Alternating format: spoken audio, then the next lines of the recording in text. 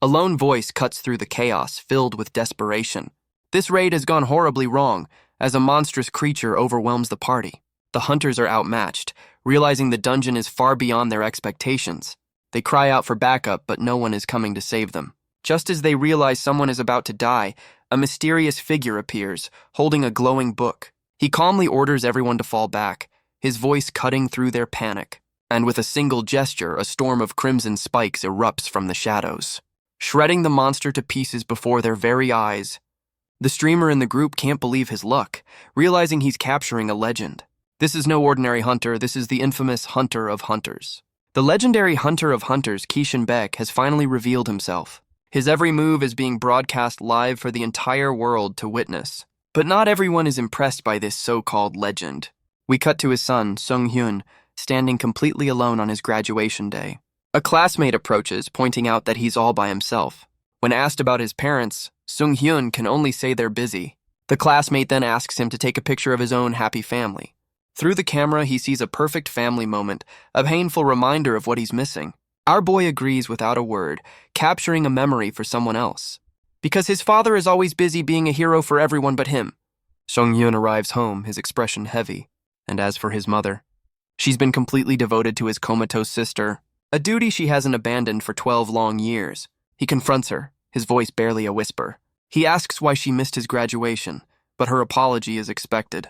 His frustration finally boils over, questioning if just one day was too much to ask. He demands to know why his sister always comes first. But his outburst is cut short by a sudden presence. His father, the Hunter of Hunters, stands right behind him, fresh from a battle. Kishin Beck's voice is ice, warning his son never to yell at his mother. Sung-hyun is frozen in place, a cold sweat beading on his brow. He turns on his heel, desperate to escape the confrontation. When questioned, he yells that he's going to the training hall. But his father is tired of this argument.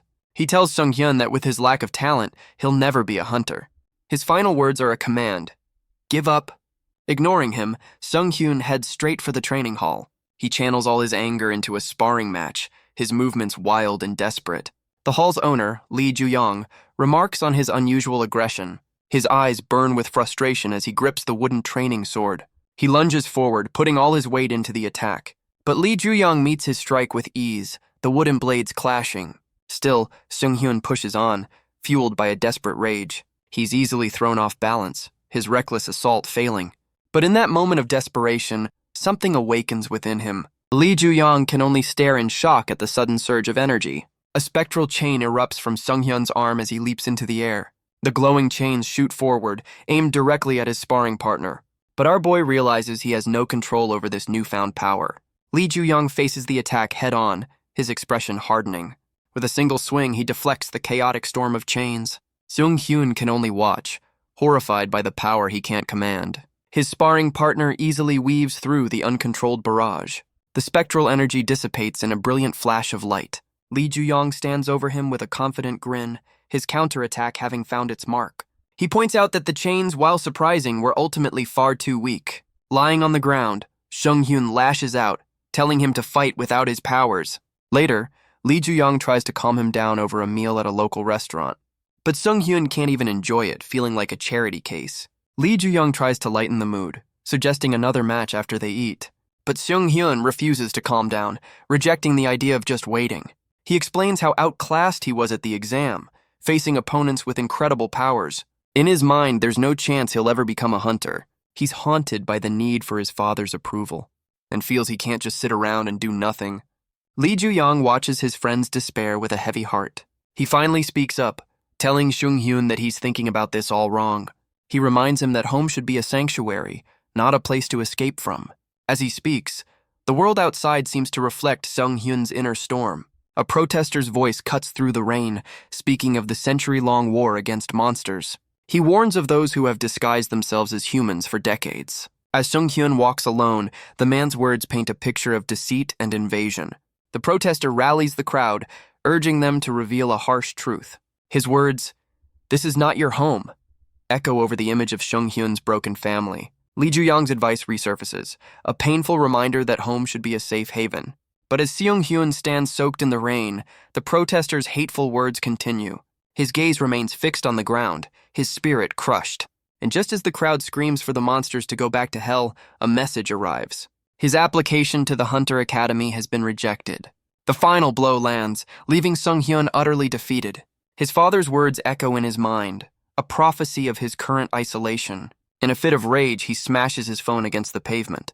He screams back at the world, declaring this place is already hell. If he's meant to go somewhere else, he has no idea where that could be. The sky offers no answers, only more rain. Defeated, he collapses onto the wet ground, completely alone. All the fight has drained from his eyes, leaving only a hollow emptiness. But then, his broken phone begins to ring. A call from his mother. He stares at the screen, his expression cold and distant.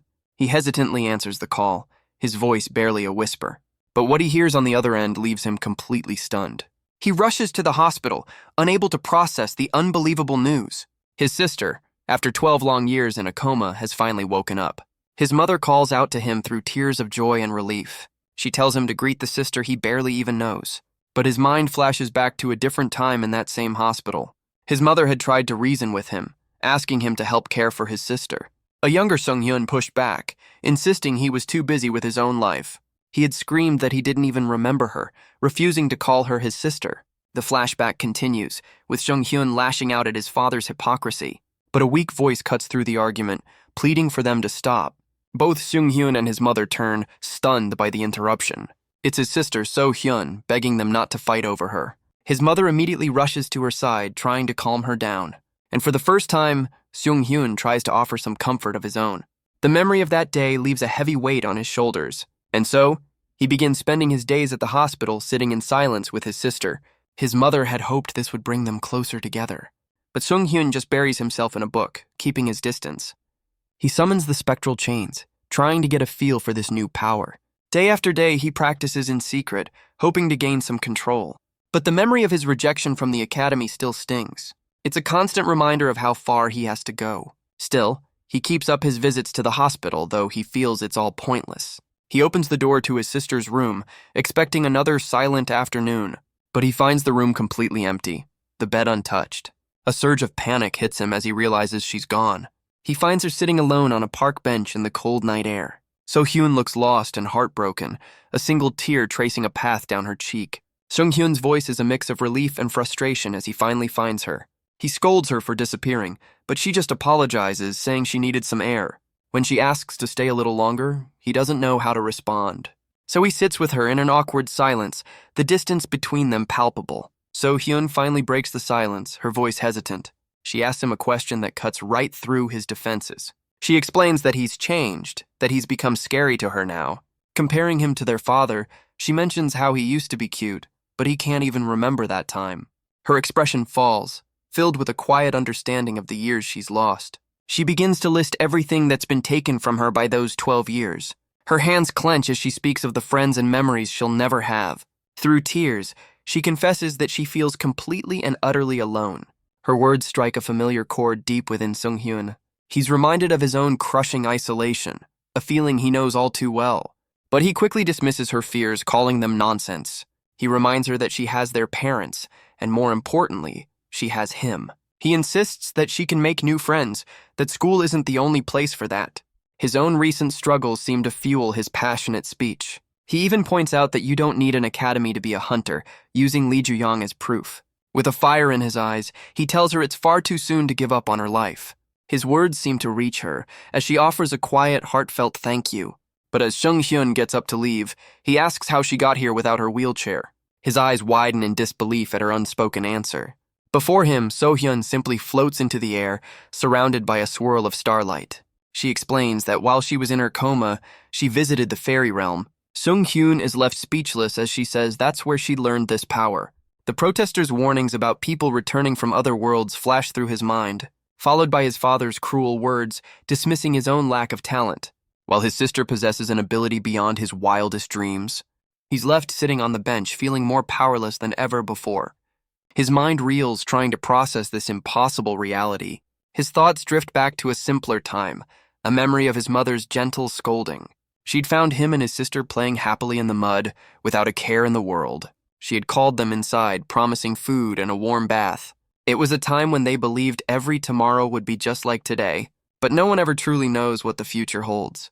Back then, Their small apartment felt like a castle. He remembers the chaos of bath time, filled with laughter and splashing water, and the quiet peace of family dinners, where everyone was together. A perfect day ending in sleepy yawns, safe and sound at home. A memory of his sister, tucked safely in her bed. She'd asked him what they should play tomorrow, full of excitement for the future. But that tomorrow never came for her. Instead, her eyes opened to a different world entirely. A strange, ethereal being greeted her, calling her a friend. It told her she had been chosen by its world, and asked for her help to save it. And so she spent what felt like 6 months in the fairy realm. But when she returned to her own world, 12 years had passed in an instant. The doctors confirmed it to her family. So-hyun was now a returnee. An official explains that the bracelet on So-hyun's wrist is meant to seal an awakener's abilities, but it has no effect on returnees, proving her unique status. He begins to question her about what she learned in the fairy world. She recalls being taught the rules of their realm, how to use magic and the knowledge to survive, and most importantly, how to survive the queen. The fairies told her that defeating this evil queen was her only way home. The official's eyes narrow, assuming she killed this ruler to return. So-hyun panics, quickly denying the accusation. She insists they resolve things peacefully, but the official dismisses her, stating that returnee abilities are inherently dangerous. He explains that returnees are all powerful beings who saved another world. The official warns that even harmless abilities can become dangerous for a returnee. He orders their mother to forbid So-hyun from ever using her powers again. So-hyun can only stare, stunned by the sudden restriction. To enforce this, a government hunter will be assigned to monitor her every move. As Sung-hyun walks away, he clutches a document of his own. It's a formal response to a request he had made, an official evaluation of his newly awakened abilities. The report concludes that he is completely unsuited for combat. His spectral chains are deemed weaker than real ones, with no special properties. The final verdict lands like a punch to the gut. F rank. A bitter smile forms on Seong-hyun's lips as the reality of his failure sinks in. His sister's voice calls out to him, but his eyes remain cold and empty. He sits hunched over in the hospital hallway, a wall of despair between them. So-hyun tries to reassure him, insisting that her new powers haven't changed anything. But he can only mutter that she's right. Nothing has changed for him. His next word cuts her off completely, a single cold command to leave. He repeats the demand, telling her he just wants to be alone. So-hyun is stunned into silence, her expression filled with hurt and confusion. She can't understand the sudden shift, her voice trembling as she asks why. Her hands clench nervously as she questions his cruel behavior. He can't help but wonder if he's the one causing her pain. His frustration finally erupts, screaming at her to just leave him alone. So-hyun flinches, completely stunned by his sudden rage. She looks up at him, her expression a mix of hurt and disbelief. But Sung-hyun simply turns his back, shutting her out completely. He walks away from the hospital, melting into the faceless crowd. His head hangs low, consumed by his own bitter thoughts. He leaves his sister standing alone, reeling from his harsh rejection. But as he stands on the busy street, a wave of regret washes over him. He can only think about how pathetic his own actions have become. He's snapped out of his thoughts by a sudden commotion. He wonders why a crowd is gathering on the street. Pushing his way through, he sees something that stops him cold. It's his father, Ki Shin-baek, battered and bloodied from another battle. Meanwhile, back at the hospital under the starry sky, So-hyun sits alone in her room, looking out the window. The pain of her brother's rejection is clear on her face, and Sung-hyun is crushed by the weight of his own cruelty. His mind flashes back to a simpler time, a happy memory from childhood. A time his sister also remembers, when he wasn't so full of anger. Back in the hospital room, the bed is once again empty. So-hyun has taken to the skies, floating high above the city lights. She closes her eyes, embracing the freedom of her newfound power. As the starlight guides her through the night, a silent figure against the moonlit sky, her journey ends at a forgotten playground, overgrown with vines and memories. A place where she once stood as a lonely child long before her world changed. Now she can only stare at the ruins of her own past. Her mind drifts back to simpler times, filled with laughter and chaos. All she wants is to go back to the family she once knew. Her heart aches with a single desperate wish to go back to that time. But her lonely vigil is suddenly interrupted by two figures approaching from behind. She turns, her eyes wide with surprise and a hint of fear. The two strangers question her presence, their intentions unclear. One of them asks if she's lost, noticing her confused expression. He explains that this area was shut down years ago after a dungeon break. They offer to guide her out, but she quickly refuses, saying she knows the way. But as she turns to leave, one of the men swings a makeshift club right at her head. The world goes dark as the blow lands, her mind reeling in confusion. Her attacker stands over her, claiming his prize, while his companion screams in horror. The second man is furious, claiming his friend just ruined their plan to help. The group of men can only stare, completely baffled by what's happening. Because against all odds, So-hyun is already pushing herself back to her feet. She looks up in terror, the blow having done almost no damage. Her attacker can't believe it, insisting he put all his strength into the swing. So-hyun herself is lost, wondering why they would ever hurt her. The men begin to advance, and she scrambles backward, pleading for them to stay away. She holds out her hand, threatening to unleash a power she barely understands. But her threat only makes them laugh, dismissing her as an escaped patient. Her mind flashes back to the fairy realm, where a strange being taught her from a spellbook. She recalls a specific spell she was taught called Archer's Constellation. She tries to reassure her attackers, telling them not to be afraid. The spell will only turn them to stone temporarily. But her words do nothing to calm the man's rage. The official's warning echoes in her mind. A returnee's power is always unpredictable. Suddenly, a new figure appears, looking down on the terrified men. And in a flash of violence, her attackers are brutally taken down. So-hyun can only stare in shock, splattered with blood that isn't her own. Meanwhile, Sung-hyun is still stuck in the crowd, wondering about the commotion. He pushes his way forward, a growing sense of dread filling his heart. He finally sees his father, Ki-shin-baek, standing bloodied in the middle of the chaos. But the person he's carrying is the streamer from that fateful raid, now broken and barely conscious in the legendary hunter's arms. The crowd recognizes the internet celebrity, their whispers turning to gasps of shock. A question hangs in the air. Is he even alive? Sung-hyun can only watch from the crowd, horrified by the scene. His father's gaze sweeps over the onlookers, cold and detached. Nearby, a body lies covered, a grim reminder of the battle's cost. But when Ki-shin-baek spots his son, his first question is about So-hyun's whereabouts. His expression is a mask of exhaustion and simmering disappointment. His father asks if this is the first time he's seen a dead body, and Sung-hyun quietly confirms it. Ki-shin-baek then begins to lecture him with a cold, hard number. Sung-hyun can only listen, his shock evident. That number, his father explains, was last year's hunter mortality rate. He goes on to list the other casualties, the injured, the traumatized. A fate, he says, that doesn't care if you're a rookie or a veteran. Standing over his son, covered in blood, he declares, this is the world they live in. He then asks a simple, brutal question, can you survive in it? Sung-hyun's gaze falls, unable to find an answer. His father grabs him, dismissing his silence as proof that he has no resolve to survive. We cut back to the hospital, standing silent against the night sky. Sung-hyun walks on, his father's brutal lesson echoing in his mind. He finally admits to himself that he's always known the truth, that he lacks any real power or ability. He's known the harsh reality of this world, but has always tried to deny it. He remembers watching the legendary hunters on TV, a wide-eyed kid full of dreams and admiration. But now that childhood certainty has completely vanished. He's left wondering what he's even supposed to do with his life, because with his sister's power looming over him, he knows he can never be a hunter. But his spiraling thoughts are cut short by a sudden presence. He looks up to see his sister, So-hyun, floating ominously above him. She's covered in blood, her face hidden in shadow. Sung-hyun can only stare, his mind struggling to process the scene. He calls out to her, his voice filled with panic as he asks if she's hurt. But So-hyun only recoils, trembling in fear. The government official's warning echoes in his mind. As his sister begs him to stay away, he's completely baffled by her reaction, because her terrified screams aren't directed at him at all. Behind him, a figure cries out in agony. As a wave of pink energy completely engulfs him, the blast radiates outward from the hospital grounds. A brilliant flash of light tears through the night. An emergency alert warns of a dangerous individual spotted nearby. The warning seems to point to a bloodied young man sitting in a daze. But the real threat is So-hyun, who is unleashing a storm of uncontrolled power. She's lost in a torrent of pain and fear, her abilities running wild. Sung-hyun can only scream at her, questioning if she's lost her mind. Through her tears, she begs for it to stop, insisting she has no control. She begs for the chaos to stop as her power tears through the hospital grounds. Her voice is filled with terror, insisting she doesn't want to hurt anyone.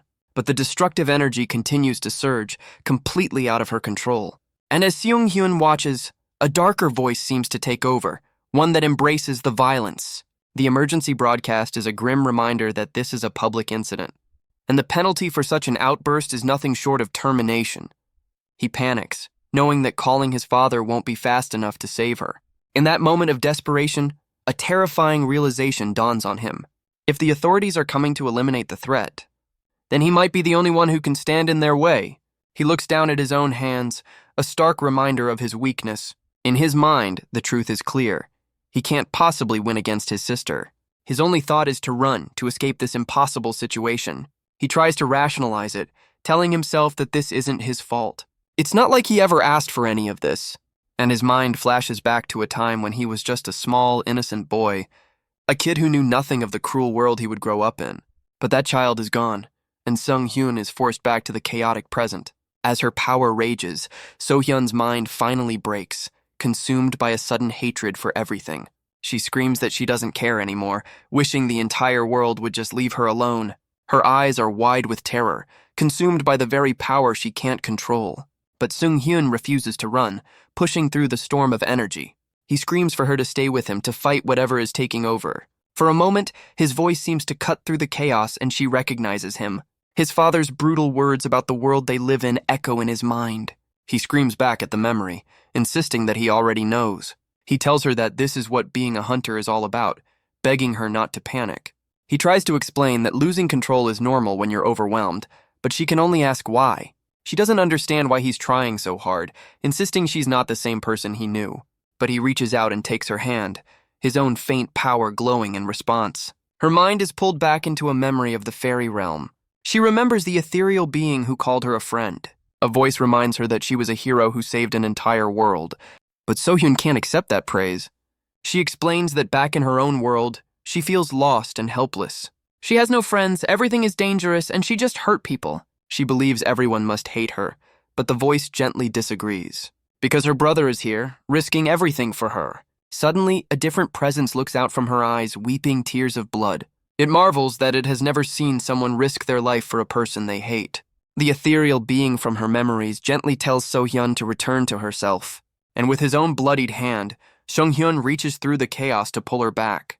The storm of energy finally subsides, leaving the two siblings clinging to each other amidst the wreckage. So-hyun breaks down in his arms, overwhelmed by guilt and terror.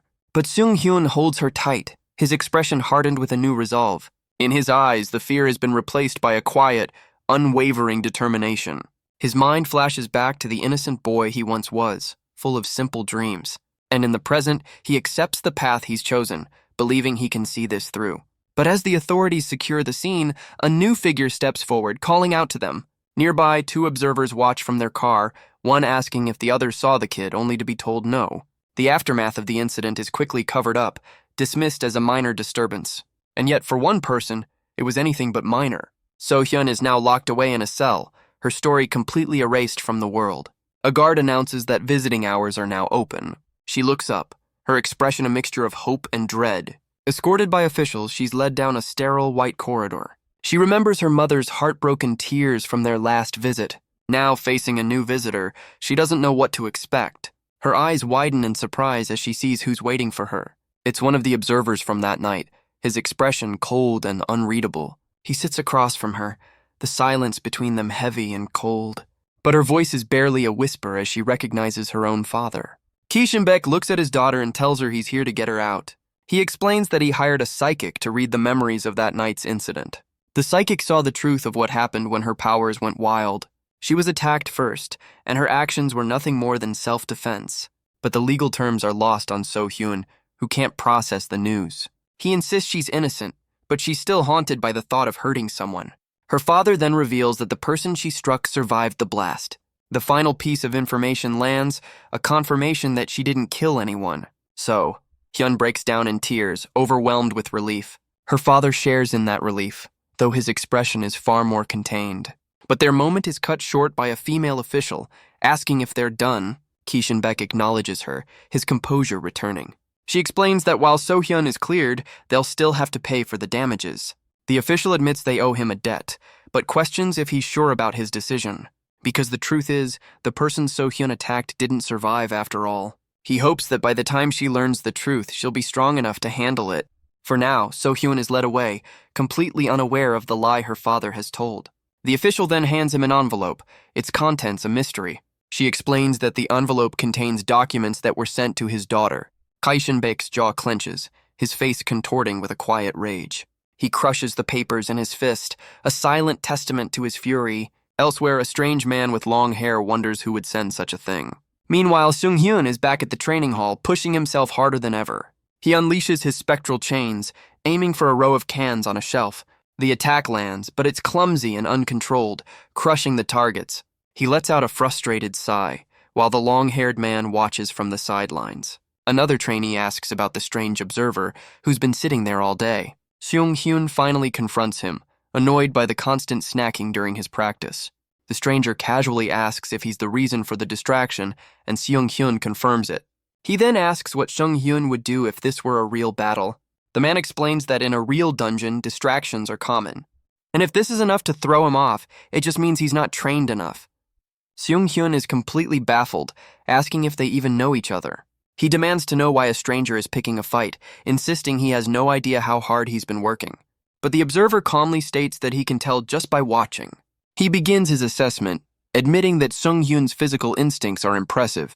But as he turns, he finds the man is already behind him, adding that his control over his power is terrible. He points out that the chains are made of his own energy, constantly draining his stamina with every use. He explains that Seung-hyun wastes too much strength, which is why his precision is so poor. A true professional, he says, doesn't need to use that much force. To prove his point, he holds up a simple snack, and with a flash of energy, perfectly slices through the can. The snack itself flies past Seung-hyun's head, leaving him completely stunned. He casually asks if he understands, while the other trainee looks on in shock. The cans are cut with surgical precision, the snack itself perfectly divided.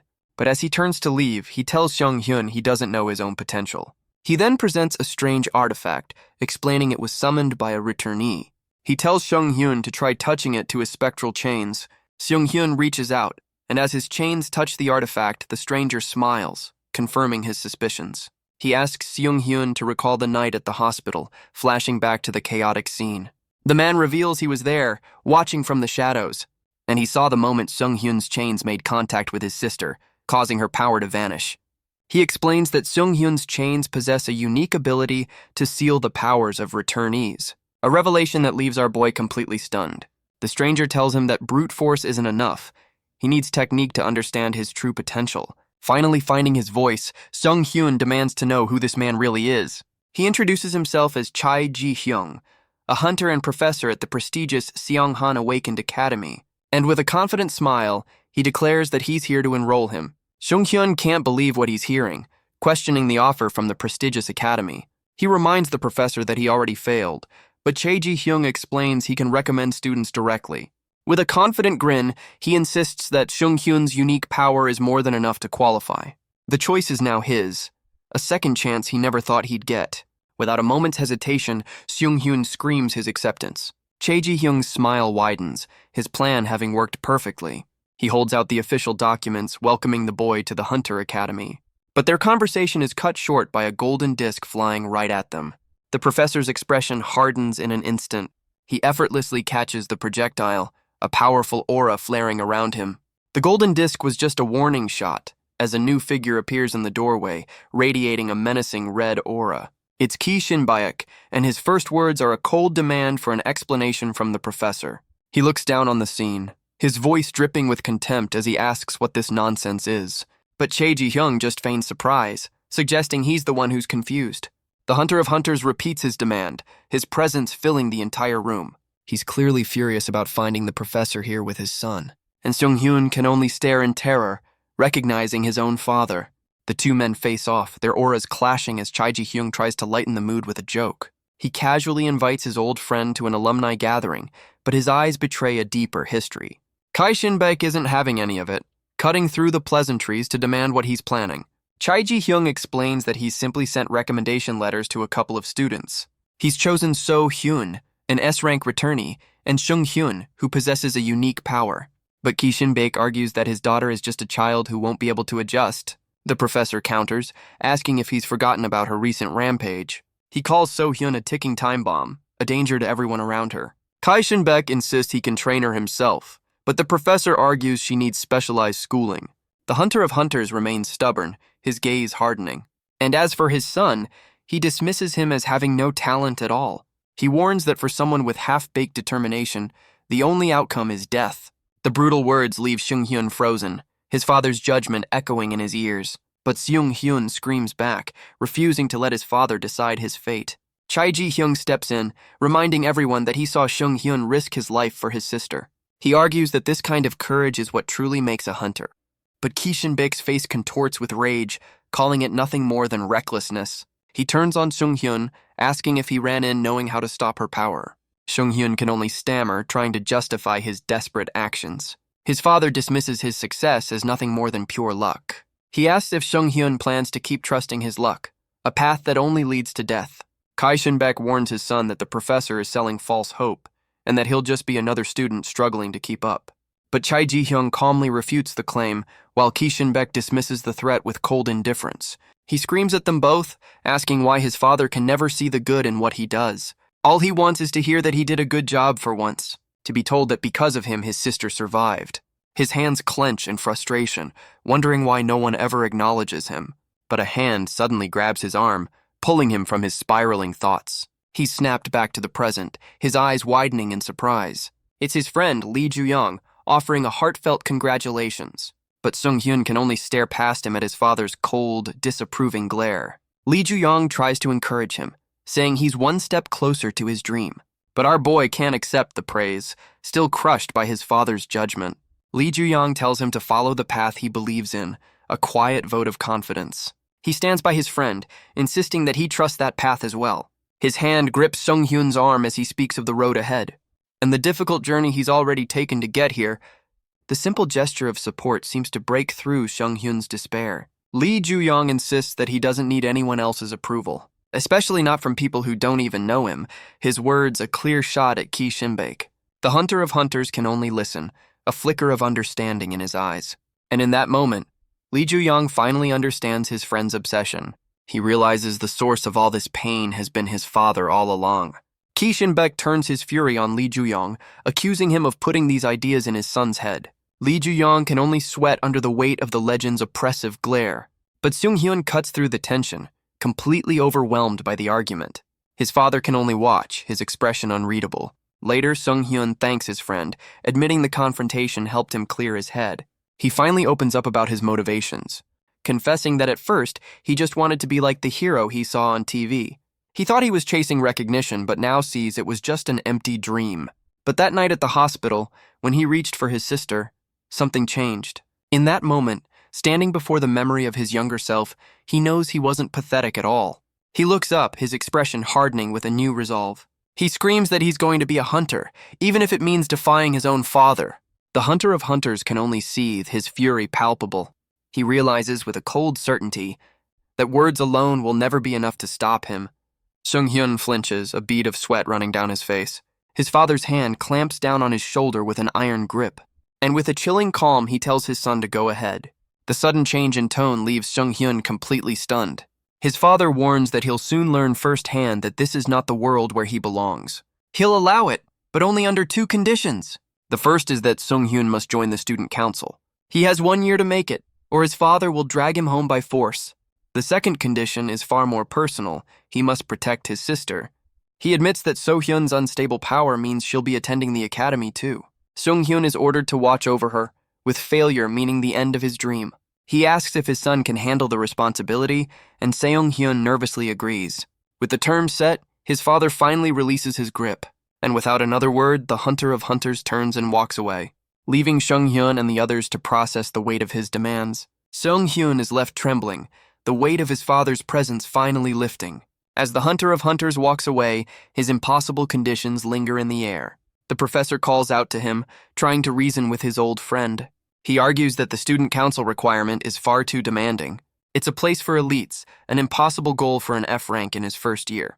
But Ki Shin-baek retorts that this is the consequence of throwing the word hunter around so lightly. He turns his attention back to the professor, his tone softening slightly. He confesses that he never wanted to drag anyone down this difficult path. His mind flashes back to his own youth, when he simply wanted to be like his father. A rare glimpse of the man behind the legend, haunted by his own choices. Ki Shinbaek's expression shifts, a flicker of regret crossing his face. He looks away, lost in a moment of deep introspection. Perhaps he realizes he was the one who dragged himself into this life. Meanwhile, back at the hospital, So-hyun sits quietly, engrossed in a small device. February passes, and she beams with joy, holding her admission letter to the Seonghan Awakened Academy. Sung-hyun continues his training by the sea, his spectral chains glowing with newfound determination. As March begins, a grand ship awaits, ready to carry new students to their destiny. Seong-hyun and So-hyun stand together, ready to embark on their new journey at the academy. But then, a terrified young boy screams, unable to believe the horror unfolding before him. He clings to a woman, crying out that people are still trapped in the unfolding disaster. The boy's memory is of a city in ruins, with a lone hunter floating above the destruction. A faceless figure, a supposed hero, points down from the sky. But the child can only scream that this isn't what a hunter is supposed to be. A young man with white hair jolts awake, drenched in a cold sweat. The nightmare has left him gasping for air in his bunk bed. A friendly voice from above asks if he's all right. His new roommate asks about the noise, but he just brushes it off as a bad habit. The roommate correctly guesses that he's a new student. He introduces himself as Sun Pureum, a second year, offering a hand in friendship. The white-haired boy returns the gesture, introducing himself as Seol Subin. The ship cuts through the water, carrying the new students toward their future. Back in their cabin, Sung-hyun has opened a case full of hunter equipment. So-hyun is surprised by the arsenal, but he casually admits he stole it from their father. She panics, worried about their father's reaction, but Sung-hyun just seems exasperated. Undeterred, So-hyun decides she wants to go explore the ship. He immediately objects, worried about her going off by herself. She insists she'll be fine, but he's already scrambling to go with her. He lectures her on safety, but she just calmly says she'll scream for him if there's trouble. He sighs, muttering that looking after her feels like babysitting. But despite his complaints, his expression is one of quiet resolve. Sun Pareum looks out his window, believing the important part is about to begin. Elsewhere on the ship, a blonde student agrees, saying a new semester means new connections. He believes that networking with promising first years is the key to an easy school life. But another voice cuts in, calling that line of thinking far too simple. He looks down on Sun Pareum, dismissing him as nothing more than a rookie. Sun Pureum and Seol Subin turn to face the new arrival, confused by his point. The blonde student clarifies that while making friends is fine, he'd much rather be introduced to a cute girl. He gets right in Sun Pureum's face, complaining that he's determined to find a girlfriend this year. Sun Pureum apologizes for his friend, John Woojin, who then calmly states he's already started scouting. His eyes land on a girl trying to feed the seagulls from the ship's deck. She wonders aloud why the birds keep flying away from her snacks. As she fumbles with the bag, the shrimp crackers begin to spill. But John Woojin swoops in, catching the bag before it falls. He smoothly hands it back to her with a friendly smile. The girl is completely charmed, offering a shy thank you. But in that moment, a brilliant idea seems to strike John Woojin. The girl can only look on, confused by his sudden intensity. He holds up one of the snacks, a sly look on his face. He tells her that while it didn't lure the seagulls, it definitely caught his attention. The girl can only look on, completely bewildered by his cheesy pickup line. He presses on, asking if she's a new student and what department she's in. From a distance, Sun Pareum notes that at least she isn't running away this time. But as John Woojin gets more aggressive, it seems she just can't escape. Seol Subin then asks about his friend, who was supposed to be a second year. Sun Pareum explains that at this academy, failing a year means you have to repeat it. He adds that there are plenty of repeaters, and some even pay to get back in after being expelled. Seol Subin can only marvel at the amount of money some students must have. But Sun Pareum explains that a diploma from Seonghan guarantees a secure future, making people desperate. His words trigger another memory for Seol Subin, a vision of the faceless hunter from his nightmare. Seol Subin watches with contempt, questioning if people like that even deserve to be hunters. Sun Pareum listens quietly, his own thoughts hidden behind his glasses. But his attention is quickly drawn back to the deck as he sees the pair start to move. John Woojin seems to have succeeded, leading the girl away from the railing. Seol Subin decides they should follow, and Sun Pareum reluctantly agrees. Their destination is a cabin door, number 105. Inside, Sung-hyun looks up from his book, completely caught off guard, because John Woojin has just walked in, with a very flustered So-hyun in tow. She tries to explain that a stranger was bothering her, pointing right at the blonde student. The word stranger hangs in the air as John Woojin realizes he's made a terrible mistake. So-hyun explains that the stranger asked if she had a boyfriend. And as Sung-hyun's expression darkens, she adds that he grabbed her hand. Outside, Seol Subin and Sun Pareum confirm that their friend went into this very room. Suddenly, the door flies open, and John Woo-jin is sent tumbling into the hallway. He tries to de-escalate, suggesting they can just talk things out. But Seung-hyun raises a fist, declaring this is his way of talking, as Sun Pareum panics. Seol Subin calmly asks what trouble Woo-jin caused, while the blonde insists he has no regrets. A moment later, Sun Pareum is stunned to learn that So-hyun was in a coma for 12 years. He grabs John Woo-jin, screaming at him to apologize for hitting on someone who's basically a child. Inside, So-hyun apologizes for hitting him, while the others sit in an awkward silence. Sun Pareum tries to break the ice, pointing out that Seung-hyun and Seol Subin are the same age. The white-haired boy offers a friendly introduction, hoping they can get along. Seung-hyun awkwardly agrees, still a bit shaken from the earlier chaos. And so, the unlikely group begins to walk the ship's corridors together. Sun Pareum confirms that Seung-hyun is in the hunter department. When asked about his favorite hunter, Seung-hyun admits his father's career was his main influence. The news that his dad is a hunter catches Sun Pareum by surprise. But Seol Subin's expression shifts as he connects the name to a legendary figure. He turns with a sudden intensity, asking if he knows the hunter of hunters, Ki Shinbaek. A name that conjures the image of a faceless, almost mythical hero. Seung-hyun simply confirms it, admitting the legendary hunter is his father. The revelation leaves Seol Subin completely speechless. Sun Pareum and John Woo-jin erupt in disbelief, unable to process the news. But Seol Subin's shock quickly turns to excitement, declaring himself a massive fan. The name, however, triggers a dark memory of a terrified child in a ruined city. And the image of the legendary hunter who stood over the destruction. The memory leaves Seol Subin shaken, a cold sweat breaking out on his brow.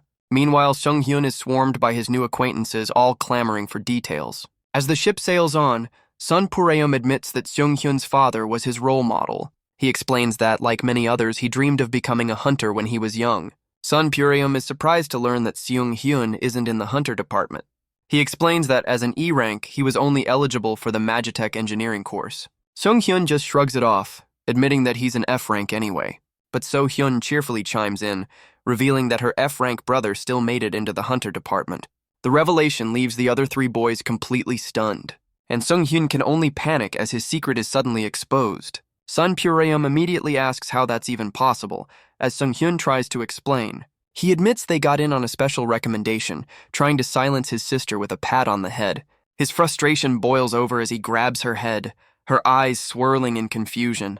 He scolds her for telling everyone, while the others watch the chaotic sibling dynamic unfold. Sun Pareum looks on, clearly taken aback by the F-rank revelation, but Seung-hyun tries to smooth things over, saying even an E-rank can succeed with effort. The kind words seem to reassure Sun Pareum, who offers a gentle smile. Seol Subin seems to take the words to heart, offering a quiet thank you. As the ship continues its journey, the new friends begin to settle in. Sun Pareum even takes the time to teach So-hyun how to play a video game. Meanwhile, John Woo-jin is already back to his old tricks, trying to charm other students. Seung-hyun wanders the deck alone, lost in his own thoughts. He lets out a sigh, admitting to himself that he's incredibly bored. But his attention is suddenly caught by Seol Subin, standing alone by the railing. Seung-hyun approaches him, asking if he's feeling seasick. Seol Subin quietly confirms, his gaze fixed on the endless ocean. The two stand together at the railing as seagulls circle above them. Seung-hyun then asks a more pointed question about why he wants to be a hunter. He starts to mention his father again, but Seol Subin cuts him off. He's asking about something deeper, a real belief or conviction. The question leaves Seung-hyun stumped, admitting he doesn't really know. He confesses that he's never really given it that much thought. Seol Subin explains that he sees people becoming hunters all the time on a whim, just trying to make easy money or chase after fame and popularity. Seung-hyun can only agree, admitting that those kinds of hunters definitely exist. Seol Subin continues, explaining they don't grasp the responsibility of their power, only the rewards. It's for that reason, he says, that he can't stand them. The question is then turned back on him as Seung-hyun asks what his own motivation is. Seol Subin's answer is simple and idealistic. He wants to be a hunter who saves everyone. The noble goal leaves Seung-hyun a bit stunned, unsure how to respond. But Seol Subin's next words are a cold, unexpected warning. Don't come to school. As a feather drifts down, Seung-hyun looks up from his phone, completely caught off guard. He asks for an explanation, confused by the sudden shift in tone. Seol Subin explains that for low rankers, hard work isn't enough, as awakening any power is just a matter of luck. He explains that once your rank is set, it never changes. And since the academy costs a fortune, only the wealthy can even get in. People with rich fathers. People just like him. Seung-hyun pushes back, insisting his ability just awakened late. But Seol-subin scoffs, claiming awakening has nothing to do with effort. He argues that if a power suddenly appears, it was always there, just undiscovered. He dismisses Seung-hyun's awakening as nothing more than a lucky accident. The accusation leaves Seung-hyun completely speechless, and the fact that he got a special recommendation proves that their very presence here is all down to luck. He insists that everything they have was simply handed to them. He scoffs at the idea of Seung-hyun preaching about hard work, claiming anyone can succeed if they just try hard enough. He calls it empty nonsense to offer false hope to a low ranker. He throws Seung-hyun's own naive words back in his face. The insult lands, comparing him to his sister and finally pushing Seung-hyun too far. His anger finally boils over as he throws a punch, landing a solid blow right across Seol-subin's face. But the satisfaction is short-lived, as the reality of his actions sinks in. So-hyun and Sun Pareum can only watch the confrontation, completely stunned. From their perspective, it looks like Seung-hyun is the one who ended up on the ground. Seol-subin just laughs it off, claiming that Seung-hyun simply tripped. But Seung-hyun is baffled, wondering what just happened as his sister calls him a klutz. He realizes something invisible appeared just before his fist landed, deflecting the blow entirely. Seol-subin looks down on him, criticizing his reckless decision to throw a punch first and think later. Seung-hyun glares back, insisting it's people like him who are ruining the hunter world. But his opponent just turns his back, telling him to do everyone a favor and give up. As he walks away, Seung-hyun's eyes lock onto a spectral chain wrapped around Seol-subin's ankle. The others can only stare, completely caught off guard by the sudden turn of events. Sun Pareum and So-hyun are completely lost, wondering what's happening. On the ground, Seung-hyun can only glare, frustrated by his opponent's trick. He pushes himself up, challenging the idea that he's only here because of luck, and that he doesn't deserve to be a hunter. He concedes that maybe he was lucky to get this chance, but insists that as long as he's here, he has the right to chase his goal. With new resolve, he declares that he will never drop out by choice. But Seol-subin coldly retorts that with his rank, he won't last long here. Seung-hyun decides to put that claim to the test. He tells Seol-subin to meet him at midnight to settle this once and for all. As the ship sails through a storm, the midnight hour approaches. In a dream, So-hyun is reassured that everything will be all right. A memory of the fairy realm promises that something precious will never disappear. She wakes with tears in her eyes, clinging to a promise of a better future. The storm rages outside her window as she sits up in bed. She tries to calm herself, realizing it was just a dream, but the emotions from the vision still linger. She looks around the empty cabin, wondering where her brother has gone. So she wanders the dark corridors, searching for him. A growing sense of worry fills her as she wonders where he could have gone. Her search is cut short as she bumps into a stranger in the dark hallway. A group of students appears, asking what she's doing out so late. So-hyun is taken aback, turning the question right back at them. The silver-haired student explains they're just heading to another room to hang out. He then casually invites her to come along with them. She hesitates for a moment, but they insist it's a good chance to meet everyone. With a bright smile, she agrees, completely forgetting her search for Seung-hyun. They lead her down the corridor to a room where the party is already underway. Inside, a group of students is laughing and sharing snacks on the floor. A girl with pink hair calmly greets them, inviting the newcomers to join in. But the moment they step inside, John Woojin freezes in his tracks. He immediately tries to back out, telling the pink-haired girl he's leaving. When questioned, he complains that no one told him a certain someone was already here. His panic is completely lost on So-hyun, who is just excited by all the snacks. John Woojin can only stand there awkwardly as another student glares at him. The pink-haired girl sighs, telling him to just sit down and stop making a scene. He reluctantly agrees to stay, patting So-hyun on the head as she eats. The girl then asks who the newcomer is, and he explains she's a freshman he just met. So-hyun offers a cheerful wave, completely oblivious to the tension in the room. The pink-haired girl returns the greeting with a strained, unreadable smile. Sun Pareum looks on nervously as So-hyun enjoys the party snacks. He asks her about Seung-hyun, but she admits he was already gone when she woke up. Sun Pareum then realizes that his own roommate, Seol-subin, has also disappeared. His mind flashes back to their strange confrontation, wondering what's really going on between them. Elsewhere on the ship, the storm rages on as the midnight hour arrives. Seung-hyun stands under an umbrella, questioning his opponent's choice of attire. Seol-subin stands opposite him in a simple raincoat, stating the obvious. The two face off on a rain-slicked basketball court, ready to settle their score. Sung-hyun scoffs at his practical gear, but Seol-subin just reminds him that it's raining. When questioned about his own umbrella, Sung-hyun says he'd rather stay dry as long as he can. Their eyes meet through the downpour, a silent challenge passing between them. Seol-subin can only wonder if his opponent is a complete idiot. With a sigh, he summons a glowing water spirit to his side.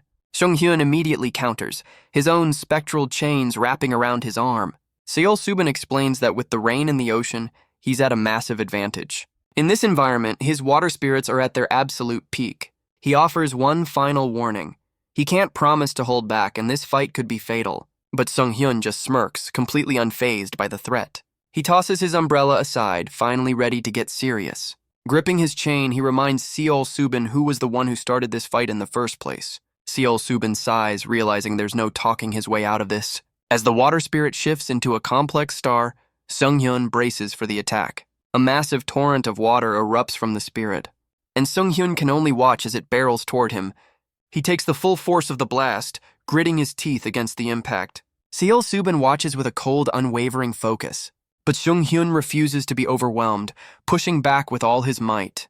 He channels his energy through his spectral chain, whipping it around to form a makeshift shield against the deluge. The successful defense catches Seol-subin completely by surprise. Seol-subin offers a single, cold word of praise, but the spectral chain shatters into 1,000 pieces, leaving Sung-hyun completely defenseless. Seol-subin points out the obvious flaw. His chains are weaker than real ones.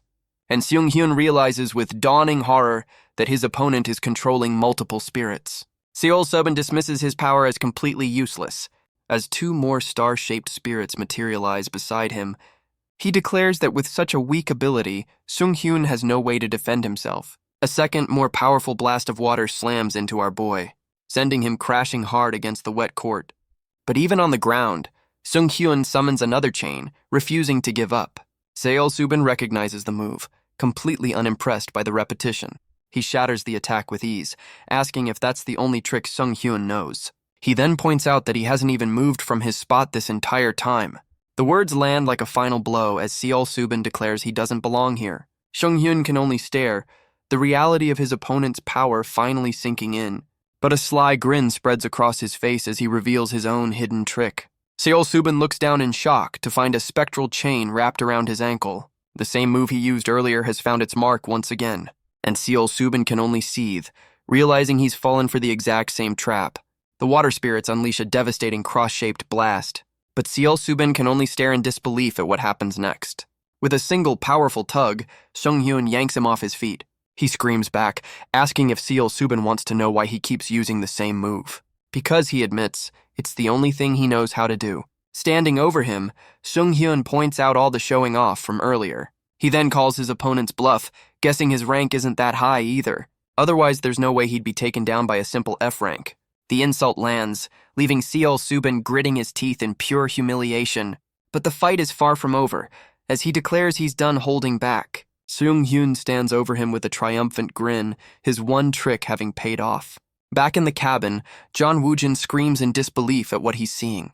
A game piece materializes, revealing an incredibly powerful SSS rank summoner. The other students are in awe of the lucky draw, while So-hyun just looks on. She asks about the strange game, and the boy with glasses explains what it is. He clarifies that this is a special version made just for people with powers. The game scans each player, generating a unique character based on their own abilities. Sun Pureum is told to watch closely as he presses the button to begin. The device begins to glow, analyzing his unique powers. A wizard piece materializes, and So-hyun marvels at the custom character it created for him. The pink-haired girl explains that these games are more than just for fun. They're used for actual training. She's then encouraged to take her turn, a small game piece offered to her.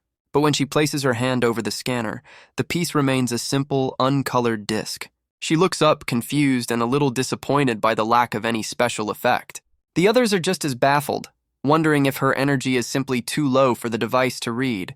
An error message flashes on the screen, confirming the system is unable to analyze her abilities. But as the analysis continues, a new message begins to form. The game identifies her as a possible returnee, leaving So-hyun completely stunned. The revelation sends a shockwave through the entire room as everyone stares in disbelief. They can only look on with a mix of jealousy and shock as the game assigns her a rare hidden class. John Woojin can't believe what he's just heard, questioning if this is for real. So-hyun looks on, a bit worried by the sudden attention. But the professor offers her some quiet advice, telling her to keep her returnee status a secret. She looks up, completely confused by the warning. He explains that returnees often come back with heavy burdens, just like the 12 years she lost. Many of them struggle to fit back into society and end up turning to a life of crime. He reminds her that the standard ability suppressors have no effect on them, and with most returnees possessing S-rank power, a criminal one is a walking catastrophe. That's why the world is so wary of them, and if people find out her secret, they'll start to see her as a threat, leaving So-hyun to process the harsh reality. So-hyun finally understands why the world is so afraid of people like her. But instead of fear, the other students are filled with a childlike curiosity. She's completely taken aback by their unexpected reaction. They just want to hear all about her adventures in another world. The others chime in, amazed by her rare Dragon Slayer hidden class. She nervously asks if it's really okay, still worried about being seen as strange. But one of the girls just shrugs, saying she doesn't care about things like that. The simple acceptance brings a wave of relief and a smile to So-hyun's face. For the first time, she feels like she might actually belong here. And with a newfound confidence, she decides to share her story. The pink-haired girl asks if returnees fight things like demon lords. But another student's question is far more direct, asking if she's ever killed anyone. The innocent question triggers a dark memory, leaving So-hyun completely stunned. Meanwhile, on the rain-soaked court, the fight has already come to an end. A hand hangs limply, the battle clearly decided. Seol-subin stands victorious as his water spirits begin to fade. He admits it's a shame, acknowledging that his opponent had the tactical edge. But in the end, Sung-hyun is the one left lying on the ground. As our boy pushes himself up, Seol-subin tells him not to feel too bad. He explains that hard-earned power often loses to the kind that's simply handed to you. He explains that some people lose their dreams because of a low rank, while others are gifted incredible power and opportunity without even trying. He insists that sheer will can only take you so far in this world. At the academy, he warns, Sung-hyun will face people far stronger than him, and if he goes, all he'll find is a world of pain. Sung-hyun can only gasp for breath, the weight of his defeat settling in. Seol-subin then begins to speak of his own father, a man who was never an S-rank or even an A-rank hunter. But he achieved more than any of them, clearing the most dangerous gates. And as Sung-hyun listens, he learns this man saved countless lives. He screams that his father's success was earned through pure effort. So how can Seol-subin possibly judge whether an F-rank like him will make it? Seol-subin seems to relent, asking if he knows his father's record that well. Then he must know about the S-rank gate incident from 7 years ago. The question clearly agitates Sung-hyun, who demands to know why he's bringing it up. Seol-subin explains that the dungeon break caused massive casualties, and not just from monsters. He reveals that some of the victims were killed by a hunter, a fact that stuns Sung-hyun. But now, he says, no one even blames that hunter for what happened.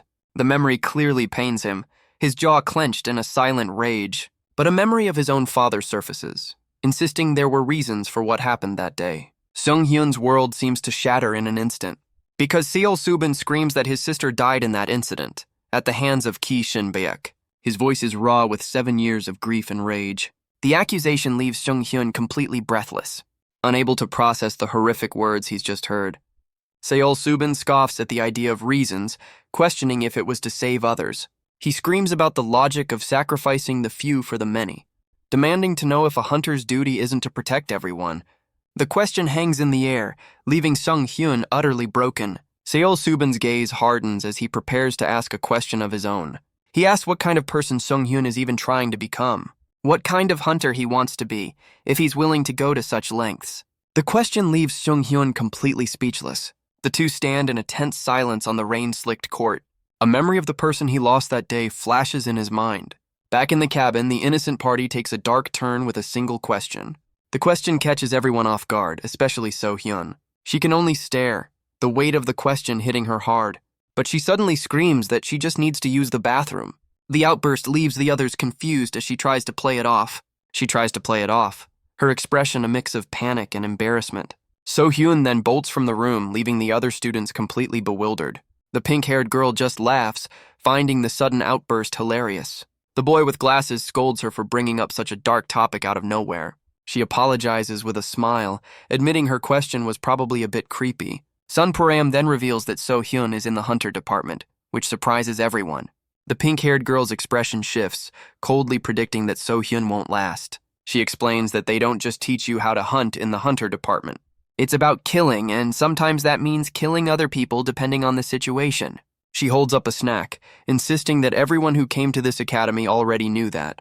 The student with the orange sweater listens, her expression unreadable. The pink-haired girl's voice echoes, doubting So-hyun has what it takes to survive here. Outside, So-hyun struggles to catch her breath, overwhelmed by the conversation.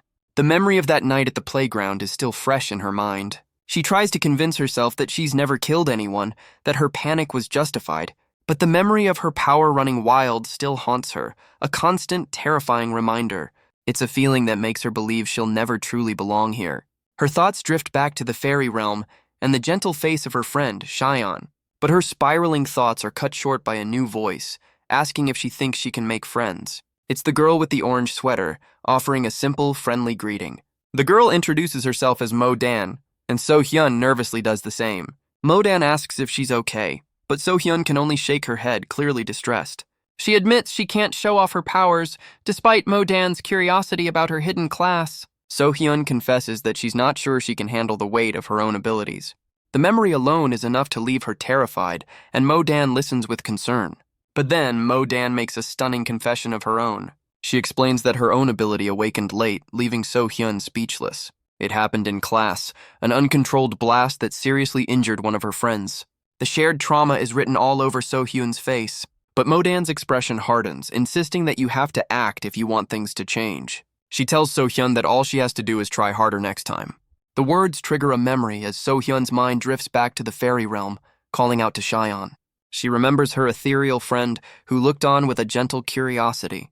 In the memory, she had asked how they moved a giant crying rock that blocked their path. But Cheyenne explained that they didn't move it. They simply talked to it. The memory shows the massive boulder, with waterfalls streaming from its eyes. Cheyenne had explained that when the rock shared its sadness, they simply shared their own sadness in return. Before long, the rock cheered up and simply rolled away on its own, and So-hyun could only watch as it left a long trail in the snowy landscape. The memory takes her back to the starry skies of the fairy realm, where she happily waved goodbye to her ethereal friend.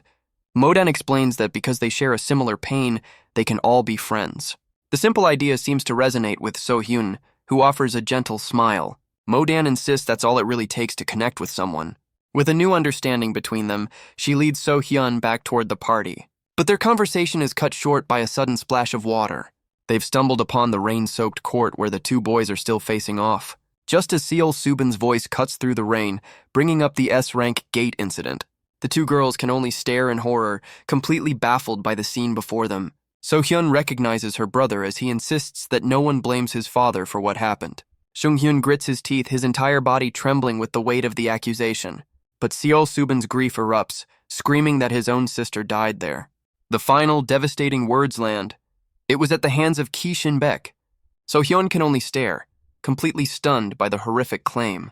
She covers her mouth in horror, unable to understand what she's hearing.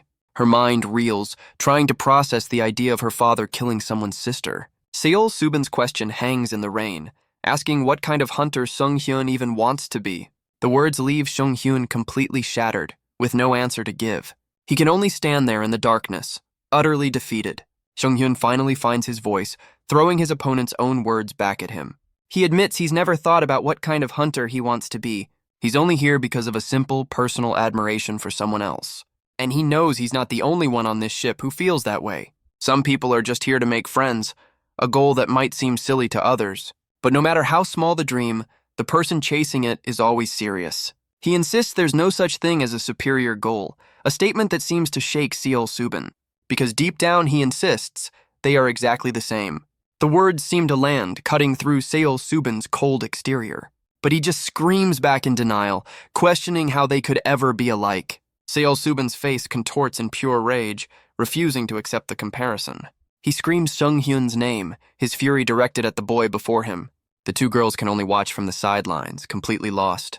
The fight resumes as the two boys grapple on the wet court, surrounded by water spirits. Seol Subin grits his teeth, his frustration boiling over. But Sung-hyun meets his gaze with an equal intensity. He's thrown off balance, splashing hard against the rain-slicked ground.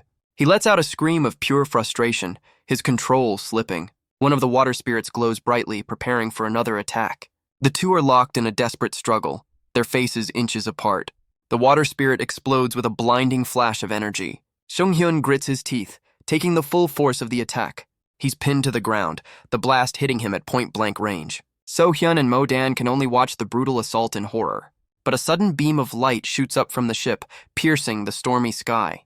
Sung-hyun's eyes widen, caught completely off guard by the interruption.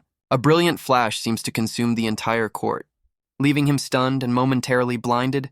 But Seol-subin uses the opening, striking him with a newly formed weapon of ice. The blow sends Sung-hyun sliding across the rain-slicked ground, defeated once more. Seol-subin struggles to his feet, his head pounding from the sudden flash. He looks up in confusion as his water spirit begins to flicker and fade. In the darkness, all of his summoned spirits simply vanish into thin air. He realizes his powers are gone just as Sung-hyun rushes in to attack. And this time, the punch lands with a satisfying, brutal impact. The blow sends him stumbling back, completely caught off guard. Sung-hyun's eyes burn with a cold fury as he presses his advantage. But his gaze is drawn to a glowing device now clamped around Seol-subin's wrist. He realizes he must have attached the power seal during their struggle on the ground. A memory flashes back to the gear he stole from his father, a plan he had from the start. Seol-subin stumbles back, while Sung-hyun struggles to catch his breath. But a triumphant grin spreads across his face, knowing his plan worked perfectly. Seol-subin can only grit his teeth, furious at being outsmarted. He lunges forward, completely consumed by a powerless rage. From the sidelines, So-hyun and Mo-dan can only watch the brutal exchange. They're stunned to see the quiet kid fighting with such ferocity. So-hyun can't understand what's driving her brother to this point. Sung-hyun throws another punch, his earlier words echoing in his mind, insisting that no dream is something to be looked down on. And with a final blow, he declares that they are one and the same. He reaches out, a single thought echoing in his mind, questioning if Sung-hyun is just like him. The thought triggers a memory, washing over him in a flood of images. He remembers being just a boy, trapped in a dark, watery place. A memory of sitting alone amidst the ruins of a city. His expression is hollow, lost in the devastation around him. He looks down at the grim aftermath of the disaster. The horror of that day is reflected in his spiraling gaze. The world around him was nothing but endless rubble. He remembers running aimlessly through the destruction, with no one left to turn to. He remembers running through the ruins of a city, with no end in sight. His younger self could only wonder what cruel fate had brought him to this hell. While the ground was soaked in blood, the stars above simply watched in silence. He remembers the feeling of his strength finally giving out, as he collapsed into the endless field of rubble. Through tears of pain and exhaustion, he tried to push himself back up. His eyes reflected a horror no child should ever have to witness. He wondered if any of the so-called heroes would reach out a hand to help him, but the hunters simply walked away, leaving him behind in the dust. A single bitter thought remained: they should have saved them when they cried for help. He decided then and there that he would be the one to do it. He would become the kind of hunter who saves everyone. A hero who would never leave anyone behind in a place like this again. But Sung-hyun's words echo in his mind, insisting they are the same. A single defiant thought cuts through the memory. No, he tells himself that he is nothing like them. He wonders why those with overwhelming power only ever use it for themselves. He believes that people like Sung-hyun could have done so much more. Back in the present, Sung-hyun grabs him, demanding to know why he can't be more serious. His eyes burn with a desperate, frustrated intensity. He admits he knows nothing about a hunter's duty or what his opponent has been through. But he asks if he can't just learn, starting from right now. He insists that's the entire reason he came to this school. The words seem to break through, as Seol-subin hangs his head in defeat. He looks up, his expression a mix of shock and disbelief. But their fight is suddenly interrupted by the sound of a gunshot. A shadowy figure stands before them, a weapon raised high. Sung-hyun can only stare, demanding to know who this person is. The mysterious figure remains silent, their face completely hidden in shadow. We flash back just a few seconds to the moment Sung-hyun's punch found its mark. So-hyun and Mo-dan can only watch the brutal exchange, completely horrified. Their vigil is interrupted by Sun Param, who demands to know what's happening. He looks on in panic, realizing his roommate is in the middle of the chaos. So-hyun can only explain that the fight was already underway when she arrived. Sun Param screams for them to stop, while So-hyun sends Mo-dan to find help. But his voice is lost in the storm, and he knows someone is about to get hurt. His fears are realized as a brutal impact sends a shockwave across the court. So-hyun decides she can't just stand by, but Sun Puriam tries to hold her back. He asks how she could possibly stop them, insisting they need to be separated. He screams that getting involved is like jumping between two people with loaded guns. So-hyun's mind races, imagining the two boys in a deadly standoff. She pictures herself swooping in to magically disarm them both. But Sun Puriam immediately shoots down her idea of taking their powers away. He warns that if they're left alone, another blast could destroy the entire deck. A sudden resolve hardens his gaze. He reaches into his bag, a plan forming in his mind. He tells So-hyun to stay back, leaving her to wonder what he's about to do. From his bag, he pulls out a glowing high-tech pistol. He explains that he'll have to use a special magic device to intervene. But So-hyun can only imagine him joining the fight, making everything even worse. The two boys can only gasp for air, the fight having taken its toll. But Sung-hyun's eyes are still filled with a burning intensity. While Seol-subin meets his gaze, his own resolve unwavering. Sun Puriam stands over them, glad he finally has their attention. He lectures them for ignoring his calls and starting a dangerous fight. The two fighters can only stare, wondering if he's holding a real weapon. He scolds them for their recklessness, worried they could have damaged the ship. His words seem to land, leaving the two brawlers completely speechless. He sighs, wondering why he's always surrounded by troublemakers. But a familiar voice cuts in as John Woojin appears right behind him. He scolds Sun Puriam, reminding him that magic devices are strictly forbidden on board. With a smug grin, he warns all three of them to expect disciplinary action. And Sung-hyun can only look on, realizing they're all in serious trouble. The storm finally passes, and the ship arrives at the academy under a clear blue sky. John Woojin hangs his head, admitting his own defeat. He marvels that they got in trouble before the semester even began, a feat he's never managed himself. Sun Puriam tries to apologize for the chaos, but Seol-subin insists it's fine, admitting he was the one who used the device. He explains that a professor asked him to bring it, which makes Sung-hyun wonder if all the staff here are unhinged. But Sun Puriam turns his attention back to the freshmen, warning them that the real problem is just beginning. He tells them to head to their dorms, but So-hyun is surprised to learn they won't be going to the same place. Sun Puriam explains that they'll likely be in different dorms, a fact that catches So-hyun off guard. Sung-hyun clarifies that the academy has various dorms scattered all over the island. A map of the island reveals just how spread out the student housing really is. So-hyun's expression darkens, hoping she won't have to share a dorm with the pink-haired girl. Sung-hyun checks his phone, revealing their assigned dorm is called Engsok Hall. But their journey is cut short, as one of their suitcase wheels suddenly breaks. The minor inconvenience leaves both siblings looking completely exasperated. Just then, Seol-subin appears, offering to help them with the broken suitcase. He checks his own phone, a look of surprise on his face, because it turns out he's been assigned to the exact same dorm.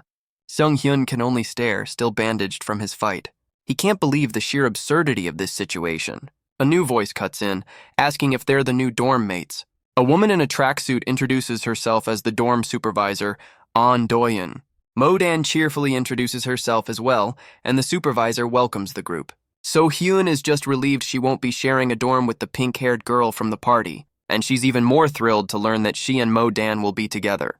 As they're told to load their luggage, So-hyun celebrates making a new friend. She declares the semester is off to a great start, while the boys look on, far less enthusiastic. The story then flashes back to a time of chaos, when monsters first appeared and rogue-powered people ran rampant. A lone voice declared the need for a school dedicated to people with powers. And so, years later, a man secretly built that very school on a small, remote island. It would come to be known as the Seonghan Awakened Academy, or Hunter School, a place where qualifications didn't matter, only the power you possessed. While it might seem like a simple rural school, located far to the south, the entire island itself is actually the campus, a true school city. It boasts high-end training tools, unrivaled information, and city-level infrastructure. For these reasons, every aspiring hunter dreams of entering this institution. However, not everyone who arrives here understands the weight of that dream. There's one girl here who entered this school without knowing a thing about its reputation. So-hyun calls out to her new friend, her eyes bright with excitement. Sung-hyun waits by the door as Mo-dan urges her to hurry for the entrance ceremony. With a happy smile, So-hyun gets ready for her first official day at the academy.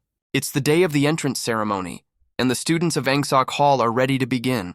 Sung-hyun waits outside, noting that his sister is finally making an appearance. But as So-hyun and Mo-dan emerge, he asks where their other dorm mate has gone. Mo-dan explains that Seol-subin left early to prepare, leaving Sung-hyun confused. She seems surprised that he hasn't already figured it out. Because Seol Subin is this year's freshman representative, tasked with leading the pledge. He stands before the entire student body, swearing to uphold the school's rules and policies. But Sung-hyun scoffs at the hypocrisy, since Seol Subin also got in trouble before school even started. A more important question begins to form in his mind.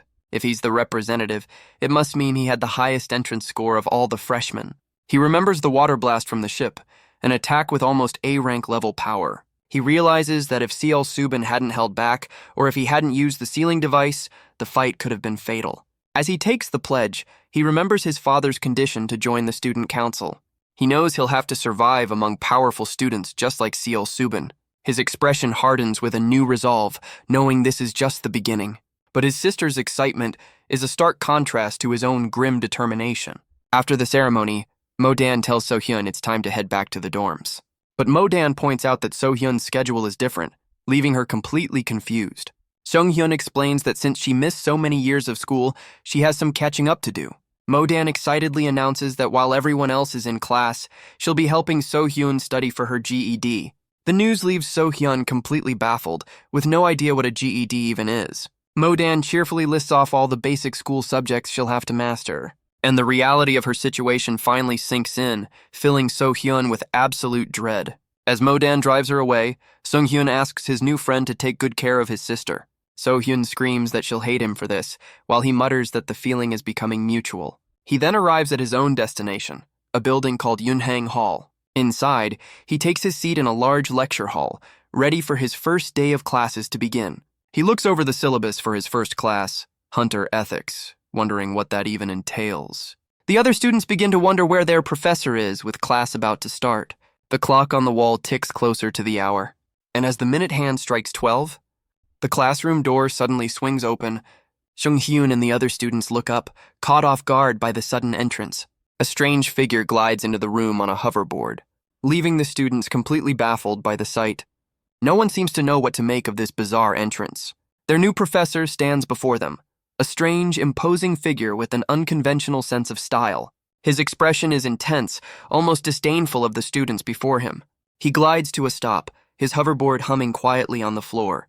He turns to the class, offering a simple, almost cold greeting. He introduces himself as Hagiwara Jin, welcoming them to his class. But his first order of business is a strange, unexpected declaration.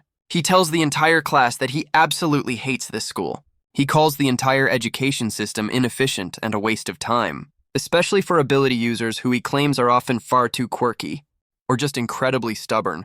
Because in his mind, efficiency is the only thing that truly matters. He then poses a question to the class, all in the name of efficiency. He explains that while modern military power could handle most monsters, it's always hunters who are sent into the dungeons. His gaze sweeps over the students as he asks them to explain why. The class can only look at each other, completely stumped by the question. Hagiwara Jin provides the answer himself, his expression cold and pragmatic. He explains that the cost of military hardware far outweighs the profits from magic stones. Compared to ability users, who only require the most basic of needs, their overwhelming power is simply the most cost-effective solution. He makes a simple gesture explaining that in the end it all comes down to money. He explains that for hunters, the cost is also the stamina and energy spent in battle. He warns that putting too much strength into every move is a foolish way to die from exhaustion. In short, the most important quality is judgment, a quality he believes every single hunter must possess above all else. He then calls on a nervous student sitting in the front row. When asked about his ability, the student identifies as a construct type, a term that seems to confuse Sung-hyun. The professor then asks if he knows the limits of his own power, and the boy can only offer a vague answer. But Hagiwara Jin presses further, asking about specifics the student has never even considered. A barrage of questions about weight, speed, and material properties leaves the student completely overwhelmed. The professor looms over him, his eyes glowing as he delivers a single brutal verdict. Fail. He explains that to understand others, you must first understand yourself. The brutal lesson leaves Sung-hyun sweating nervously in his seat. The professor's gaze scans the room, searching for his next victim, and his finger lands directly on Sung-hyun. When asked about his ability type, our boy can only stammer in confusion. Hagiwara Jin's patience is already wearing incredibly thin. Sung-hyun struggles to find an answer, his mind completely blank. He's forced to admit that he doesn't know any of those details. The professor's finger remains pointed, a silent, unwavering demand, and his expression twists into one of pure, unadulterated rage. A white-haired student can only stare, completely stunned by the professor's rage. After class, the students file out into the hallway, the tension still thick in the air. But a blue-haired student calls out, stopping Seung-hyun in his tracks. He confronts our boy, questioning if he was serious about not knowing his own ability type.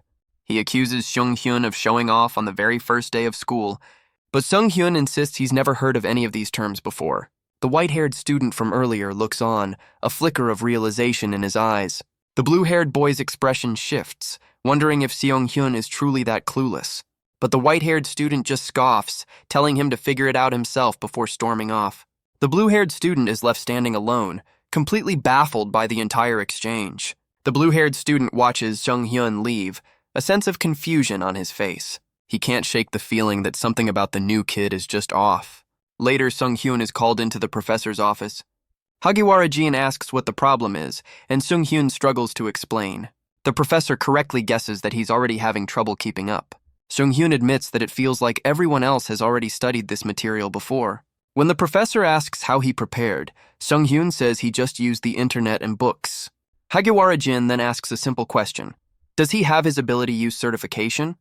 When Seung-hyun admits he doesn't, the professor completely loses his composure. He screams that every ability user is required to have one, but Seung-hyun insists he wasn't able to get it. The professor explains that as a minor, he needed parental consent, leaving Seung-hyun stunned. And in that moment, he realizes Ki Shin-bak deliberately blocked his son from ever becoming a hunter. He then asks about So-hyun, certain that as a returnee, she must have the proper certification. But we cut to So-hyun, who has no idea what he's even talking about. Mo-dan listens in, realizing Professor Chai Ji-hyung must have handled everything for her. Seung-hyun wonders if he can just get certified now that he's an adult. But the professor screams that it's far too late, insisting he's already screwed. When asked how he's been training, Seung-hyun admits he's only done physical sparring with Lee Ju-yong. He explains that his friend found ability training too hard to explain, which only enrages the professor. Hagiwara-jin screams that it's not that he didn't want to, but that he literally wasn't allowed to. He explains that when an ability user gets certified, they automatically form a pact that legally prevents them from explaining their powers to anyone who isn't certified. It's a massive, unbreakable oath that links all users through their spiritual energy. That's why all the information Seung-hyun found online was just the tip of the iceberg, or in most cases, completely fake, leaving him to wonder why it's so controlled. The professor's answer is simple. Because abilities are inherently dangerous, even the weakest user can be a threat, and their power can't be taken away or even seen. The realization finally hits Seung-hyun, who understands why his friend could never teach him. Hagiwara-jin can only look on, completely baffled by this unprecedented situation. He recalls that he recommended the kid not just for his rare ability, but for his surprising battle instincts. He realizes that if Seung-hyun is this good under these conditions, then his own eye for talent is truly unmatched, adding that Shanghan students are provisionally qualified anyway. He then offers Seung-hyun a small glowing blue cube. It's a blue cube, a key to the private network where all the advanced information is stored. He orders Seung-hyun to study everything on the site, and our boy can only agree. But Hagiwara-jin has one final warning. Don't let anyone know how clueless he really is. This is a top-tier school, and he reminds Seung-hyun of his goal to join the student council. The pressure is already mounting, the faces of his classmates flashing in his mind. He promises to be careful, leaving the professor's office behind. Meanwhile, So-hyun looks at a similar cube of her own, this one a vibrant pink. She asks if the device can be used for games, but Mo-dan just encourages her to try it out. So-hyun hesitantly presses the pink cube, activating it. The device glows with a brilliant light, recognizing her as a student.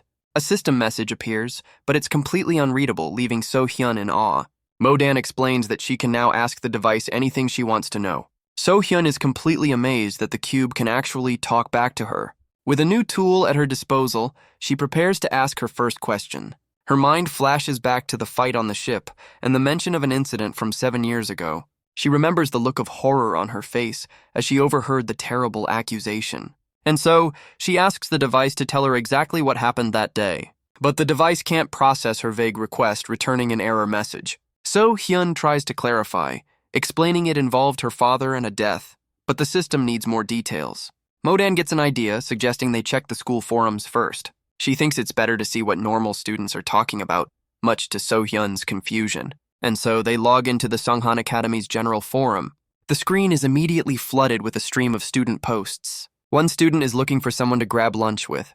Another is asking about the name of a local cat, leaving So-hyun a bit surprised. She's stunned by how normal it all is, but Modan just confirms this is what school is like. But then a new post catches their attention, asking about the Hunter Ethics class. The post mocks a student who knew absolutely nothing about his own powers, and another user reveals that student's name is Gi Sung-hyun, leaving Modan stunned. They question how someone so clueless could have possibly gotten into the academy. The revelation leaves her sweating, a look of disbelief in her eyes. The forum explodes with speculation, accusing him of corruption and using connections to get in. The blue-haired student from class walks on, convinced there's something shady about the new kid. He approaches Sung-hyun, proposing they investigate this mystery together. But before Sung-hyun can even respond, two strangers with cameras appear, announcing they have a way. The man asks if he's the freshman Gi Sung-hyun, and our boy hesitantly confirms it. The man erupts with excitement, telling his partner to get the camera ready for an interview. The blue-haired student is caught off guard, as the man introduces himself as a member of the school newspaper. He's told to wear a strange black ring for just a moment. The simple band slides onto his finger, and a connected device on his wrist displays a single glowing bar. The reporter is stunned by the low reading, while the student demands to know what it is. He laughs at the boy's cluelessness, revealing it's a rank scanner. The result is a shocking confirmation. The student is an F rank. The reporter celebrates his incredible scoop, realizing he's found an F rank in the Hunter department. But as the student demands to know who gave them permission, the reporter just shoves a microphone in his face. He's immediately bombarded with questions about what tricks he used to get into the academy. He's accused of bribing the school, or using his family's fame to get in. But the blue-haired student has heard enough, telling the reporter to stop. He then warns the camerawoman to put her camera away. The reporter is stunned as the student demands he hand over the ring, threatening to get physical. But the challenge only seems to excite him, as he declares a fight is the only way to end the interview. He taunts Sung-hyun, insisting an F-rank nepotism case doesn't stand a chance. But his triumphant grin is cut short as he's suddenly grabbed from behind. The blue-haired student pins him to the ground, forcing him to surrender while his partner just snaps photos. Lying on the ground afterward, the student can only wonder why he's surrounded by lunatics. He looks up at the sky, questioning if he'll ever make it to the student council at this rate. Hagiwara Jin announces their next exercise, a mock monster combat that requires teams of 3. The blue-haired student tries to find a partner, but is immediately rejected. He's left standing alone, wondering what he's supposed to do now. Another group turns him away, stating they only accept C-rank hunters or higher. With no other options, the student approaches the professor for help. He explains that no one is willing to let him join their team. Hagiwara Jin's response is simple and brutal. Then do it solo. The student can only stare, completely stunned by the cold command. And so, he's thrown into the simulation alone, facing a towering, monstrous golem. He can only curse his luck, realizing he's been sent into a living hell. The solo challenger from the simulation accepts his fate. His score a perfect 0. But he's not the only one struggling, as a new professor calls on Seung-hyun. He's asked for a strategy to clear a dungeon, but our boy is completely stumped. Every question is met with another wrong answer, his confidence crumbling. The professor's frustration finally erupts, questioning why Sung-hyun is even here. All he can do is offer a nervous apology, trying to laugh it off. Later, at the student cafeteria, the day's frustrations are still simmering. Sung-hyun seethes over his meal, unable to stand the professor's attitude. He feels like he's being singled out with impossible, obscure questions, and his angry outburst catches the attention of a nearby student. It's So-hyun offering a cheerful wave from across the cafeteria. The sight leaves Sung-hyun completely stunned by her sudden appearance. Modan pushes her forward, urging her to hurry up. She teases that her little brother is eating all by himself again. Sung-hyun can only let out an exasperated sigh. He thinks that if his sister stays away, she won't get dragged into his problems. He tells himself it's fine, since he's always been used to this kind of treatment. A memory of his middle school days proves that nothing has really changed. But his real concern is the student council, knowing he has no chance of getting in like this. He knows he has to do something to prove his strength, or he'll never make it. But his meal is interrupted by Seol Subin, who points out that he's eating alone again. The blue-haired student retorts that after the stunt he pulled, no one wants to be his friend either. His gaze hardens as he processes the situation.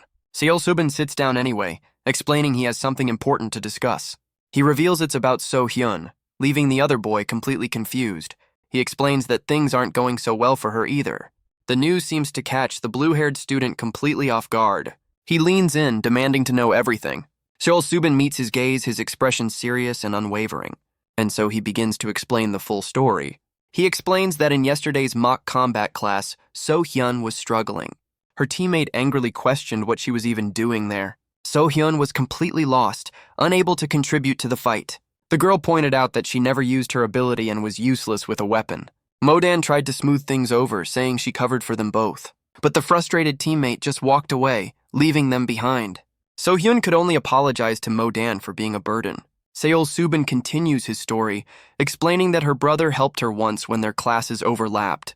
But that was the only time, and since then, she's been completely alone. She's been too afraid to use her magic, knowing that if she loses control, a professor will be sent to stop her. The blue-haired student offers a simple solution, telling Seung-hyun to just trust him. He explains that So-hyun is struggling, while Seung-hyun is just as lost. The conversation then shifts to the S-rank gate incident from 7 years ago. Modan adds that even the Blue Cube and their dorm supervisor are avoiding the topic. The weight of it all is clearly taking its toll on So-hyun. She wonders if school is always supposed to be this draining. The exhaustion finally catches up to her, and she drifts off in the middle of class. She wakes with a start, realizing she's slept through the entire lecture. She panics, realizing she's an idiot for falling asleep on her first day. With no notes of her own, she looks around for someone to help. She looks around the classroom, hoping to find a friendly face to help her. But her mind flashes back to a different classroom, a memory of a boy with spiky hair and a terrified girl. The white-haired student in the present seems to notice her distress, but a sudden realization hits So-hyun, her eyes widening in shock. She immediately bolts from the room, rushing down the empty hallway. The white-haired boy can only watch her leave, completely baffled by her reaction. So-hyun finally stops at a staircase, struggling to catch her breath. She's overwhelmed with frustration, tears welling in her eyes as she calls herself an idiot. But a voice cuts through her thoughts, asking if she's crying. She turns to find a muscular student with a headband, offering a confident grin. Her mind flashes back to a memory of him screaming, a look of recognition on her face. He asks if she's crying because she missed the lecture. He then offers to let her see his notes, and she's completely stunned by the kind gesture. With a big smile, he tells her to follow him, and she eagerly agrees. He leads her down the hall to another lecture room. Inside, he calls out to a girl in a yellow sweater named Hong Yoonbi. The muscular student, Junil, asks her what's up, with So-hyun looking on in confusion. He then demands to see her notes, leaving So-hyun completely baffled by the sudden shift. The girl reminds him that he promised the last time was the final favor he'd ask. He insists it's for the freshmen, but admits he wouldn't mind seeing them too. The girl looks completely overwhelmed, a bead of sweat on her cheek. But Junil just screams back, insisting he's screwed if he fails again this year. She seems to ask if he really wants to see her flunk out of school. But a new voice cuts in, telling him to stop if she doesn't want to share. The blue-haired girl explains that forcing someone to do something is simply not the right thing to do. Junil scoffs, annoyed that she's making him out to be some kind of villain. He insists he was just trying to help her, but she stands her ground. For a moment, he seems to question if his actions were really wrong. But his doubt quickly turns to amusement as he grabs her arm and begins to laugh. He finally gives up, turning to walk out of the classroom. But the blue-haired girl suddenly grabs his wrist, stopping him cold. He turns back, annoyed that she's trying to stop him from leaving. She insists that he can't just walk away after making her look like the bad guy. He needs to stay and clear up the misunderstanding he created. But her own resolve seems to waver under his intense glare. And in a surprising show of strength, she throws him over her shoulder. The sudden move leaves Hong Yoonbi completely speechless. The blue-haired girl herself seems stunned by what she's just done, and Junil can only stare up from the floor, completely baffled by the turn of events. He looks down at his bleeding hand, wondering how he could have possibly gotten hurt. His eyes widen in dawning horror as he asks if this was her ability. He insists that as a body-type user, he shouldn't take damage like this, accusing her of lying. But his mind races, putting the impossible pieces together. As he screams that she must be a returnee, leaving the girl completely frozen in fear. The word triggers a dark memory of another returnee, his face shrouded in shadow. A sinister grin spreads across his face, realizing just how serious this situation has become. The blue-haired girl is terrified, remembering rumors of a dangerous returnee from the previous year. Junil accuses her of being just like the others, using her powers on people without a second thought. He turns away in a rage, furious that he didn't realize her true nature back on the ship. He lunges forward, but his attack is stopped by a sudden flash of light. A glowing blue barrier materializes just in time, leaving the blue-haired girl completely stunned. She realizes the strange object appeared out of nowhere to protect her. But a new voice cuts through the tension, remarking on her earlier words. The white-haired student stands before her, complimenting her for standing up for what's right. He steps forward, his aura flaring as he says it's the kind of thing a hero would say. He believes that her answer was the best one she could have given. When asked who he is, he simply introduces himself as Seol Subin, a fellow freshman. He then turns to Junil, questioning when the girl ever used her ability, but the accusation is repeated. But Junil's rage shifts, realizing that Seol Subin just used his own power to attack him. Seol Subin explains that returnees are known for their superior physical traits. He then asks the room if anyone actually saw the girl use a special power. He questions what's so wrong with using an ability in the first place, leaving Junil stunned. Seol Subin lists off all of Junil's own transgressions, from grabbing her arm to trying to attack her. He concludes that using a power is far more civilized than Junil's own actions. The insult sends Junil into a blind rage, and he lunges forward. His eyes burn with pure, unadulterated fury. But Seol Subin stands his ground, radiating an aura of unshakable confidence. He calmly states that a true hero would never back down from a duel, and his heroic declaration has already earned him a couple of new fans in the crowd. Junil grits his teeth, his face contorted with pure rage. He screams in fury as the blue-haired girl struggles to hold him back. Seol Subin can only watch, a bit surprised by the intensity of the confrontation. Back in the cafeteria, the blue-haired student asks if Seung-hyun understands the situation. Seol Subin tells him that while avoiding his sister is one thing, he still needs to show some concern. Because now that her secret is out, her school life is about to get much harder. The weight of it all leaves Seung-hyun sweating, feeling completely overwhelmed. The blue-haired girl chimes in, admitting her own situation isn't much better. But the blue-haired student believes he might have found a way to solve all their problems. He turns to the others, ready to explain his new plan. But Seol Subin is already talking to a blonde student, who seems surprised by his sudden appearance. He clarifies that he's not talking about him, but about the quality of the cafeteria food. He complains that the noodles used to be much better last year, with more meat and a thicker broth. He fondly remembers the previous cafeteria lady, wondering what happened after last year's incident. The tangent leaves Seol Subin and the blue-haired student completely baffled. He laments the tragedy of the changing staff, while Seol Subin tries to get him back on topic. The blue-haired student finally snaps, insisting that's not what's important right now. The blonde student finally focuses, asking what he meant by a way to improve their reputations. The blue-haired student leans in, desperate to hear this new plan, and the blonde student reveals his idea. To aim for the observation class in 2 weeks. The blue-haired student questions the idea, thinking it's a class for parents to attend.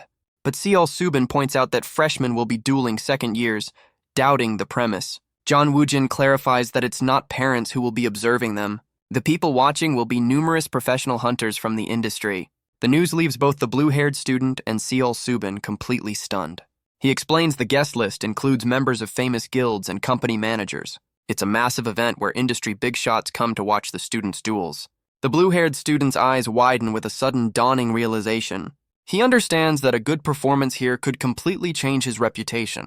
But Seol Subin asks a more practical question about how the event will be run with so many students. John Woojin explains that last year, the duels were organized by student ID numbers. He suggests the blue-haired student pick a D-rank opponent to make a good impression. But the blue-haired student rejects the idea, saying he doesn't need a D-rank. The unexpected response leaves Jeon Woojin completely baffled. The scene shifts to the Grand Seongan Academy library. Inside, the blue-haired student is searching for the document viewing room. He asks a librarian for access to student footage, but is told it's usually for professors only. Still, the librarian casually hands over a key card, granting him access anyway. He walks through the quiet archives, a determined look on his face. He finds the records for last year's observation class, confirming they were grouped by student ID. He realizes that if the groupings are the same this year, he'll be matched with one of 2 specific returnees. With 30 students per group, he knows at least one of them will be his opponent. His plan is simple: learn their fighting styles and challenge them in front of everyone. He imagines using his own chains to completely subdue his target, proving his worth by taking down a powerful returnee. But he's not the only one with a score to settle. Junil seethes over his meal, furious about his own public humiliation. The pink-haired girl asks what he plans to do, and he vows to get his revenge in the observation class. But she just looks at him with a condescending smirk, questioning if he's really up to the task. She reminds him that he was the one who ended up bleeding after their last encounter. The pink-haired girl agrees with Junil's sentiment, admitting she also dislikes So-hyun. She then offers to take care of the problem for him. Junil questions if she can really win, but she's completely confident in her abilities. In return, however, she'll expect a favor from him. He's still skeptical, reminding her that a returnee is a dangerous opponent. But she insists there's a way to handle it. In fact, she believes So-hyun's returnee status is the very thing that makes her vulnerable, a weakness that might make her easier to catch as another returnee studies alone. 2 weeks pass and Sung-hyun stands before a set of doors, his plan in motion. His preparations are complete, his expression set with a grim determination. He looks out at the massive crowd, the other students seated beside him. His eyes burn with intensity, knowing this is his chance to prove himself. But we cut to a different classroom, where the day's lesson has just ended. So-hyun looks down, frustrated that she couldn't accomplish anything, but Professor Chai Ji-hyung calls out to her, asking for a moment of her time. He explains that he's taking her to where the observation class is being held. The two walk along a quiet path, far from the main school buildings. She wonders aloud how there could possibly be a classroom out here. Her eyes widen as she finally sees their strange destination. Before them stands a lone elevator, completely out of place in the middle of the woods. He explains this is just one of many paths to a secret underground facility. The two of them step inside, the doors closing them off from the world above. The professor notes that this is her first time ever going underground. He explains that the school's secret origins mean most of its buildings are hidden from view. The revelation leaves So-hyun completely stunned. As the elevator descends, a new world begins to open up before them. She's left speechless by the sight of a massive, futuristic city built deep beneath the island. Her fear turns to excitement as she realizes this is a real-life secret hideout. The professor explains that this place houses things far too dangerous for the surface. Things like powerful magical artifacts and areas warped by old dungeon breaks, and even terrifying monsters captured and held for research purposes. Creatures with faces that are nothing more than an empty void. He even admits there are secret spaces that he knows nothing about, a revelation that leaves So-hyun completely starstruck. As they walk through the underground facility, the professor changes the subject. He asks her how her school life has been going so far. He wonders if she's found anything too difficult to handle. She admits that she still struggles to make friends easily.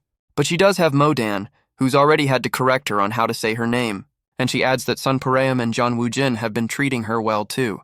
She even mentions Seol Subin, who has been surprisingly kind to her, but she admits that most of the other students still keep their distance. She's convinced it's because of the accident, remembering the confrontation with Junili. The fear of hurting someone again is clearly weighing on her, haunted by the memory of her power running wild. But Professor Chai Ji-hyung offers some gentle reassurance. He promises to keep her safe, reminding her that her brother is here too. His words seem to reach her, a small smile breaking through her fear. He insists that a disaster like the one at the hospital will never happen again, and as the doors open, she finds herself looking out at a massive, crowded arena. So-hyun arrives at the arena, noting the large crowd as two professors greet each other. One of the professors takes the stage, immediately calling out his colleague for being late. He announces the rules for the observation class. 10-minute duels between seniors and juniors. The reason for the underground location is this special dueling arena. He explains that the arena is sponsored by a major magical corporation. With the press of a button, a massive energy barrier surrounds the entire stage. He explains that through their suits, the students will be linked to special statues. This means that any damage they take during the duel will be transferred directly to their corresponding statue, as he brutally demonstrates. The violent display leaves So-hyun and the other students completely stunned. The professor takes the full force of the blow, his statue shattering behind him. But he stands there completely unharmed, a cartoonish crack appearing on his suit. He explains that all damage is transferred to the statues, not the students. Modan realizes this means they can finally go all out without fear of injury. Professor Chai Ji-hyung tries to calm the students, saying this is just a friendly lesson from their seniors. But Seol Subin can't quite believe the casual advice, and Seung-hyun knows that in a place like this, don't be nervous is an impossible command, especially with the intimidating glares of the professional hunters watching from the stands. He looks out at the massive crowd, the pressure mounting with every passing second. because with an event of this scale, he knows the industry's most powerful figures are all here. Even hunters from the biggest corporate guilds are in attendance. Sung-hyun's guess was right. The twin peaks of the industry, Shin-sung and Yoo-jae, are here. And the big shots from both companies have come to watch the students personally. From the Shin-sung Guild, Oh Gang-ho and Hunter Mateo look on with serious expressions, while Gu Ji-won and Do Jin-wook represent the Yoo-jae Guild. But Mateo can't help but wonder why they're wasting time watching a bunch of kids. His senior Oh Gang-ho realizes this is his first time at an observation class. He asks if this really looks like a simple friendly match, explaining that the smarter students already know the truth. This arena is a field of opportunity, a chance to appeal directly to the guilds. Because what they're really doing here is a massive talent recruitment. Oh Gang-ho tells his subordinate to watch every single match with intense focus. He warns him not to let their rivals from the Yoo-jae Guild steal any of the promising talent. Elsewhere, John Woo-jin scans the crowd, wondering who he should choose as an opponent. His eyes land on the blue-haired student, thinking he'd be the most interesting target. But the blue-haired student has already found his own target, calling out to a senior. He confidently challenges a girl with a large case on her back to a duel. The bold move leaves Jeon Woo-jin and the other students completely stunned. The girl turns to face him, her expression cold and unreadable. The blue-haired student seems confused by the reaction, wondering if he knows who she is, because he's just challenged one of the most famous students in the academy. The senior simply turns to face him, her expression unreadable. Sung-hyun stands his ground, while John Woo-jin looks on with a knowing smile. Seol-subin panics, questioning if he's really planning to fight a returnee, but Seung-hyun is dead serious. He insists that their power doesn't matter, believing his chains conceal their abilities. Just like the device he used to overwhelm Seol-subin on the ship, John Woo-jin seems impressed, noting that our boy has a lot of faith in his plan. He then adds that Sung-hyun chose well, since this girl is the weakest of all the returnees. The reason, he explains, is that she never uses her returnee abilities. The revelation catches Sung-hyun completely off guard, and John Woo-jin is stunned that he didn't already know this crucial piece of information. John Woo-jin explains that she only uses magical devices, having sealed her own powers since last year. The news leaves Sung-hyun completely stunned, realizing his entire plan is useless.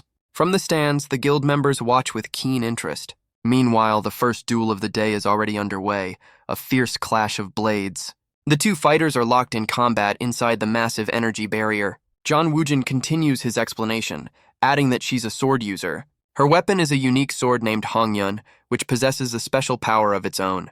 The sword's ability allows its wielder to unleash massive waves of energy. But unlike a normal attack, the energy can be fired in any direction, regardless of the swing. And Sung-hyun can only listen, realizing he's walked into a fight completely blind.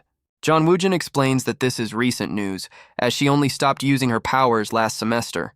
He adds that the school even supports her with that special sword, while Sung-hyun laments his own lack of support. John Woo-jin just laughs, saying he could have just borrowed a weapon from storage. But his attention is suddenly drawn to a new arrival. It's Mo-dan, who cheerfully asks if he's also participating today. She then asks if he's already decided on an opponent. He confidently announces he's chosen to fight Miju. The name catches Mo-dan by surprise, just as the pink-haired girl herself appears with a smile. Mo-dan explains that Miju thought he was too harsh on the ship and challenged her to a friendly duel. But John Woo-jin is completely terrified, insisting that the girl Mo-dan met must have been a ghost. Sung-hyun tells his friend to handle it, completely overwhelmed by the situation. The announcer then calls for the second duel to begin, pitting Mo-dan against Go Junil. The announcement leaves both So-hyun and Mo-dan completely stunned. But Mo-dan is excited for her turn, while So-hyun panics, knowing who her opponent is. She tries to warn her friend, remembering Junil's aggressive behavior from before. But Mo-dan just tells her not to worry, her expression filled with confidence. She insists that she never loses to kids who bully others. On the other side of the arena, Junil steps forward with a menacing grin. The two opponents are told to place their weapons on the podium for registration. The system needs to analyze their gear to properly protect them during the duel. The duel is set to begin in 1 minute, with Mo-dan facing off against Go Junil. He calls out to her, and she confirms her name, a bit confused by his approach. With a smug grin, he holds up his massive sword, asking if she recognizes it. He screams that this weapon was given to him by the powerful Shin-sung group. He proudly announces its name is Echo, hoping to intimidate his opponent. But in the stands, the members of the Shin-sung Guild look completely baffled by the claim. Oh Gang-ho confirms they never provided any such support, clearly unimpressed by the lie. Nearby, the pink-haired girl watches the scene unfold with a knowing smirk. A guild leader from the rival UJ guild seems to understand the boy's desperate plan. Junil continues his boast, revealing the sword as a rare item set to be auctioned off soon. Modan isn't sure why he's bragging, but his choice of weapon tells her everything she needs to know. So-hyun listens from the stands, realizing that if he's a sword user, then he must be a body technique user, just as Modan suspected. The memory takes her back to a simple lesson about the 5 types of energy. She remembers being told that all ability users fall into one of 5 categories, and those categories determine the 5 jobs that awaken within them, much like in a video game.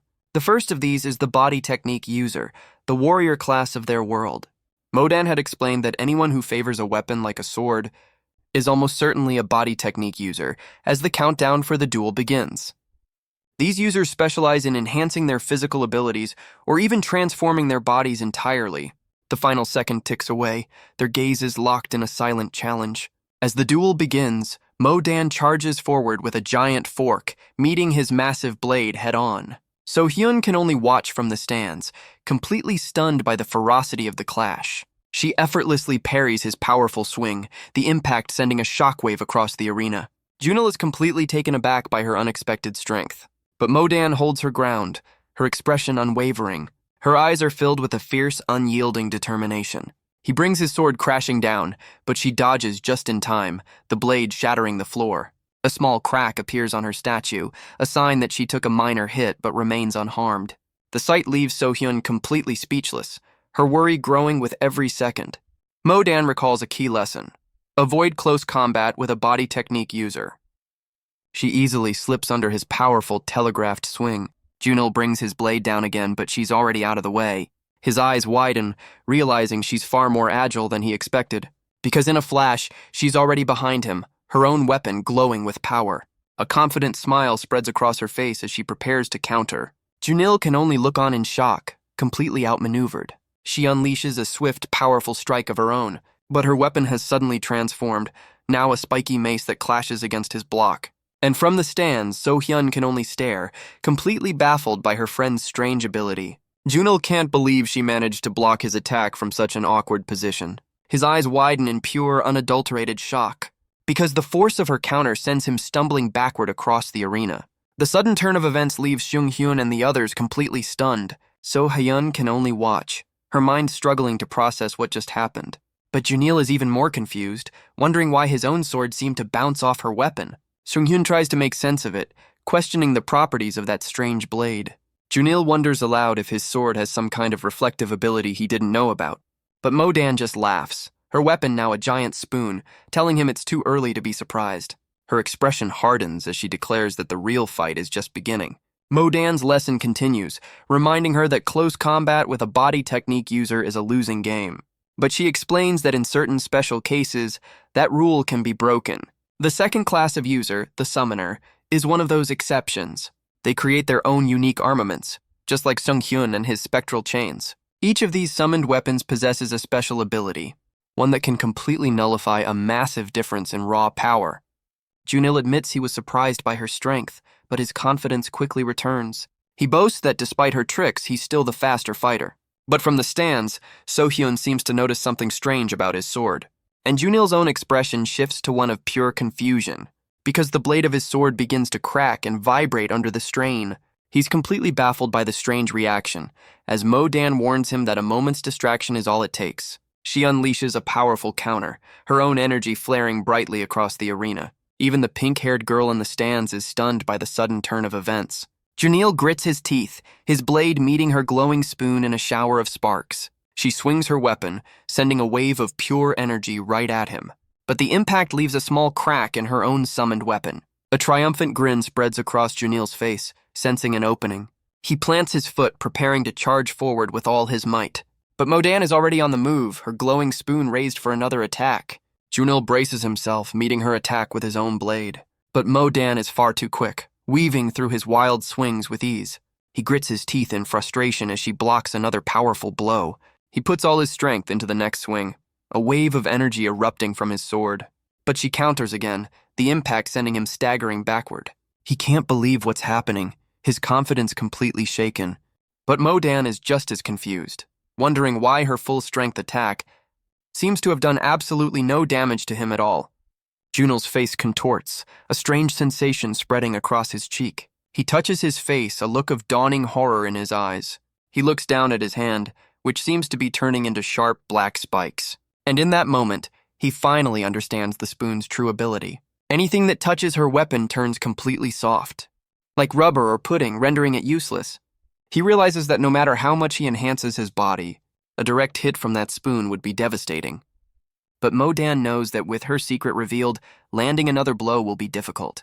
She admits that her last attack, which bent his sword like paper, was pure luck. To win this, she'll have to summon a much stronger piece of cutlery. But her power has two major weaknesses she has to consider. The first is that she can only summon one piece of cutlery at a time. And the second is that she has no idea which one will actually appear. Trying to resummon a weapon is a complete gamble. And in the brief moment she's unarmed, she's left completely defenseless. The complex strategy leaves her sweating under the pressure. She realizes that her opponent is far from an ordinary fighter. Her mind flashes back to a painful memory, wishing she could summon the knife like she did that day. A time when she was on the floor, humiliated by her classmates. A group of faceless bullies had laughed at her expense. A time when she was left alone, covered in the remnants of their cruel jokes. Her power first awakened amidst the mess on the classroom floor. But even then, she could only look down, consumed by her own shame, until a glowing knife materialized in her hand, a sign of the strength within. The sight was enough to stop her tormentors in their tracks. She stood alone in the empty hall, clutching the first weapon she ever summoned. But their mockery quickly turned to aggression. As one of the boys lunged forward ready to attack, the memory of that empty classroom still haunts her, because in the end, they were the ones who ran away in fear. She remembers standing over the aftermath, the knife still in her hand. A single drop of blood falls, a grim reminder of that day. But in the present, she realizes with a thrill that this is a real fight. A true battle between two powerful ability users. Junel's expression hardens, his strategy clearly shifting. He tosses his sword aside, deciding to rely on his own power. The move even catches the pink-haired girl in the stands by surprise. A blue aura erupts around him as he declares he's done holding back. He thinks he can just wear her down. But Modan just scoffs at the simple plan. She tightens her grip, ready to show him what she can really do. She throws her spoon, daring him to try and break it. But Junil's confidence shatters in an instant, because a massive fork suddenly materializes, flying right at his face. He barely manages to block it, wondering when she switched her weapon. He looks up to see a strange portal hovering in the air. The fork he just blocked shatters into 1,000 pieces. And in a flash, Modan is already right behind him. He can only grit his teeth, completely caught in her trap, because she's already summoned a new weapon, a glowing blue spatula, and with a powerful swing, she lands a direct hit. The spatula connects, sending a shockwave of energy through Junil's body. Modan watches, her eyes wide with a mix of hope and exhaustion. But a triumphant grin spreads across Junil's face, realizing he's figured out her trick, because he now understands the true power of her summoned knife. When the knife strikes its target, it doesn't just hit once, but veers off to strike again from another angle. The unpredictable attack leaves Junil completely baffled. Modan unleashes the full force of her power, landing a devastating double slash with her summoned weapons, a perfect combination of the spatula and the knife, a strategy he never saw coming. The final clash is a brutal explosion of force. But Modan is sent flying, her strategy completely overwhelmed. She hits the ground hard, the duel decided in a single powerful moment. From the stands, her friends can only watch in stunned silence. Junil stands victorious, though he seems just as surprised by the outcome. The announcer's voice echoes through the arena as Modan processes her defeat. And Go Junil is declared the winner, a look of disbelief on his face. He stands alone, questioning if he was really the one who came out on top. In the stands, Oh Gangho admits that while the girl's ability was impressive, the sheer difference in their raw power was simply too much to overcome. Junil celebrates his victory, though he admits he's not entirely sure how he pulled it off. Modan apologizes for the loss, but So Hyun insists she was amazing. The kind words seem to lift her spirits, while Seung Hyun and John Woo-jin watch from their seats. John Woo-jin complains that it's disappointing to see the guy who harassed So Hyun win. But Seung Hyun disagrees, explaining that in practical terms, Modan was the real winner. The statement leaves John Woo-jin completely confused. Seung Hyun reminds him of his own words about the observation class, explaining that the goal here isn't just victory, but self-promotion. From that perspective, Modan showed far more. never panicking against a stronger opponent.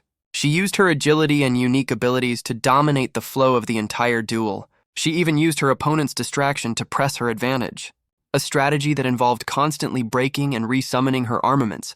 In short, she showed the scouts everything she was capable of, compared to Junil, who struggled against a freshman despite having every advantage. A performance, he concludes, that no serious guild would ever consider scouting. The lesson seems to land, as John Woojin finally begins to understand. The professor then explains that in real dungeons, traps, and chaos often obscure the mission. The most important skill, he says, is the insight to grasp the true nature of any situation. John Woojin agrees, admitting that Junil showed none of that tactical awareness at all. Sung-hyun adds that Junil was too obsessed with his weapon, and John Woojin agrees his swordsmanship was nothing special. Sung-hyun concludes that Junil is just an idiot for focusing on the wrong thing. He then begins to form a new theory about Junil's strange boast. John Woojin wonders if the Shinsung group was actually behind the whole thing.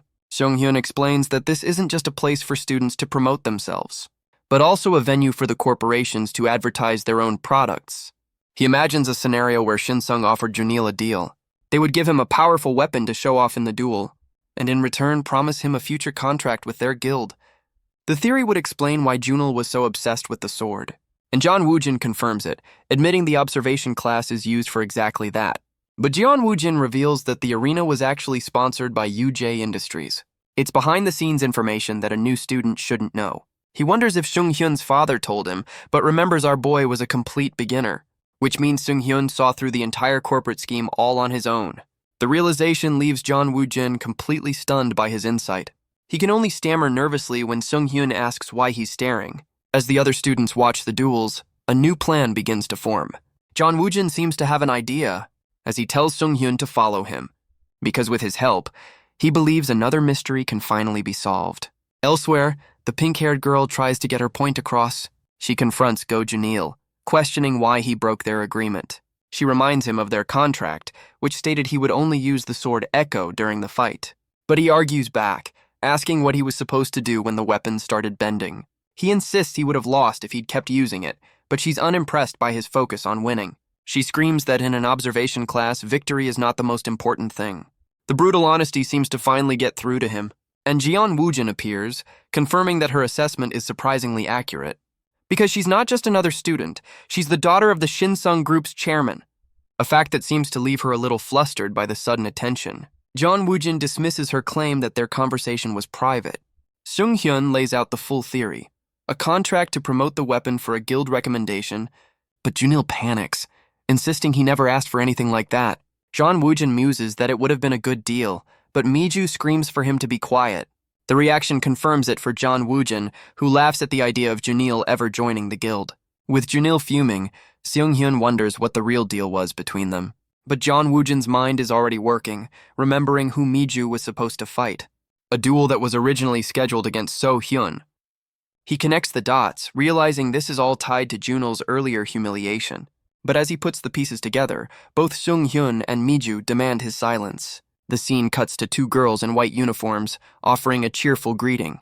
But John Woojin's voice cuts through, demanding to know if they're planning to mess with So-hyun too. He directs his anger at Miju and Junil, who can only stand there in silence. From the end of the hall, Sung-hyun watches the confrontation unfold. His expression is grim, realizing this is all about his sister. Miju plays innocent, claiming his accusations are going too far. She argues that he's hurting her feelings, but he insists their history is all the proof he needs. Her eyes narrow, her patience clearly wearing thin. John Woojin then cuts straight to the heart of the matter, asking why she holds so much hatred for So-hyun. John Woojin denies her accusation, insisting he doesn't hate her.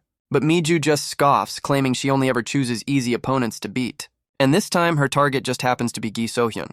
She then turns the question back on him, asking why he cares so much. He reminds her that So-hyun is basically just a kid, completely caught off guard by the question. Sung-hyun realizes that explaining So-hyun's situation would only reveal her weaknesses. John Woojin just tells her to think whatever she wants, leaving Miju stunned by his comment. As he walks away, he warns her not to do anything too harsh. But his words only seem to fuel her rage, her expression twisting with fury. And Sung-hyun can only watch from the sidelines, the weight of the situation settling in. Sung-hyun knows that with his sister's secret now exposed, Friction with the other students was completely unavoidable, but he can't understand the timing of this sudden confrontation. And of all people, her opponent is the daughter of the powerful Shinsung Group chairman. He's already overwhelmed with his own problems, unable to offer any help. John Woojin then offers a simple solution, pointing out that So-hyun never wanted to be a hunter anyway. He tells Sung-hyun to just make his sister forfeit the match. He warns that once Miju decides to target someone, she'll use any means necessary to win. He can still remember the faces of the students she's completely broken in the past. But their conversation is cut short as a professor calls out Sung-hyun's name. The professor tells Seung-hyun to come down to the arena floor. He leads our boy to the edge of the dueling field, where a battle is already raging. Sung-hyun is stunned, questioning if he's supposed to intervene in his sister's match. But the professor explains it's a rule for returnee duels to have someone on standby to intervene. He reminds Sung-hyun that he's the only one who's ever stopped his sister's power before. And besides, he adds, having her brother nearby will help keep her calm. Nearby, the senior returnee girl nervously waits for her own match to begin. She and Sung-hyun sit together, the tension palpable as they prepare for their duel. He asks his sister if she's ready, and she nervously insists she can handle it. But Sung-hyun's gaze is filled with a quiet, unwavering concern for her. His opponent clenches her fists, vowing to work hard and quoting something Seol-subin told her. The comment leaves Sung-hyun completely confused. Her mind flashes back to a time when she thanked Seol-subin for his notes. She had complimented his handwriting, but his expression remained distant. He had told her that she needed to be strong-hearted, a warning she didn't understand at the time. He explained that if she's seen as weak, the same kind of humiliation will just happen again. And it wouldn't just be her who suffers, but the people around her as well. The faces of her new friends flash in her mind, the weight of his words finally sinking in. Because if you're not strong, he had said, you can't protect anyone. And in the present, she finally understands that he was right all along. She tells him she doesn't want her friends to suffer because of her. And with a new fire in her eyes, she vows to work hard, reminding him she's his older sister. Sung-hyun can only agree that her determination is a good thing, but he still tells her to forfeit if the duel becomes too much for her to handle. He insists that this isn't something she should have to suffer through. So Hyun just offers a gentle smile, thanking him for his concern. The announcer's voice then cuts through the moment, calling for the 8th duel to begin. It's time for Gi So-hyun to face off against Shin Mi-ju. The two opponents are told to step forward, facing each other across the massive arena. Their eyes meet, one filled with cold confidence, the other with a nervous resolve. As the countdown begins, So-hyun offers a cheerful greeting, hoping for a fair fight. But Mi-ju is completely unimpressed by the friendly gesture. And as the duel begins, a cold, menacing aura erupts from the pink-haired girl. She scoffs at So-hyun's words, questioning what she could possibly do her best at. The sudden hostility leaves So-hyun completely stunned. She accuses So-hyun of always pretending to be innocent and weak, relying on others to get by. From the stands, the other students can only wonder why the fight hasn't started. Mo-dan watches on, her expression unreadable. So-hyun can only ask why she's being attacked with such personal insults. But Mi-ju just raises her wand, speaking of a thread that connects their fates. Mi-ju speaks of a thread that manipulates things like toys on a string, a power that wraps around her fingertips, tangling all according to her will. And from that dark energy, a monstrous puppet materializes behind her. She stands with her grotesque creation, a smug look on her face. She then challenges So-hyun to show her what she's really made of. With a sinister smile, she declares that first, she's going to test the waters. And in a flash, So-hyun is sent flying backward by a sudden, powerful blast. The brutal opening move leaves Sung-hyun completely stunned. So-hyun slides across the arena floor, the duel having started with a vicious surprise attack. But So-hyun's expression is strangely calm, her eyes reflecting a quiet resolve. She looks up as the monstrous puppet descends upon her. It unleashes a hail of projectiles, raining down from above. But instead of dodging, she simply braces for the impact. From the sidelines, Sung-hyun screams, asking why she's just taking the hits, insisting that as a returnee, she should be able to dodge this easily. But she can only endure the assault, wondering why this is happening. Her thoughts drift to Mi-ju, questioning the source of all this hatred, wondering if she's done something to deserve this. Her mind flashes back to the party on the ship, searching for an answer in a flood of chaotic memories. But So-hyun suddenly has a revelation, a wild theory about the puppet master. The accusation catches Mi-ju completely off guard. So-hyun screams that this is all because John Woojin likes her. The bizarre claim leaves Mi-ju completely speechless. Her face flushes with a mix of rage and embarrassment as she struggles to respond. she screams back in denial, while So-hyun insists this is all because she's been getting close to Woo-jin. So-hyun points out that Miju's blushing face is all the proof she needs. From the stands, John Woo-jin and Seol Subin can only watch in utter confusion. They have no idea why So-hyun has suddenly changed her tune. So-hyun tries to reassure her, promising that Woo-jin is just a gaming friend and her secret is safe. She promises not to tell anyone about Miju's secret crush. Her expression is one of pure, unadulterated confidence in her bizarre theory. From the stands, Jeon Woo-jin and Seol Subin can only look on, completely baffled. John Woo-jin swears on his life that he'll take this secret to his grave. But Miju's rage turns to Sung-hyun, accusing him of being in on it too. Her eyes glow with pure fury as she vows to end this right now. And with a sudden burst of speed, So-hyun charges forward to attack. She lands a powerful kick, sending the massive puppet stumbling backward. But it recovers quickly, and she's forced to block a devastating blow. Sung-hyun notes the puppet has slowed, and the professor explains it's the weakness of curse users, because curse users are a type that manipulates the mind.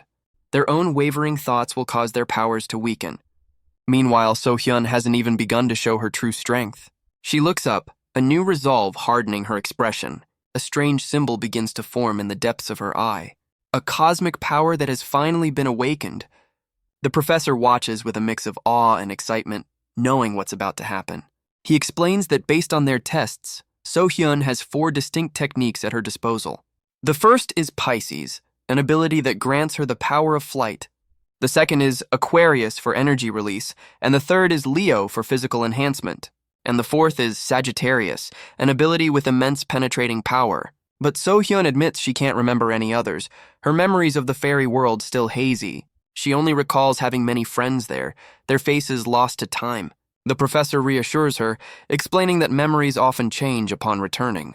But in his mind, he knows that the most useful of her powers is the one she's about to use right now as she lifts off the ground. With her Pisces ability, So-hyun soars into the air, dodging the puppet's attack. The sudden move leaves Miju completely stunned from the arena floor. So-hyun hovers above, wondering why she waited so long to take to the sky. But the puppet is already countering, firing a powerful beam of dark energy. So-hyun soars through the air, effortlessly dodging the puppet's powerful beam of dark energy. Her friends in the stands watch in stunned disbelief, completely overwhelmed by the sudden turn of events. Miju glares back, her face contorted with a mix of fury and frustration. The puppet she controls is clearly struggling, its small, boxy form showing signs of damage. Miju stands behind a larger, more imposing construct, her eyes burning with fierce determination. The massive puppet unleashes a torrent of energy, its power radiating across the arena. Despite the assault, the puppet itself is visibly cracking under the strain of the battle. Miju presses on, her expression unwavering as she continues to manipulate her creation. Sung-hyun looks up, a dawning realization crossing his face as he understands his earlier worries were unnecessary. So-hyun stands tall, radiating immense power, proving that no one can truly defeat her. Her hand glows with a brilliant cosmic energy, but then she simply lets the power fade away. The sudden change leaves Sung-hyun completely baffled, because So-hyun has suddenly stopped her assault, turning her back on the fight. Her expression is calm, lost in a moment of quiet thought. She seems to have come to a silent personal decision. But Miju sees this as an opening, her confidence returning. A sinister smile spreads across her face as she prepares her next move. So-hyun is suddenly on the defensive, realizing the puppet is far tougher than she expected, and Miju begins to chant, unleashing a dark power as So-hyun worries about another doll appearing. But a memory flashes back to her training, a decision to unleash an even stronger blast. She unleashes a torrent of cosmic energy, slamming it directly into the puppet. The resulting explosion sends her flying backward across the arena. She recovers in midair, looking down at the aftermath of her attack. But the sight below is one of pure horror, because Miju is on the ground, seemingly injured for real, leaving So-hyun completely stunned. The pink-haired girl can only lie there, the safety system having failed, and So-hyun panics, remembering the promise that no one was supposed to get hurt. The scene triggers a dark memory for Miju, a vision of herself and a man lying in a field of red. The man can only look on in terror, questioning if this is really happening. Miju's mind reels, wondering if all of this is happening, because of a memory she can't escape. A disaster that was all her fault. The memory is of that night at the hospital, when 2 powers collided. A devastating explosion of uncontrolled energy, but So-hyun is snapped back to the present, still reeling from the vision. A voice tells her to focus on the fight at hand. She looks up to see Mi-ju, who has summoned a strange new weapon. The pink-haired girl taunts her, asking if she has time to be distracted during combat. The question leaves So-hyun completely stunned, her focus broken once again. So-hyun looks around in a daze, asking if everyone is okay. Seong-hyun is baffled by her strange behavior, but the professor explains this is a curse user's specialty. He reveals that So-hyun has fallen under one of Mi-ju's powerful illusions, an ability that makes her dolls completely invisible, leaving So-hyun to fend off unseen attacks. But the Leo symbol in her eye glows, a sign that she's not defenseless. She blocks a strike, the impact creating a brilliant flash of light.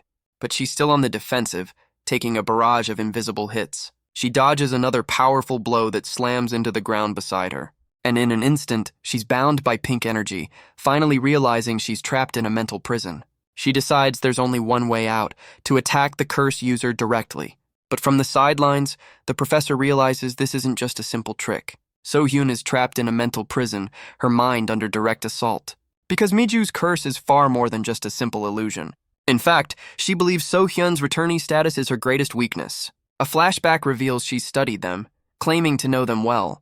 She's targeting the one thing all returnees share, a hidden vulnerability. Because none of them ever come back from the other world completely intact. Mi-ju's curse is dredging up So-hyun's deepest, most painful trauma, but So-hyun fights back, unleashing a powerful blast of energy to break free. The Aquarius symbol in her eye glows, a sign that she's finally getting serious. So-hyun unleashes a massive wave of energy, trying to break free from the mental prison, but Mi-ju just smirks, vowing to keep showing her illusions that are perfectly tailored to her deepest fears.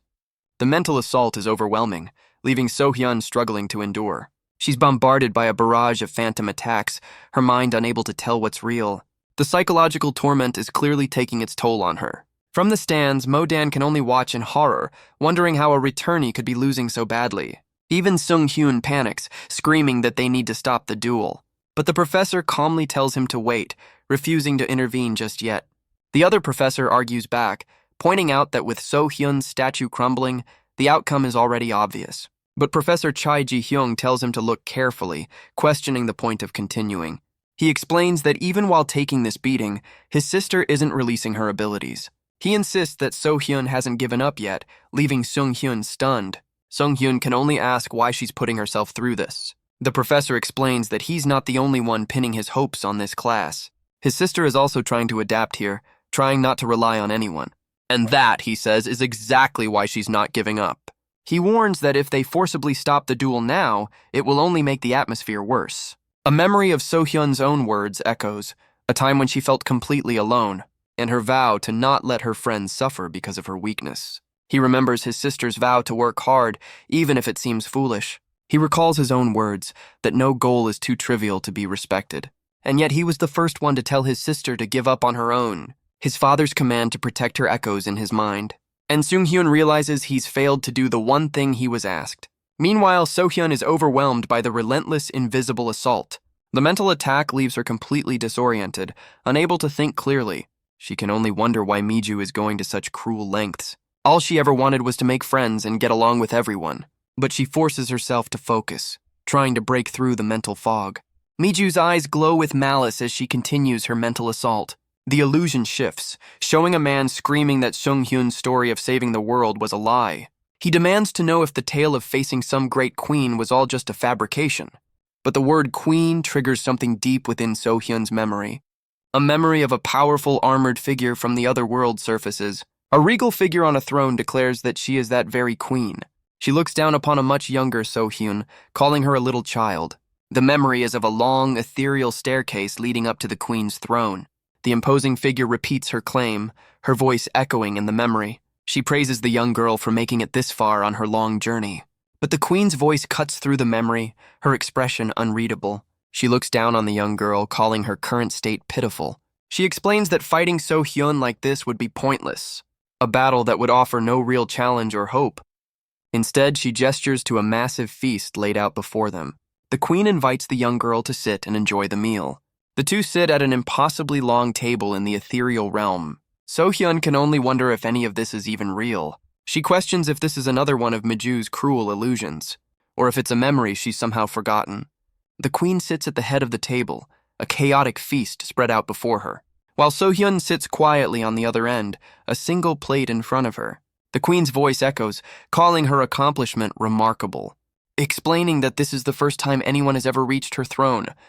She remembers her journey was only possible because of her friends, like the fairy Cheyenne. But the queen asks if she truly believes she can win this fight all by herself. With tears in her eyes, So-hyun can only admit that she doesn't know. The memory of her companions was once a source of strength and joy. But now, sitting alone, she confesses that she can't remember them at all. The queen's question is cold and direct. Has she truly forgotten her friends? The queen tells her she's lost her greatest treasure. So-hyun can only cry, admitting she's lost far too much. She wonders what good her power is when the fear is so overwhelming. She asks how someone as weak as her could have ever defeated the queen, or how she could have possibly protected an entire world. But the queen explains that no one can save the world by themselves. She reminds So-hyun that she borrowed the strength of everyone around her. The queen insists that on her own, her power was insignificant. The difference in their strength, she says, is painfully obvious, and the harsh truth of her own weakness brings fresh tears to So-hyun's eyes. But the queen insists that despite her weakness, So-hyun was the one who saved the world. She explains that the power she wielded wasn't native to this realm, but a unique human magic, a power that no one else possessed, and the very thing that changed their fate. So-hyun can only ask what it is, still lost in her own tears. But the queen simply states that she's already given the answer. And now that the meal is over, she has a simple request. Show me. The demand leaves So-hyun completely confused, her mind still reeling. The queen just smiles, clarifying that she wants to see So-hyun's magic. But the memory is shattered as Seung-hyun suddenly leaps in front of his sister, shielding her from a massive blast, just as her eyes widen in horror. So-hyun knows this is all just an illusion, but it's shown her the kind of person she could truly be. The fear, however, is still very real, but the memory has given her a new unshakable resolve. The queen's words echo in her mind, telling her that she was always, never truly alone. Down below, Seung-hyun can only watch, his own promise to protect her ringing in his ears. And So-hyun knows that as long as he's there, she'll be safe. His presence alone is enough to give her strength, because with him by her side, she can finally fight back. She declares that she's not afraid anymore, unleashing a powerful counterattack. The two professors can only watch in stunned disbelief at the sudden turn of events. Miju looks up, completely caught off guard by So-hyun's sudden shift. She realizes with dawning horror that So-hyun somehow dodged her invisible doll. But So-hyun wonders how her opponent could have possibly known about her weakness, because it turns out the powerful illusion had a fatal flaw. So-hyun's relentless barrage forced Miju to rush her incantation, casting an incomplete spell. And the weakness of that rushed illusion is now becoming clear, because every single one of the phantom attacks is completely harmless. The realization leaves Miju completely stunned, her entire strategy falling apart in an instant. The illusion's control over her senses was incomplete, a simple weakness that fear had kept hidden from her until now. And now she unleashes a powerful blast of her own. The cosmic energy slams into the puppet, tearing it apart. With her fear completely gone, Miju realizes the weakness has been exposed. But Miju believes that So-hyun will still hesitate to land a direct blow. She plans to use that moment of hesitation to her advantage. She unleashes another curse, a wave of absolute silence. But So-hyun's eyes glow with the mark of Sagittarius, her penetrating power, a sight that leaves Miju completely frozen in terror. The queen's voice explains that the magic to overcome fear is So-hyun's true power, and with that newfound strength, she unleashes a devastating beam of pure energy. A single word echoes in her mind: courage. Miju's control shatters, her fingers unable to command her puppets any longer. She realizes with dawning horror that the attack is aimed at her statue's hand, a direct hit that would leave her completely disarmed. So-hyun's eyes burn with a new, unshakable resolve. But just as the final blow is about to land, Miju raises her hand in surrender. The sudden forfeit leaves So-hyun completely stunned as the duel comes to an end, and the announcer's voice declares Gi So-hyun the unexpected winner. So-hyun can only stare in disbelief, the reality of her victory finally sinking in. She rushes over to her brother, excitedly asking if he saw her incredible performance. She then asks if he managed to get a picture, but the professor admits he didn't. The news leaves her just a little bit disappointed. But the adrenaline finally wears off, and she suddenly collapses onto Seung-hyun. The exhaustion from the duel has completely taken over, and she's fallen fast asleep. Seung-hyun can only look down, a bead of sweat on his face as he worries about his sister. He holds her close, supporting her as she rests. But their moment is interrupted by Miju, who accuses him of interfering in their fight. She insists that if he hadn't been there, she would have been the one to win. But Miju coldly tells him to stop. Seung-hyun's anger finally boils over as he questions her idea of a battle. He reminds her this was a duel, not a place to psychologically destroy someone.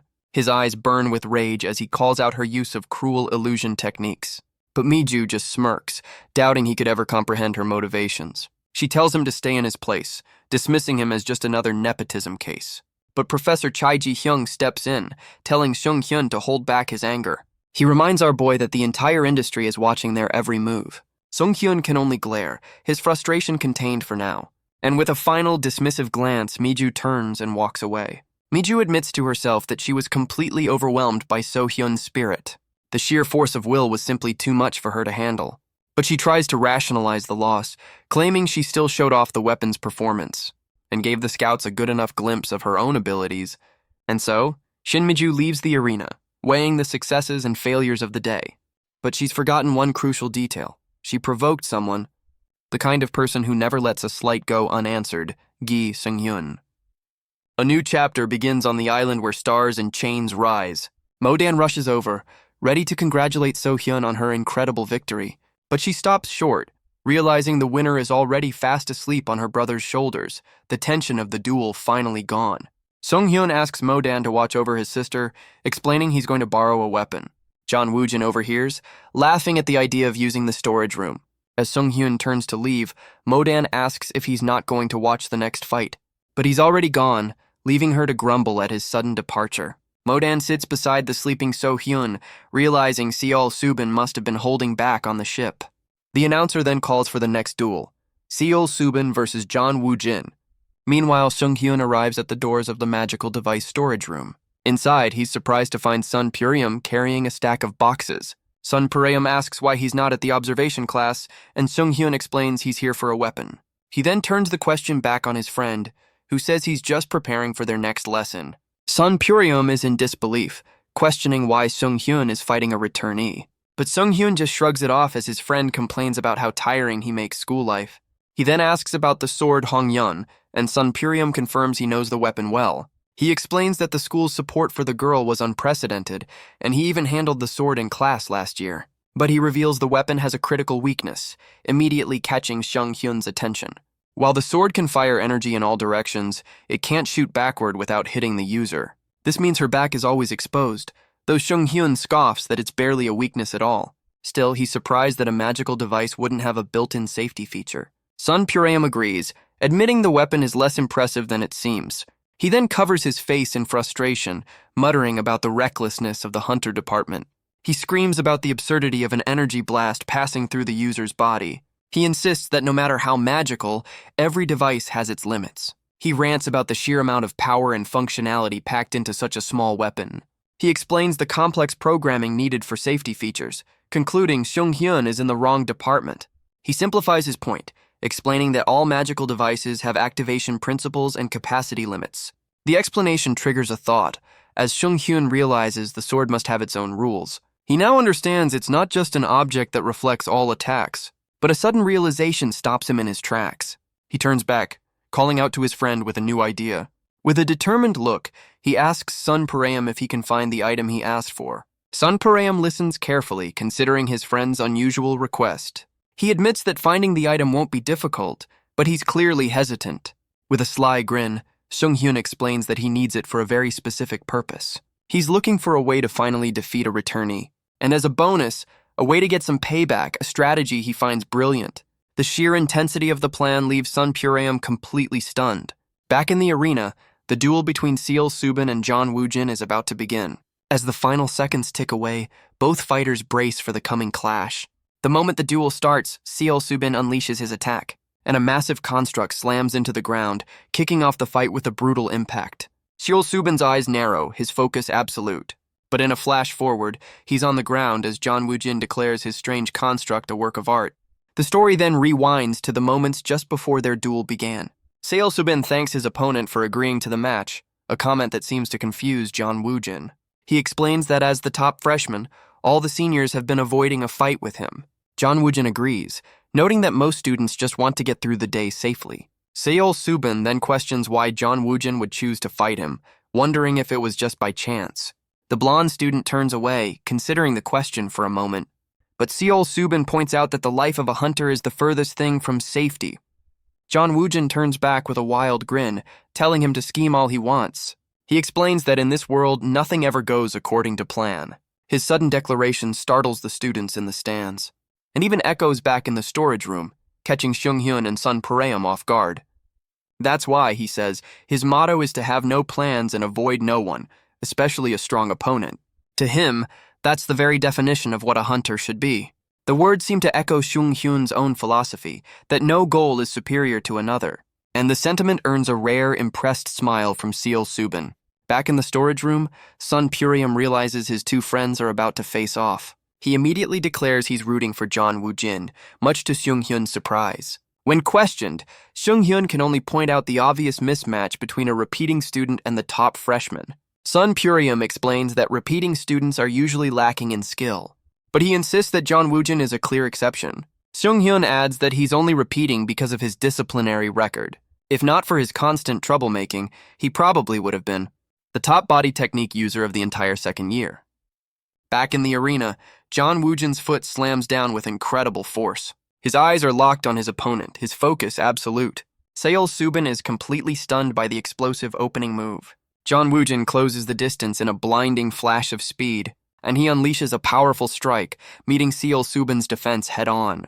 John Woojin's eyes are locked on his target as he unleashes his attack, but Seol Subin's spirit materializes just in time, blocking the blow. The crowd is stunned, questioning how he could possibly react to that speed. Seol Subin remains calm, having anticipated the move perfectly. But in truth, he couldn't actually see John Woojin's movements at all. As a spirit user, it's nearly impossible to track a body technique user's speed. However, for him, being able to follow the movements doesn't matter, because there's a fundamental difference between a curse user's dolls and his own spirits. The key is that his spirits possess their own self-awareness. While curse users directly control their puppets, he simply commands his spirits who can act on their own. This means his spirits can act autonomously, a crucial advantage. The construct shatters from the force of the blow. But John Woojin's assault is just getting started. He revels in the excitement of a real challenge, finding the high-speed exchange absolutely thrilling. But Seol Subin's spirits counter with a powerful blast of their own. The attack catches John Woojin completely by surprise. From the stands, the other students note how much sharper the attacks are this time. John Woojin realizes this power is far greater than what he faced on the ship, because this time Seol Subin isn't holding anything back. Seol Subin unleashes a barrage of star-shaped projectiles, but John Woojin weaves through the storm of attacks with incredible speed. He closes the distance in an instant, ready to strike back, but he takes a direct hit from a concentrated blast of water. The blow registers on his statue, but John Woojin is far from finished. Seol Subin watches with a calm, almost detached focus. John Woojin powers through the assault, pushing back with his own strength. The sheer resilience catches Seol Subin completely by surprise. But John Woojin's eyes are filled with an unyielding determination, and he lands a powerful blow, sending the top freshman staggering back. The audience watches in awe as another spirit shatters before them. But Seol Subin just summons more, a wall of constructs between them. John Woojin simply plows through the defenses without a second thought. He knows the spirits will move to protect their master on their own, a realization that dawns on Seol Subin far too late. Because John Woojin's goal isn't to get past the spirits, but to destroy every last one of them. He believes that plans and strategies are only for those who lack true power. His motto is simple: no plans and no avoidance. Because someone with overwhelming strength has no need for strategy, leaving Seol Subin completely exhausted and impressed. John Woojin stands over him, taunting him about having one last spirit left. But Seol Subin admits that he has no other choice, even if it means using a method he'd rather avoid. He reveals two strange crystalline items, his final trump card. The sight of two of them leaves John Woojin completely stunned. Because this isn't just a spirit, but a different kind of power entirely. A shadowy duplicate of Seol Subin materializes beside him. Its expression is a perfect mirror of his own unwavering resolve. Together they unleash a devastating combined attack called Rapid Current. The massive blast of energy erupts across the arena, a final desperate gambit. John Woojin screams, realizing he completely misjudged his opponent's power. He admits he underestimated him far too much as Seol Subin unleashes his full strength. because it turns out the top freshman is actually a powerful S rank. But the scene suddenly shifts as Jian Woojin's world fades to blue. He finds himself floating alone in a vast, empty ocean. He reaches out, wondering where this strange place could be. A friendly dolphin suddenly appears before him with a cheerful squeak. It nudges him playfully, leaving Jian Woojin completely baffled by the encounter. He tries to understand its squeaks, but the message is completely lost on him, until the dolphin's voice cuts through the haze, telling him to get a grip. Jian Woojin's eyes widen in pure shock as he's completely submerged. The arena's safety system activates, encasing his head in a protective helmet. He realizes the entire dueling field has been flooded with water. A timer begins, as he'll be declared the loser if his limited air supply runs out. He can only look on, a chill running down his spine. He's trapped inside a massive cube of water, wondering if this is the true power of an S rank. And on the other side of the watery prison, Seol Subin stands completely unfazed. This was his opponent's strategy all along, because thanks to a pact with the water spirits, Seol Subin can breathe and move freely, turning the entire arena into his personal domain. But on the other side of the watery prison, Jian Woojin is far from finished.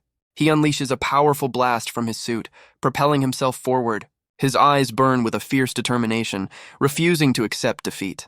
He cuts through the water, a blur of motion, trying to close the distance between them.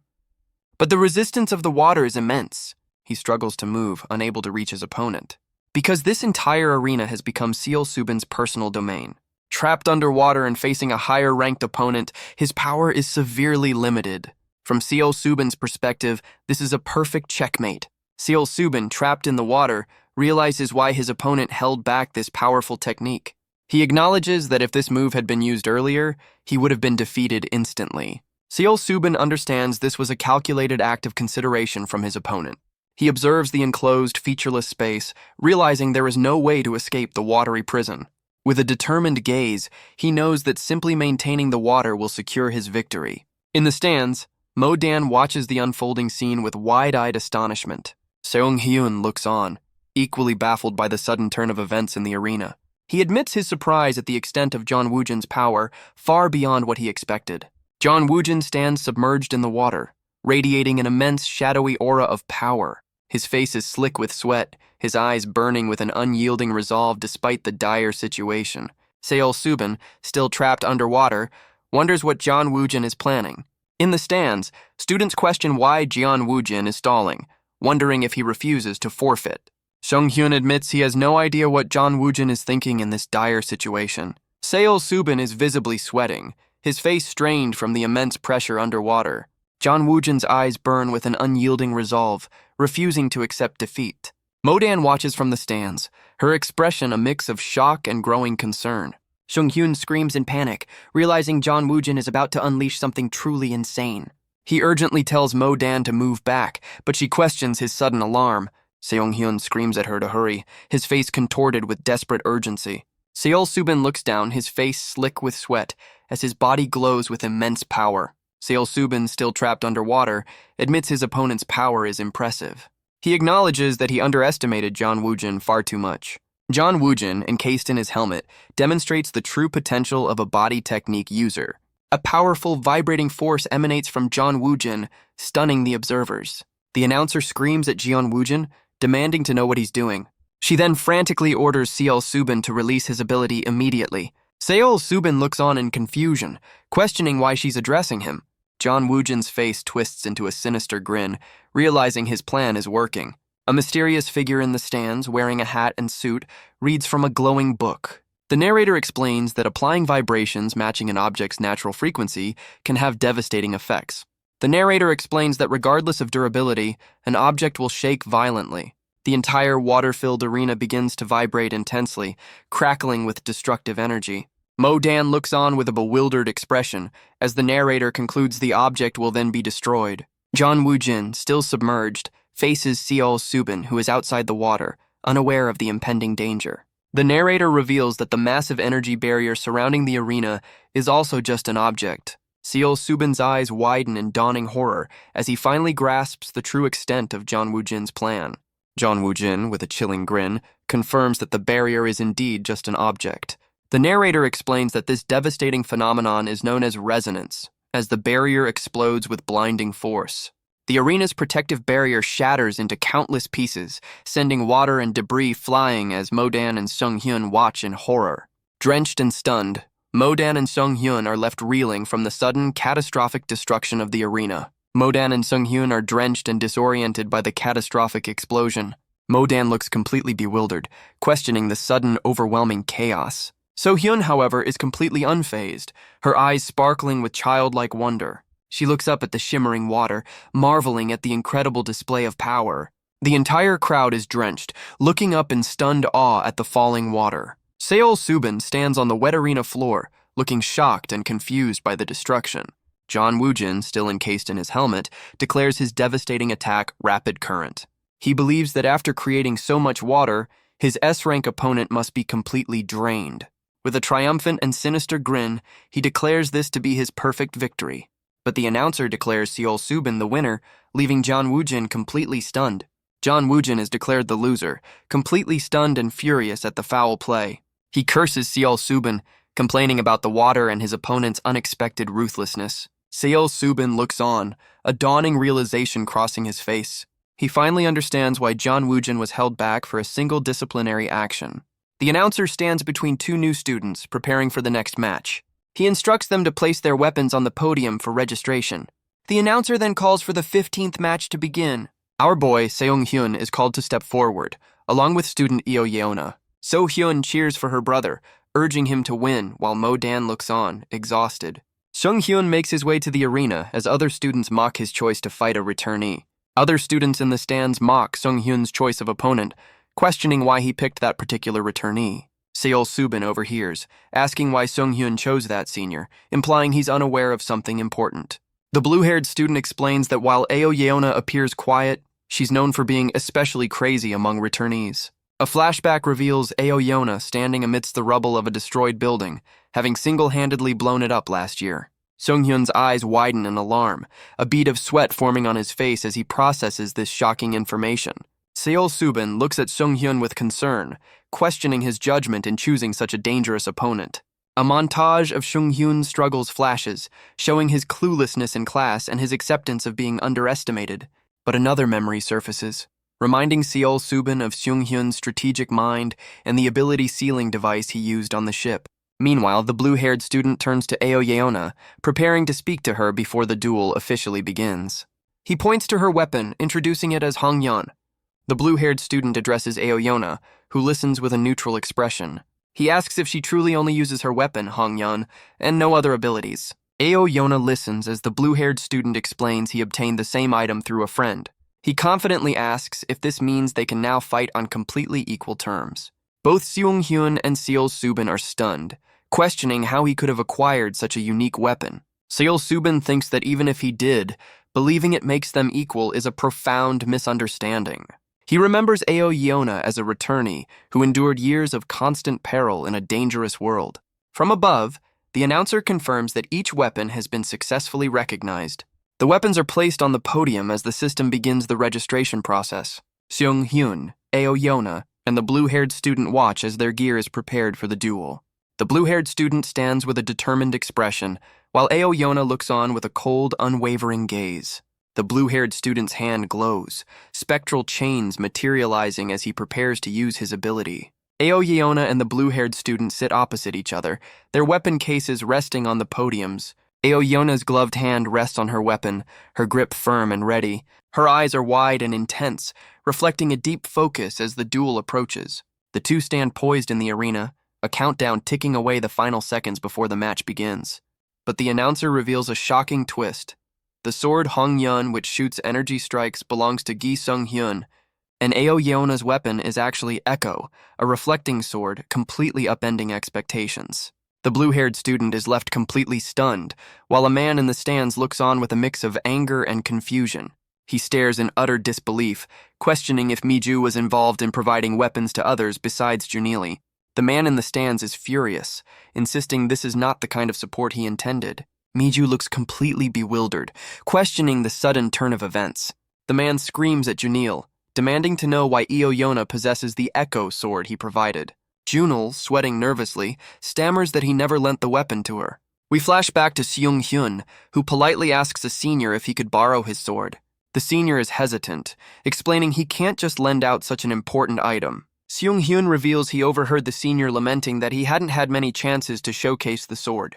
He then proposes an idea, asking what if he were to use it instead, leaving the senior confused. Seung-hyun explains that if an F rank like him uses it well, the promotional effect would be far greater, and if he fails, it would only reflect on his own lack of skill. The senior is left speechless, completely stunned by Seung-hyun's audacious plan to even change the female senior's perception. The senior looks down, a bead of sweat on his face, realizing he has nothing to lose by agreeing to the audacious plan. Sun Param looks completely baffled, questioning if Seung-hyun wants him to find a sword bag, not a weapon. He's stunned to realize Seung-hyun wants him to find the exact same sword bag as Aoyona's. Back in the present, the weapon cases are placed on the podium, with the system beginning their registration.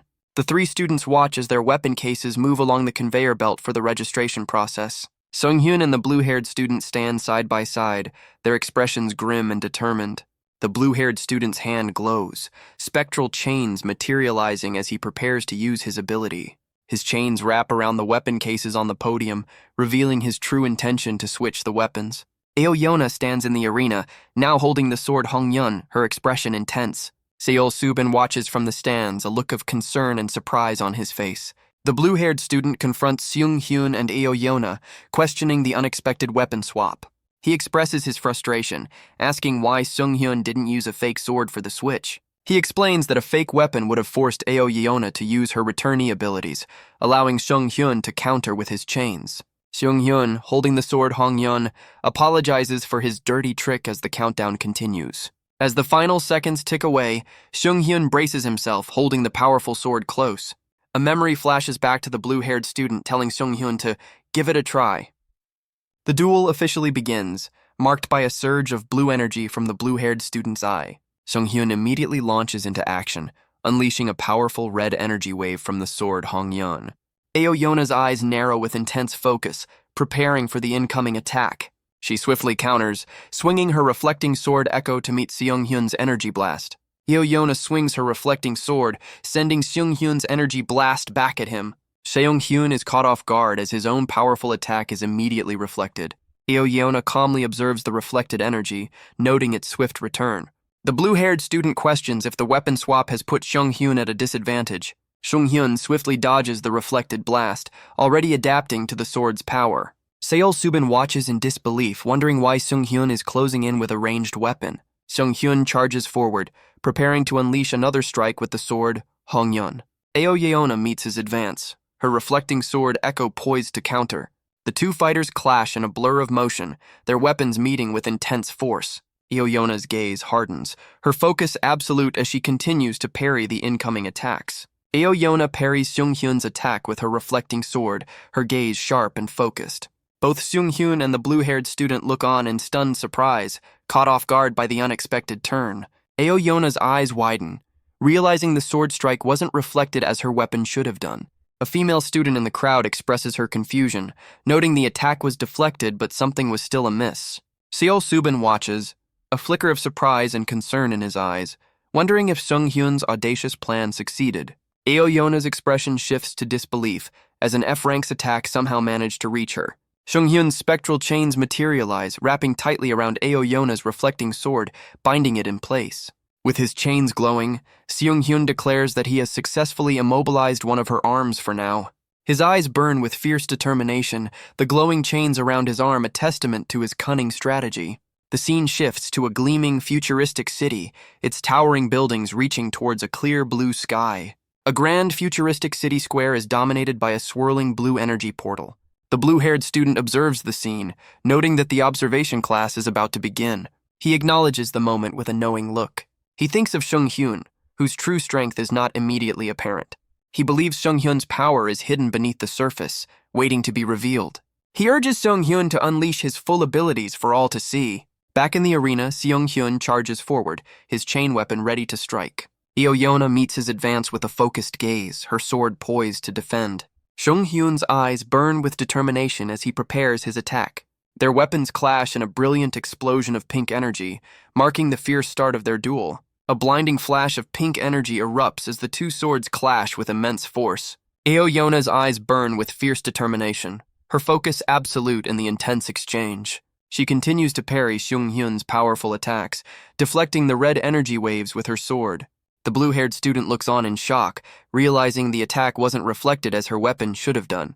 Seol-subin observes with a thoughtful expression, understanding that the sword isn't simply reflecting attacks. He realizes Seung-hyun is cleverly using the sword's principles in reverse, turning its own power against Aoyona. Seung-hyun's face is grim, his concentration unwavering as he presses his advantage. A memory flashes back to the true nature of the reflecting sword, Echo, and its supposed ability.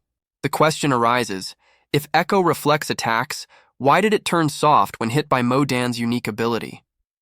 Sun Puraeum's earlier explanation echoes, reminding them that all magical devices have activation principles and capacity limits. Seung-hyun's mind races, understanding that every magical device operates on specific principles, much like programming code. He realizes that with countless unique abilities, each requiring a different mechanism, creating a universal counter is impossible. This means that magical devices cannot counter every single ability, a truth Sun Puraeum had already explained. He deduces that Echo is designed to reflect simple strikes or energy shots like those from Hongyan, but its limit is physical attacks. Echo's reflection ability means it first absorbs any force or energy that touches its blade. Then, with a precise level of logic, it reverses the direction and releases the attack back at the sender. With this crucial insight, Seung-hyun plants his foot, ready to execute his refined strategy. He charges forward, closing the distance with incredible speed, preparing for a direct confrontation. Aoyona meets his advance, her reflecting sword poised, her gaze sharp and unwavering. Seung-hyun's eyes burn with fierce determination, knowing exactly what he must do now. Seung-hyun unleashes a powerful sword strike, clashing directly with Aoyona's reflecting blade. His red energy blast surges forward, meeting the unyielding defense of her weapon. But the true nature of the reflecting sword means the attack will not simply be absorbed. Instead, the energy is immediately reversed, now hurtling back directly at him. The sword echo absorbs the incoming strike, then precisely reverses its direction before firing it back. And in a blinding flash, Seung-hyun's own powerful attack is sent surging back toward him. Caught completely off guard, he takes the full force of his reflected energy blast. The impact sends Seung-hyun sliding across the arena floor, defeated and disarmed. From the stands, So-hyun and Modan can only watch in stunned disbelief and growing concern. The blue-haired student screams in utter frustration, unable to comprehend the sudden turn of events. A young Seung-hyun sits alone, captivated by the glowing screen of a television. An inner voice screams at him to never stop, even as his vision blurs. That defiant command shatters through his mind, urging him to push forward. He remembers the relentless training, constantly pushing his limits against powerful foes. Another memory flashes, a brutal clash against a formidable returnee. Aoyona's surprised face reflects the unexpected challenge from an F rank. Seung-hyun's eyes glow with fierce resolve, acknowledging his low rank. A somber memory of a hospital room highlights the natural physical differences between them. He recalls a younger self, hiding away from the harsh realities of his world.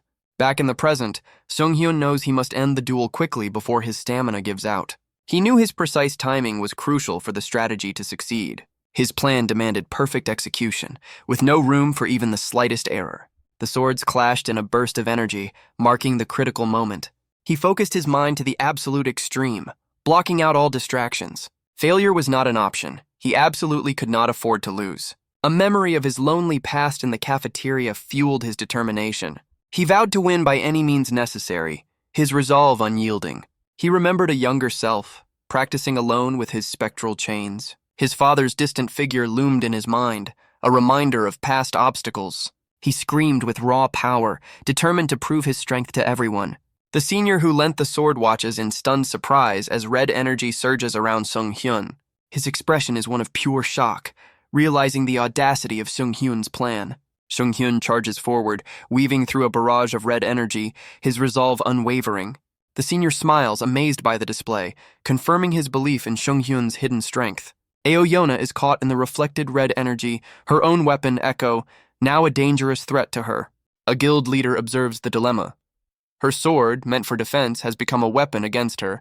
Aoyona's face contorts in pain and fear, trapped by the reflected energy. Seol-subin realizes Seung-hyun's cunning strategy is forcing Aoyona to finally unleash her true abilities. Seung-hyun's eyes burn with fierce determination, his plan reaching its critical moment. He stands with a powerful, almost sinister aura, ready to deliver the decisive blow. Sung-hyun's eye burns with fierce determination, his plan reaching its critical moment. Modan excitedly urges So-hyun to watch her brother, reminding her of the returnee opponent. Her eye widens, convinced that a good performance could change everything for Sung-hyun. So-hyun looks on with concern, questioning her brother's intense methods. Sung-hyun's gaze holds a flicker of sadness, as if So-hyun's question echoes in his mind. A powerful chained figure is consumed by pink energy, an internal voice asking what causes such sorrow. A dark void-faced So-hyun appears, surrounded by red energy, a haunting vision of her past trauma. Her mouth opens in a silent scream, overwhelmed by the intense, painful memories. The red and pink energy swirls around her, reflecting the chaos within her mind. Back in the arena, Sung-hyun unleashes his spectral chains against Aoyona, who stands ready with her sword. The moment of truth arrives, a clash of dark determination and desperate resolve. Returnee Aoyona unleashes her true, formidable power, radiating intense energy. Back in the storage room, Sun Pareum still struggles to grasp the full plan. He questions why Sung-hyun would win if Aoyona used her full abilities. He recalls Sung-hyun's earlier boast of a strategy to beat a returnee and screw someone over. Sun Pareum presses him, demanding to know who exactly will be the target of this scheme. Sung-hyun offers a subtle, knowing smirk, his true intentions still hidden. Meanwhile, the arena erupts in a blinding flash of red energy, a fierce battle unfolding. Oh Gang-ho, the Shinsung Guild leader, watches the chaos with a look of stunned concern. He calls out to Mateo, his subordinate, clearly taken aback by the intensity. Oh Gang-ho, the Shinsung Guild leader, demands that Mateo stop the duel immediately. Mateo, looking panicked, questions the order, reminding his superior that the sword is their company's product. He emphasizes that the sword, a new product, is being humiliated in front of everyone. The image shows the sword Hongyan being overwhelmed, its energy distorted and struggling. Mateo points out the humiliation is happening right in front of all the professional hunters. Oh Gang-ho, visibly agitated, makes a call on his phone, his expression furious. He speaks into the phone, asking what the person on the other end is doing just sitting there. The pink-haired girl, Miju, screams into her phone, demanding they hurry and stop the fight. Oh Gang-ho explains that if a returnee loses while holding their product, the magical industry's stock prices will plummet. Miju, still on the phone, confirms that they are already taking action without his prompting. Miju stares at her phone in disbelief, realizing the full extent of the unfolding disaster. She remembers this mission was entrusted to her by her father, a testament to his faith. Her face contorts in a scream of pure panic, terrified of her father discovering her failure. Sung-hyun watches her reaction, his expression unreadable amidst the chaotic energy. Miju's eye glows with a furious, almost desperate intensity. She wonders if this entire scheme was actually orchestrated to target her. Miju imagines Aoyona holding her, questioning if the Echo Sword was given to her for this very purpose, then dismisses it as coincidence. But she quickly reconsiders, realizing that if victory was the only goal, a fake sword would have been a better choice. Sitting alone at a chessboard, Miju seethes with rage, cursing Gi Sung-hyun's name. She pictures Seung-hyun as a dominant chess piece, realizing he has completely outmaneuvered her. The Shinsung Guild leader asks how to stop the duel, as his subordinate outlines the arena's structure. The guild leader suggests staging a fire to halt the chaotic match.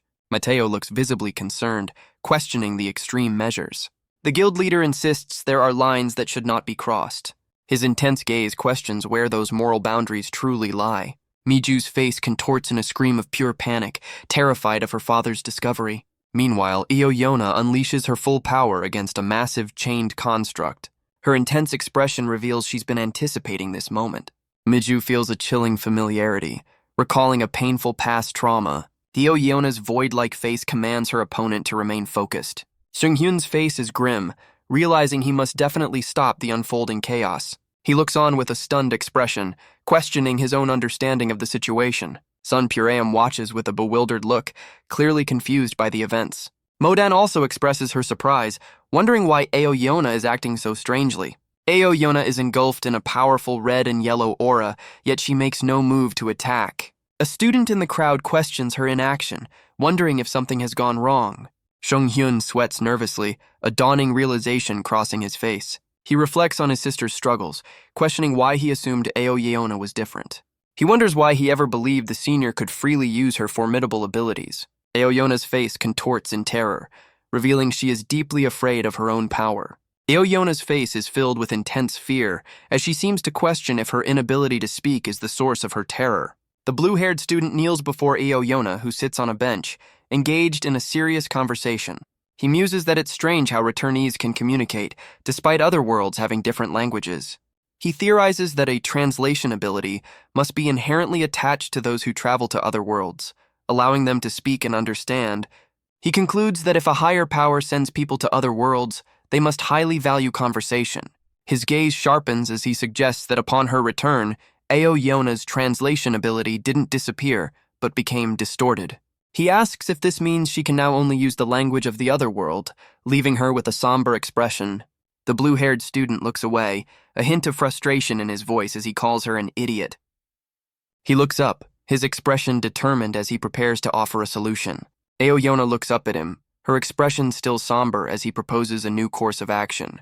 The blue-haired student offers a solution, telling Aoyona that if she wants to come to their school, she just needs to hold his hand. He explains that they can understand each other even without words, extending his hand in a gesture of connection. The scene shifts to a grand, imposing building, identified as the Seonghan Special Ability School, under a bright sky. A younger Aoyona, dressed in a simple hoodie, stands beside the blue-haired student, looking overwhelmed by the new environment. She is surrounded by other students, some with unique features, all smiling and seemingly welcoming her. Her eyes, wide and filled with a mix of wonder and apprehension, take in the new faces. Aoyona walks forward, surrounded by her new companions, seemingly accepting their offer of friendship. A small, hopeful smile appears on her face as she looks to the side, a rare moment of peace. But her expression quickly shifts to one of deep sadness and fear, the fleeting happiness fading. The memory shatters, revealing Aoyona standing alone amidst the rubble of a destroyed building, a stark reminder of her past trauma. Aoyona's face is contorted in fear, her hands raised in a desperate plea. A close-up reveals her wide, terrified eyes and gasping mouth. A distorted memory shows a man holding a smaller figure amidst destruction. Miju stands confidently as shadowy figures loom, their thoughts a mystery. Professor Hagiwara Jin recalls his lesson on the importance of judgment. He emphasizes the need to remove all limits on one's own judgment. His philosophy dictates that if an action is possible, it should be taken. He insists on ignoring all boundaries, as Seung-hyun stands ready with his chains. Aoyona's face twists in agony, overwhelmed by the surging power within her. Her terrified eye reflects the realization that something is terribly wrong. Seung-hyun stands firm, the red energy sword Hongyeon glowing ominously in his hand. Multiple spectral swords materialize around him, ready to strike. He thinks to himself that winning with petty tricks would only look pathetic. The blue-haired student watches with a knowing smile, as if understanding his internal conflict. John Woojin observes the scene, his expression calm and thoughtful. Seung-hyun screams in frustration, demanding that if she won't use her abilities, she should just attack him directly. Aoyona is engulfed in a fiery aura, her face contorted in terror. A memory of the blue-haired student's words echoes, reminding them that understanding can exist without words. Aoyona's eyes widen in pure fear, tears streaming down her face. The sword Hongyeon glows with intense red and yellow energy, reflecting Aoyona's unleashed power. Aoyona's hair whips back, indicating a sudden, powerful movement. She runs across the arena while Seung-hyun stands disarmed, with only 1 minute remaining. So-hyun and Mo-dan watch in utter confusion, completely baffled by the turn of events. Aoyona tried to use her abilities but didn't, while Seung-hyun deliberately threw away his sword. Most of the spectators couldn't understand the unexpected turn of the battle at all. In fact, even the two involved probably didn't fully understand it themselves. Yet, in their strange exchange, they both wanted to understand each other. Aoyona wonders why Seung-hyun put down his sword, her face etched with confusion. She questions if he was desperate, aiming for something, or if he gave up because of her. Meanwhile, Seung-hyun looks on, equally confused, wondering why she threw away her sword too. Aoyona questions why Seung-hyun also discarded his weapon, calling her own action impulsive. Both fighters stand poised, their minds filled with a single unspoken question. Why? But they quickly set aside their confusion, focusing on the impending physical clash. Seung-hyun lunges forward, his fist clenched and ready to strike. Aoyona mirrors his movement, preparing her own powerful counter. Seung-hyun delivers a swift kick, which Aoyona blocks with her arm. The impact sends a jolt through Aoyona, her expression intense. Seung-hyun pushes through the exertion, sweat beading on his determined face. Yeona retaliates with a powerful punch, connecting with Sung Hyun. Her eye glows with fierce resolve, despite the visible strain of the exchange. Sung Hyun grits his teeth, pushing through the pain with fierce determination. The two fighters clash in a blur of motion, exchanging powerful blows. Sweat streams down Sung Hyun's face as he focuses intensely on the fight. Yeona lands a brutal punch, sending Sung Hyun staggering backward from the impact. Her own face is contorted with effort, sweat beading as she presses her attack. But Sung Hyun quickly retaliates, landing a powerful kick to her side. Yeona recoils from the blow, her body twisting from the unexpected force. Sung Hyun screams with raw power, unleashing another furious attack. Yeona counters with a devastating kick, sending our boy flying through the air. Both fighters look on in stunned disbelief, caught off guard by the intensity of their own exchange. Yeona delivers a powerful kick, sending Sung Hyun flying through the air. Sung Hyun grimaces, hearing her taunt that his energy is too weak. Yeona's face is strained as she mocks his low rank. Her eye glows with fierce determination, reflecting the intensity of the battle. She unleashes her spectral chains, binding Sung Hyun as he struggles against her power. Sung Hyun looks utterly confused, unable to understand her words. Yeona continues her aerial assault, striking Sung Hyun with her glowing chains. From the stands, So-hyun and Mo-dan watch in wide-eyed horror. Sung Hyun crashes to the ground, seemingly defeated as Yeona hovers above. He lies on the arena floor, sweating and exhausted, his face a mask of pain. Sung Hyun crashes to the ground, a blur of motion and impact. He slams onto the arena floor, creating a cloud of debris as Yeona looks on.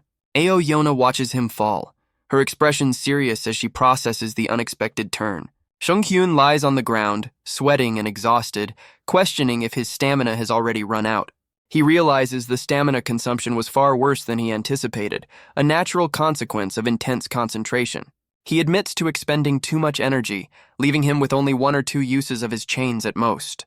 A distorted image of Sung Hyun on the ground reflects his internal struggle, wondering if he can still win. His eyes narrow with regret, realizing he shouldn't have discarded the sword. A thought crosses his mind, questioning why Yeona also put down her weapon. He quickly dismisses that thought, refocusing on how to continue the fight despite his exhaustion. A voice from his past questions his constant fighting, asking if he's been in another brawl. A younger Sung Hyun, his face bruised, applies a bandage, wondering what the problem is this time. He explains that someone picked a fight, claiming he'd never become a hunter, but a friend tells him not to listen. His friend warns that constant fighting will prevent him from making friends, a word Sung Hyun repeats with a somber expression. Young Sung Hyun sits alone in an empty room, declaring that he doesn't need such things as friends. He vows that he doesn't need anyone to achieve his dream of becoming a hunter. He recalls that the training materials he studied never mentioned hand-to-hand combat, and he didn't know she was good at it. He remembers her confidence in fighting, a thought that now seems to echo in his mind. The question resurfaces in his mind. Why did he put down his sword in the first place?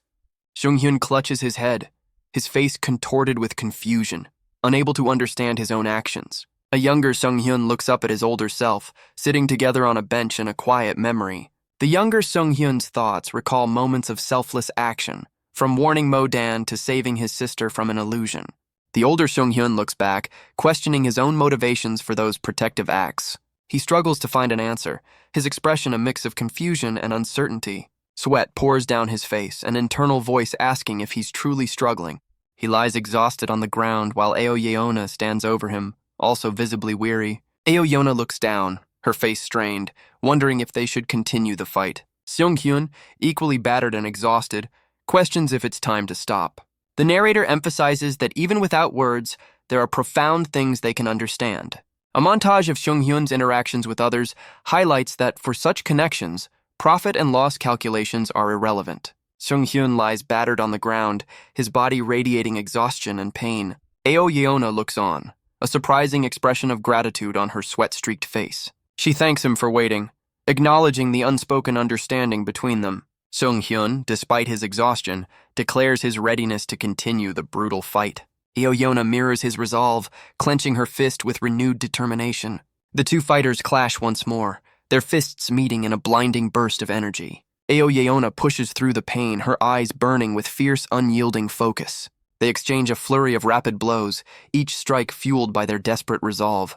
An inner voice reveals the intense, pounding heart of one of the combatants. Sung-hyun unleashes a powerful kick, sending Eo-yona reeling backward from the impact. Eo-yona pushes through the pain, her eyes burning with fierce, unyielding focus. Professor Hagiwara-jin watches the intense exchange with a thoughtful gaze. All the pain seems to fade away as Sung-hyun rises, ready to continue the fight. Eo-yona looks on with renewed determination, her hand glowing with power. A blur of motion indicates a sudden, powerful surge of energy. Sung-hyun unleashes a devastating kick, connecting with his opponent. The stunned crowd questions the male student's name, noting his absence from their records. A man in the stands expresses disbelief, questioning if Sung-hyun is truly an F rank. Eo-yona, despite the exertion, feels a refreshing thrill from the intense battle. A montage of students in various fighting poses reveals that this time, the duels are truly fun. A younger Sung-hyun, bruised and alone, once convinced himself that he didn't need friends. But in the present, sweat streams down his face as a new realization dawns. He admits that he kept turning his back on others, afraid of becoming miserable or facing his own fears. He remembers always being alone, sitting in empty classrooms, isolated from everyone. Yet deep down, he always yearned to fight alongside someone, to share the burden. Eo-yona's eyes glow with a fierce purple energy, her power finally unleashed. Despite being bound by his chains, she raises her arm, ready to counter his attack. Sung-hyun's eyes widen in surprise as her powerful fist connects. Her gloved hand glows with immense energy, pushing back against his binding chains. Sweat pours down Sung-hyun's face as he struggles to maintain his hold, caught off guard by her strength. Eo-yona is stunned, realizing her left hand, previously injured, is now fully functional. She questions if her wound healed, or if she was simply feigning weakness until now. A surge of red energy erupts from her arm as she realizes she's been completely outmaneuvered. Sung-hyun stands exhausted, his spectral chain still active, having pushed her to her limits. Eo-yona's eye glows with a mix of fear and dawning understanding. Sung-hyun reaches out, taking her hand, and offers a heartfelt thank you. He closes his eyes, sweat pouring down his face, overwhelmed by the intense exchange. Eo-yona looks on in stunned disbelief, a new emotion dawning on her face. Her hand glows with blue energy as she realizes she just spoke clearly and properly. Sung-hyun looks up, his eye reflecting a quiet satisfaction in their shared understanding. Sung-hyun unleashes a powerful attack, his chains glowing as the blue-haired student watches in shock. So-hyun and Mo-dan watch in disbelief as Eo-yona is sent reeling, while John Woo-jin smirks and Seol-subin looks on in surprise. The blue-haired student is left sweating and completely overwhelmed by the intense battle. Eo-yona collapses from exhaustion as the system announces the time limit has been reached. Sung-hyun stands, equally exhausted and surprised by the sudden end of the match. The announcer stands ready, microphone in hand, to deliver the final verdict. He gives a subtle nod of approval, preparing to declare the victor. Sung-hyun stands victorious, sweat still pouring down his face as the word winner flashes. He lets out a triumphant yell as the announcer declares him the winner, Gi Sung-hyun. Meanwhile, Eo-yona's statue lies shattered on the ground, a testament to the fierce duel. Eo-yona is left sweating and stunned by the outcome as other students cheer for the victor. Meanwhile, UJ Guild hunters Gu Ji-hwan and Do Jin-wook find the male student quite interesting. Gu Ji-hwan's eyes widen in surprise, clearly caught off guard by the turn of events. He then wonders where the Shinsung Guild representatives have suddenly disappeared to. Back in the arena, Seung-hyun helps a weary Eo-yona to her feet as Professor Hagiwara-jin declares him the winner. Professor Hagiwara-jin then asks Professor Chae Ji-hyung to open the arena wall. But Professor Chae Ji-hyung looks concerned, revealing something is wrong and the wall won't open. Professor Hagiwara-jin's face twists in shock, realizing the unexpected danger. He struggles to understand Professor Chae Ji-hyung's words, asking him to speak Korean, as the arena floor cracks further. Seung-hyun and Eo-yona look at each other, both confused and sweating, as she questions the strange cracks appearing. Professor Chae Ji-hyung looks concerned, his face etched with worry. Professor Hagiwara-jin questions the situation, his expression filled with disbelief.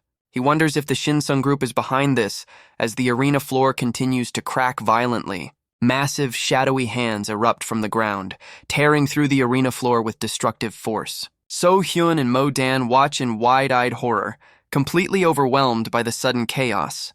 The UJ Guild hunters, Gu Ji-hwan and Do Jin-wook, look on with serious, concerned expressions. Sung-hyun stares in utter disbelief, questioning what is happening. Eo-yona stands beside him, her body glowing with a fierce aura, ready for whatever comes next. The shadowy hands lunge forward, striking Eo-yona and sending her flying backward. She crashes to the ground, engulfed in a fiery explosion, as Seung-hyun watches in shock. A powerful red energy blast erupts across the chaotic arena. A black-haired figure, possibly Mateo, is caught in the red energy, dodging a massive shadowy limb. His face contorts with pure fury, cursing the sudden appearance of the monstrous threat. He wields his sword, looking down at a shadowy wrapped figure on the ground amidst the destructive red energy. A towering, muscular monster with a void for a face emerges from the depths. The narrator reminds us that terrifying monsters are captured and held here for research purposes. The black-haired figure screams, identifying the monstrous entity as Asura. Suddenly, Professor Hagiwara Jin appears, a mysterious green glow near his nose, declaring his presence. His face distorts, enveloped in a strange purple energy, as if undergoing a transformation.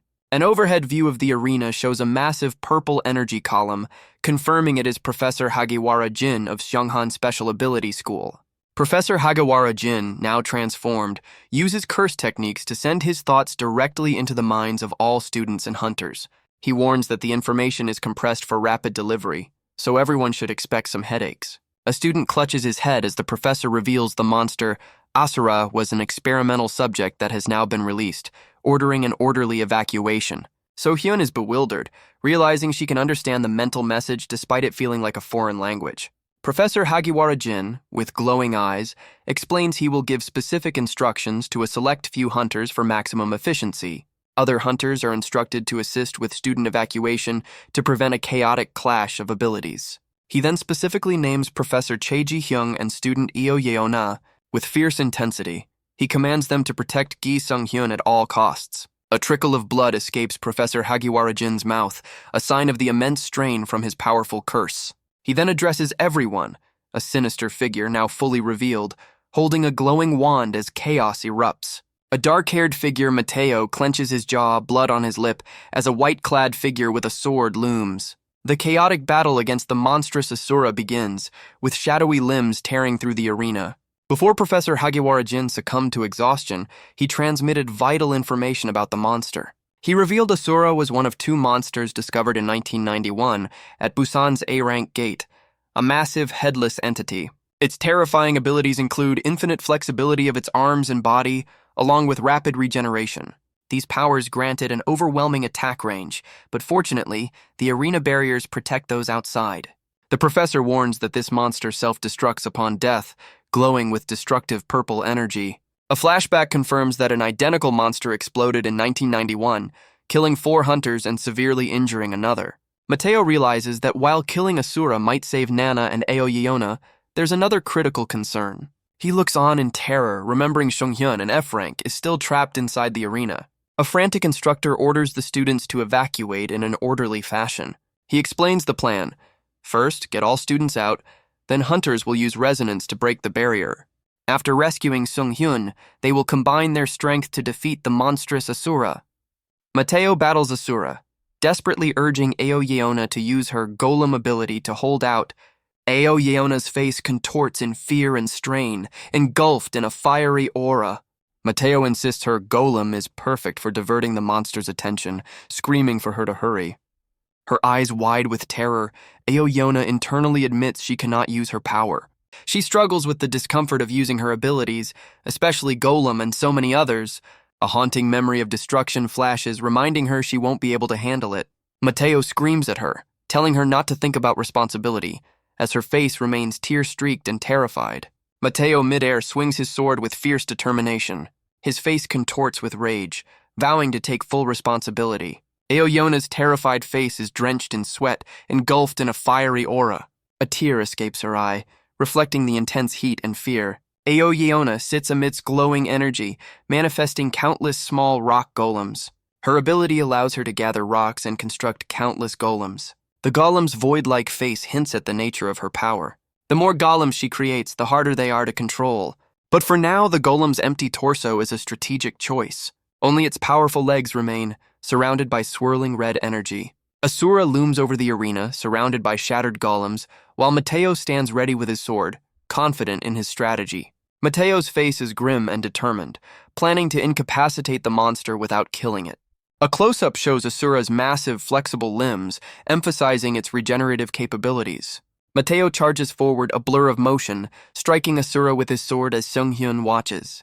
Ioyeona is caught in the fiery chaos, her face contorted in pain and struggle. Sunghyun looks on with wide eyes, clearly alarmed by the escalating battle.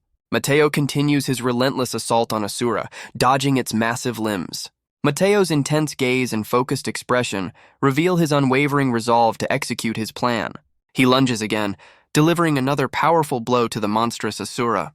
Mateo's face twists in pain and concern, realizing the situation is quickly turning dire. Sunghyun stands amidst the shattered arena, completely defenseless against the looming threat. Sweat pours down Sunghyun's face, his expression strained and fearful. He lunges forward, his face contorted with desperation, trying to escape the chaos. Mateo and another figure look on in shock, their eyes wide with alarm. Mateo's eye is wide with fear, as an inner voice warns him not to move. The voice explains that if he moves, he'll be spotted and attacked by the shadowy limbs. Mateo unleashes a powerful blue energy blast from his suit, propelling himself forward. He fires a concentrated beam of energy at a massive, shadowy hand. The shadowy hand is engulfed in a powerful purple and red energy explosion. Mateo charges forward, his sword glowing red, ready to strike the monstrous Asura. Mateo, however, doesn't run toward the professor, but instead charges toward the abandoned reflecting sword Echo, lying amidst the rubble.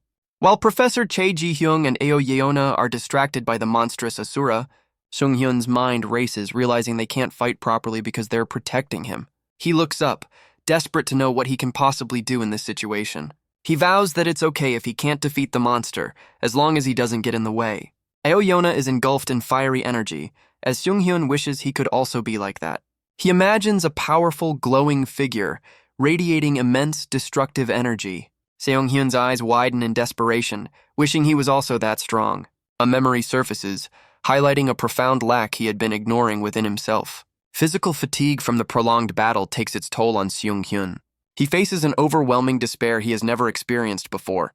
Gi Sung-hyun, reeling from these shocks, is hit by an unprecedented wave of stress. Even so, a fierce determination burns in his eye. His will to break through this dire situation manifests as glowing spectral chains.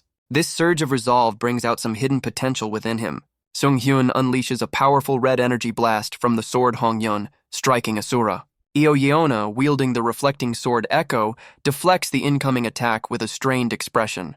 A stunned observer exclaims that she deflected it with Echo, the reflecting sword. But it's not enough. With his exhausted body, Seong-hyun faces Asura's looming next attack. Seong-hyun's eye glows with fierce resolve, ready to unleash his full power. His spectral chains erupt, tearing through Asura's massive shadowy limb with destructive force. The monstrous entity recoils, its immense muscular body momentarily stunned by the impact. Sung-hyun's gaze is locked on his target, his determination unwavering. He charges across the shattered arena, his body crackling with blue energy and spectral chains. His face is set with grim focus, prepared to confront the towering monster. Asura's massive limb lunges, but Sung-hyun's glowing chains rise to meet the attack head-on. His eye widens, channeling every ounce of his strength into the counter. The monster's limb shatters under the assault as Sung-hyun presses his relentless attack. His glowing blue chains wrap tightly around Asura's colossal form, binding it in place. Sung-hyun radiates immense blue energy, stunning those around him.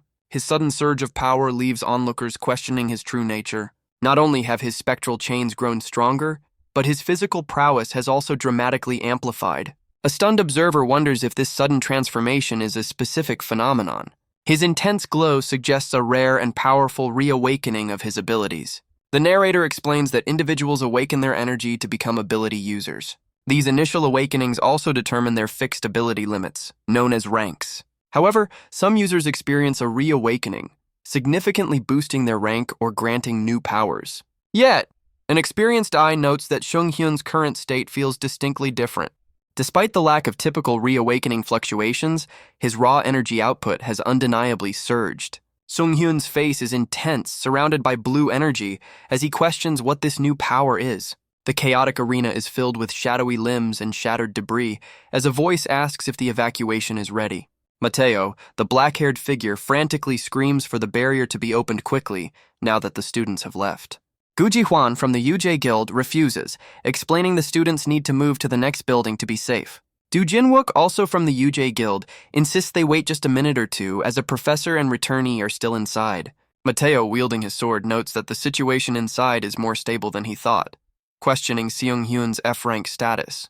Gu Jiwan, however, insists they can't just sit there doing nothing while the chaos unfolds.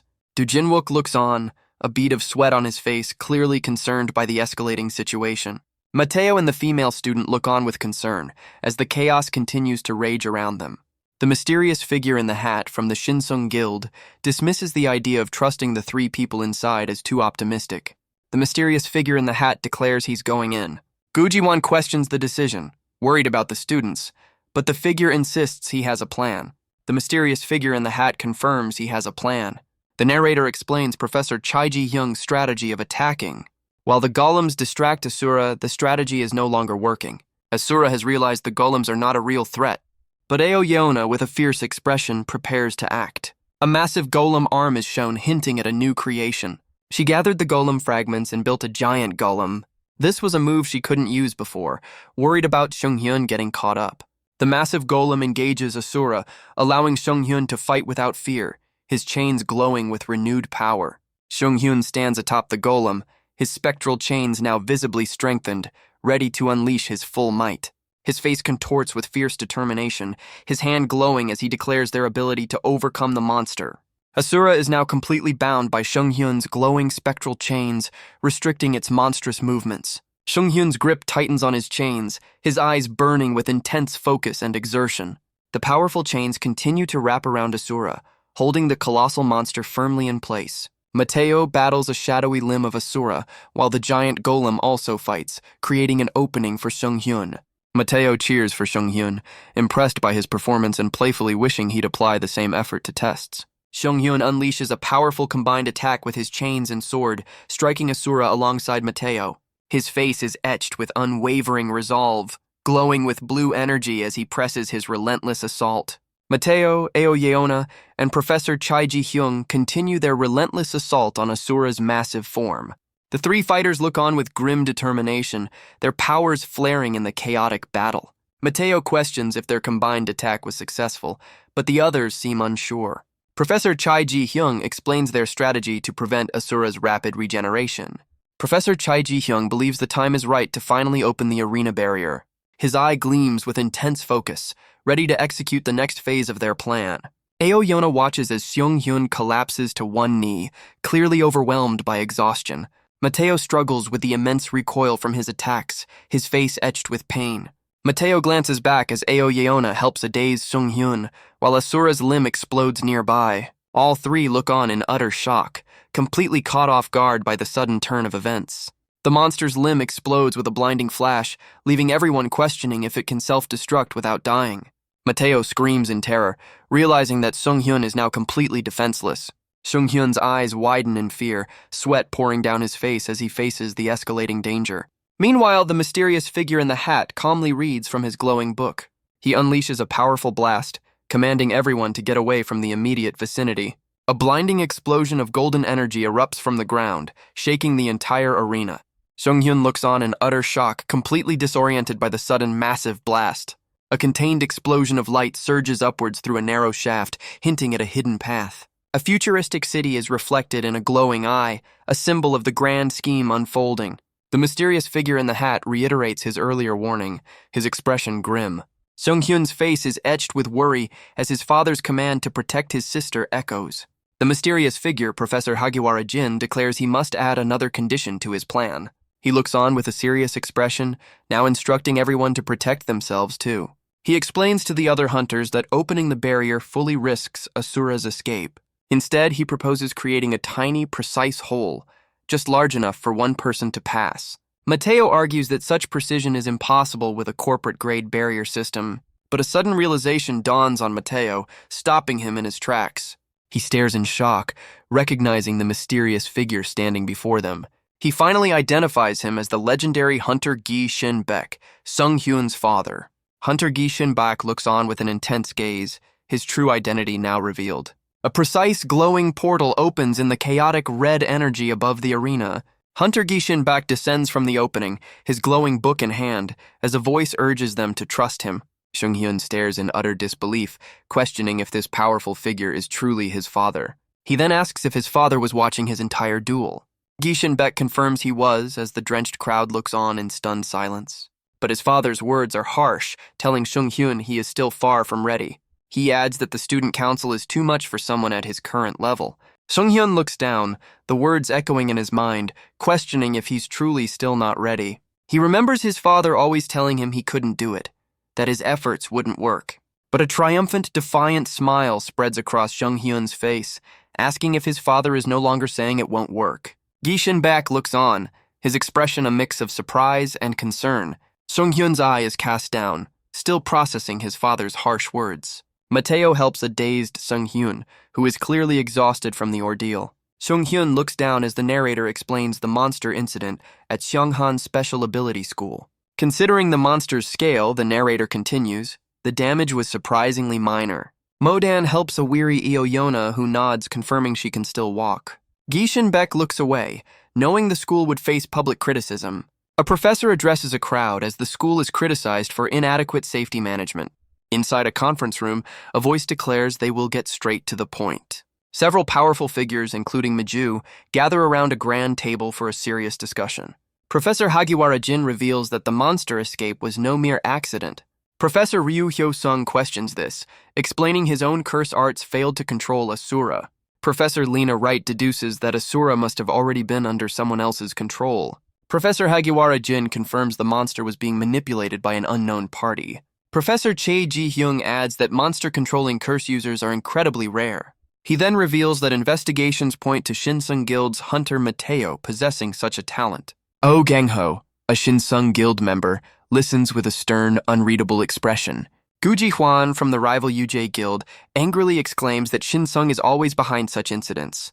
He accuses them of orchestrating the chaos to cover up their product's poor performance in the class. Gu Ji-hwan further rages that they intentionally damaged the UJ arena to ruin their reputation. Gi Shin-baek, Sung-hyun's father, intervenes, stating that Shinsung has an alibi. Gu Ji-hwan looks on with a furious and skeptical expression. Gi Shin-baek recalls a past conversation, his gaze intense.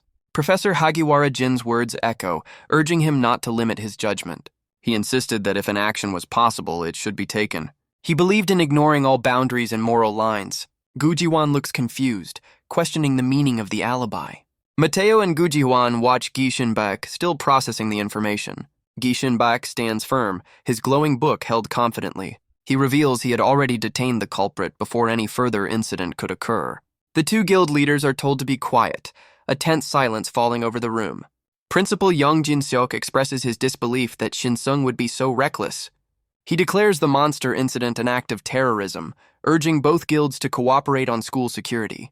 Gi Shin-baek's eyes glow with intensity, reminding everyone he didn't call them to fight amongst themselves. Gu Ji-hwan and Du Jin-wook from the UJ Guild exchange a tense glance. The principal questions Gi Shin-baek's intense expression, sensing his unease. Gi Shin-baek calmly responds to the principal, preparing to reveal a crucial detail. He states there appears to be a spy within the school, asking if the principal has any suspicions. Gu Ji-hwan and Du Jin-wook listen intently, their expressions growing serious. Gu Ji-hwan questions if there's a culprit, but Gi Shin-baek insists there was at least an informant. The principal explains that controlling Asura means the culprit knew its exact location within the school's secret underground facility. This crucial detail confirms that the individual responsible for the monster's release must be an insider, someone within the school itself. Oh Gang-ho, the Shinsung Guild leader, listens intently, a bead of sweat on his face as the gravity of the situation sinks in. Later outside, Oh Gang-ho speaks on the phone, expressing relief that he managed to avoid being misunderstood in this strange incident. Meanwhile, Mateo, the Shinsung Guild subordinate, also on the phone, admits he's glad Hunter Gi Shin-baek's presence prevented him from being further suspected. He then reminds himself that the ship departs at 3 o'clock, indicating a looming deadline. Mateo is seen in a dilapidated room, casually talking on the phone, while a bloodied, tied-up figure sits nearby, and a dark-haired woman watches. The woman asks if he's finished his call, and Mateo apologetically confirms he has. She then places a hand on the bound figure, pressing Mateo to continue his story about controlling the monster after receiving its location. Mateo, now sitting comfortably, admits that controlling the monster wasn't bad, though Gi Shin-baek's watchful eye made it challenging. The real Mateo, bruised and bound, thinks to himself about being a returnee, confused by the woman's question. The dark-haired woman, with a chilling expression, asks the bloodied Mateo why he still hasn't killed his target. She casually reminds him that she had previously instructed him to hold back, which is why he hadn't acted yet. With a subtle gesture, the woman then gives the order to proceed, telling him he can kill the person now. The imposter Mateo, with a sinister grin and glowing blue energy, reveals he has fully remembered the face of his victim. He leans in close to the bound, terrified figure, expressing his excitement and confirming the name Mateo.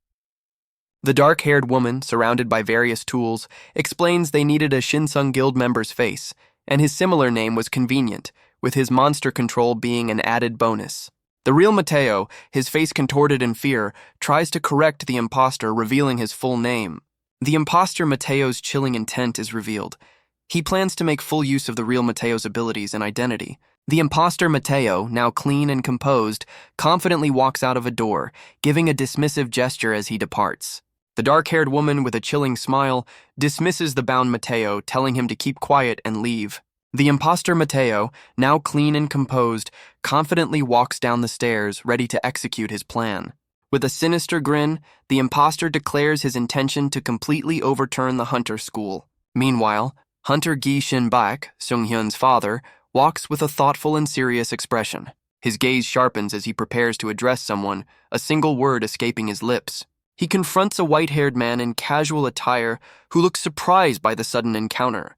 The white-haired man, his face contorted with rage, demands to know if Gi Shin-bak remembers him. Gi Shin-bak looks back with a calm, almost dismissive expression as a fiery memory burns behind him. A chaotic pink-hued vision of destruction flashes, a painful memory that still haunts his dreams. The sounds and scenery of that devastating day continue to echo as a figure runs through the rubble. The painful memory continues to haunt him, showing his sister So-hyun crying in distress. He also recalls the terrifying, void-faced figure from that devastating day. Back in the present, Hunter Gi Shin-bak stands firm, his gaze unwavering. The white-haired man, recognizing him, questions if he remembers the child who survived. Gi Shin-bak faces the man in a park, sensing the weight of his unspoken question. The white-haired man looks down, admitting there's something he needs to ask. Gi Shin-bak, his expression unreadable, simply tells him to speak. The white-haired man looks up, his voice filled with a single burning question. His mind flashes back to So-hyun's tear-streaked face, distorted by chaotic energy. He clenches his fist, demanding to know why it all happened. The white-haired man's mind is consumed by a swirling pink-hued memory of a terrified child's face. He demands to know why Gi Shin-bak committed those terrible acts and caused so many deaths. Gi Shin-bak's gaze remains calm, questioning if the man's inquiry stems from genuine curiosity. The agitated man insists on an answer, holding out a glowing blue crystal as he screams for a response. He stands firm, demanding to hear the truth directly from Gi Shin-bak's own mouth. His hand trembles slightly, clutching the glowing blue crystal. Gi Shin-bak's eye watches him intently, his expression unreadable. The white-haired man continues to hold the crystal, his focus unwavering. His eye burns with a desperate, unyielding need for an explanation. Gi Shin-bak looks down, his gaze still calm, observing the man's raw emotion. Gi Shin-bak's hand remains in his pocket, his expression unreadable. The white-haired man, still clutching the glowing crystal, recalls a devastating past event. He remembers a single monster that appeared on the street that fateful day. The monster was named Legion, a terrifying S-class entity with a horned, skull-like face. It possessed an infinitely dividing body and regeneration far surpassing Asura's power. He recalls arriving at the scene to find that one legion had already multiplied into thousands. For everyone he barely killed, 3 more would split off, engulfing the entire area. To stop the exponentially multiplying monster, he had no choice but to blow up the entire surrounding area. Gi Shin-bak looks up, claiming he made a rational choice in that devastating moment. The white-haired man screams in fury, questioning how he could call such an act rational. The white-haired man screams, declaring his intention to become a hunter to overthrow the entire hunter world. Gi Shin-bak looks up at the sky, calmly acknowledging the man's fervent words. Meanwhile, Sung-hyun is shown bruised and sweating, but with a determined smile on his face. The white-haired man's face is grim as he states that if Gi Shin-bak truly believes his actions were rational, then it cannot be helped. He holds out the glowing blue crystal, demanding an apology from Gi Shin-bak, noting he has never seen him apologize. The white-haired man's intense gaze reiterates his demand for an apology, emphasizing any remorse Gishinbek might feel. He then specifically demands that Gishinbek apologize to our sister. A close-up of Gishinbek's mouth shows his calm, unreadable expression. Gishinbek, still composed, refuses the white-haired man's demand for an apology. The white-haired man's eye widens in shock and anger, processing Gishinbek's unwavering refusal. Gishinbek, in his hat and suit, explains the three components of a true apology. He continues, listing recognizing wrongs, feeling remorse, and promising not to repeat the action. His eye narrows as he declares he won't make such a promise. The white-haired man's eye widens in shock at Gishinbek's cold refusal. Gishinbek illustrates his point with a city, explaining that if all citizens were in danger, and sacrificing the people on this island could save the rest, he would recreate that devastating day. The white-haired man, holding the glowing crystal, says that if Gishinbek wants to deny him, like a certain hunter did 7 years ago, he'll have to be stopped by force. Gishinbek's eye remains calm, reflecting the white-haired man's intense gaze. Gishinbek stands firm, ready to face the white-haired man's challenge. Gishinbek stands firm, facing the white-haired man who clutches the glowing blue crystal. But in a flash, the white-haired man is sent reeling backward, the crystal flying from his grasp. A powerful blue energy blast streaks across the scene, a testament to Gishinbek's sudden attack. Gishinbek remains calm and composed, his gaze unwavering after unleashing his power. The white-haired man's eyes widen in utter disbelief, caught completely off guard by the assault. He questions how Gishinbek could have predicted his move without even using his signature book. The impact sends him flying, his face contorted in a mix of shock and pain. He is launched high into the air, disoriented by the sheer force of the unexpected blow. Gritting his teeth, he wonders if the very ground itself had somehow bounced him upwards. His gaze then shifts to the sky, where multiple glowing red objects now appear. The white-haired man, still airborne, unleashes a barrage of glowing blue crystals. The crystals explode around him in a dazzling, chaotic display of light and energy. Gishinbek's eye narrows, his gaze fixed on the unfolding attack. The white-haired man looks down in shock, realizing the ground beneath him has vanished. Two heavy, crescent-shaped weights appear, falling rapidly through the air.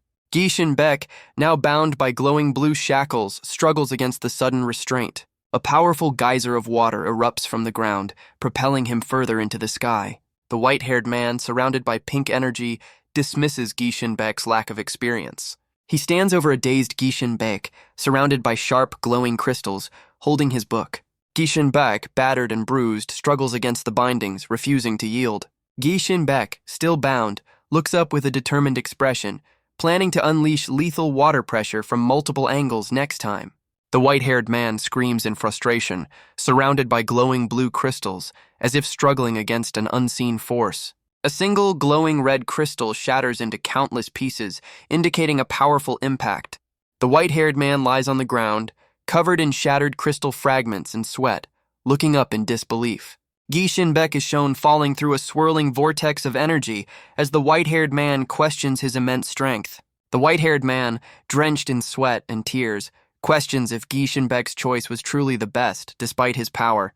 Gishinbek stands amidst a barrage of glowing red crystals, his expression calm and unreadable. A close-up of Gishinbek's intense red eye glowing with power hints at his unwavering resolve. The white-haired man is sent flying backward, a glowing card falling from his grasp as Gishinbek tells him to come to the school's internship later. Gishinbek stands over the dazed white-haired man, declaring he will educate him, while the man furiously questions why he should go. Gishinbek, seen from behind, is told to take his own son, as he explains that failing to seize an opportunity is due to lack of experience. He walks away from the white-haired man, advising him not to be picky about the means if he wants to realize his intentions. The white-haired man lies on the ground, his face contorted in pain and frustration. Sung-hyun looks on with a worried expression, a bead of sweat on his face. Aoyona walks away, a glowing chain on her wrist, stating that everything is fine.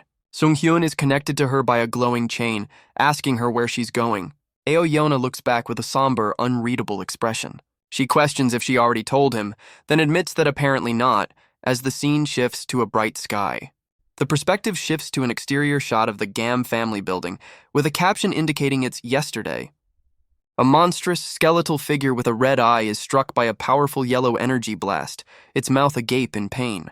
In a virtual training room, 3 students practice their combat moves against a skeletal monster. A man in a suit, observing their performance, notes that their score is quite good. The 3 students, sweating but beaming, celebrate their impressive 98-point score. One of the female students expresses surprise, realizing that was indeed the monster's critical weakness. Sung-hyun, wiping sweat from his brow, explains that he happened to read about that monster in a recent research paper. He considers himself lucky, noting that the observation class has significantly reduced overt bullying. Sung-hyun watches as the 2 female students from the training room happily interact with a male student. He reflects on his sister's situation as a group of girls approaches her, one offering an apology for a past incident. Sung-hyun exhales, observing that his sister also seems to be adapting well to school life. Later, Sung-hyun, now in casual clothes, delivers a stern warning to Shin Mi-ju should she try to harm them again. The female student panics, realizing her secret crush on Woo-jin could be exposed on the Blue Cube platform. Sung-hyun reflects that while school life has become a little easier, a deeper struggle remains. The grid-like background shimmers, hinting at the digital world of the Blue Cube. The 2 female students and the male student from the training room watch on, their expressions neutral. Sung-hyun clenches his glowing chains, his face contorted with frustration, admitting he still feels weak. The 2 female students react with disgust to a crude comment from the male student. Sung-hyun struggles with his glowing chains, questioning why his power isn't working as it should. A sweaty Sung-hyun listens intently as he's told he definitely absorbed Eo-yeona's power during their duel. The male student theorizes that Sung-hyun can change and use the powers of eliminated returnees, explaining his past surge of strength. He further explains that summoners, like Sung-hyun, often don't fully understand the extent of their own abilities. The male student explains that while other abilities have centuries of knowledge, summoning is a manifestation of the soul. He adds that each soul is unique, making academic approaches limited for summoners. This means Sung-hyun has no choice but to learn directly through his own senses, pushing his limits. The time on a phone screen shows 8:16, indicating the early morning. Mo-dan and John Woo-jin look on, with Mo-dan asking if he's truly not coming with them. Sung-hyun, sitting in a training room, declines her offer to eat chicken together, telling them to go ahead. He admits he's still awkward with energy manipulation and needs to catch up to the other students. Sung-hyun looks determined, focused on his training. Mo-dan looks at him with concern, telling him to still come back in the evening sometimes. Sung-hyun sits alone in the virtual training room, surrounded by a blue aura, ready to continue his intense practice. Sung-hyun reflects on his relentless training, practically living in the hall since enrolling. He recalls his intense practice even before school, clashing swords in a blur of motion. An inner voice insists he has no choice but to continue this demanding path. He feels the pressure to keep running, lest he be left behind by the others. The clock tower shows it's already 9 at night, marking his long hours of effort. Sung-hyun sits alone in the virtual training room, trying to focus his mind. He admits his concentration is failing, deciding it's time to return to the dorm. His eyes widen slightly, a flicker of surprise crossing his weary face. Eo-yeona is also present, sitting quietly with her eyes closed in the training space. The 2 returnees now sit opposite each other, sharing the silent virtual arena. Sung-hyun is surprised to see Eo-yeona in the training room, questioning her unexpected presence. Eo-yeona's eye remains calm and focused, observing her surroundings. The 2 returnees sit opposite each other in the virtual training room, a quiet tension filling the air. Sung-hyun looks at Eo-yeona, realizing he has no idea what she truly thinks of him after their intense duel. He reflects on his dirty trick during their match, wondering if he should offer an apology.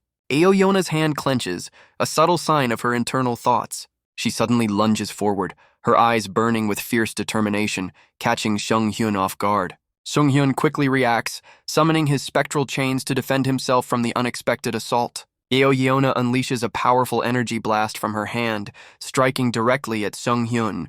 Sung-hyun looks on in surprise, caught off guard by her sudden and powerful attack. Eo-yeona holds a small piece of paper, her wrist still bound by Sung-hyun's spectral chains. She looks up, her expression calm as the glowing chains remain wrapped around her.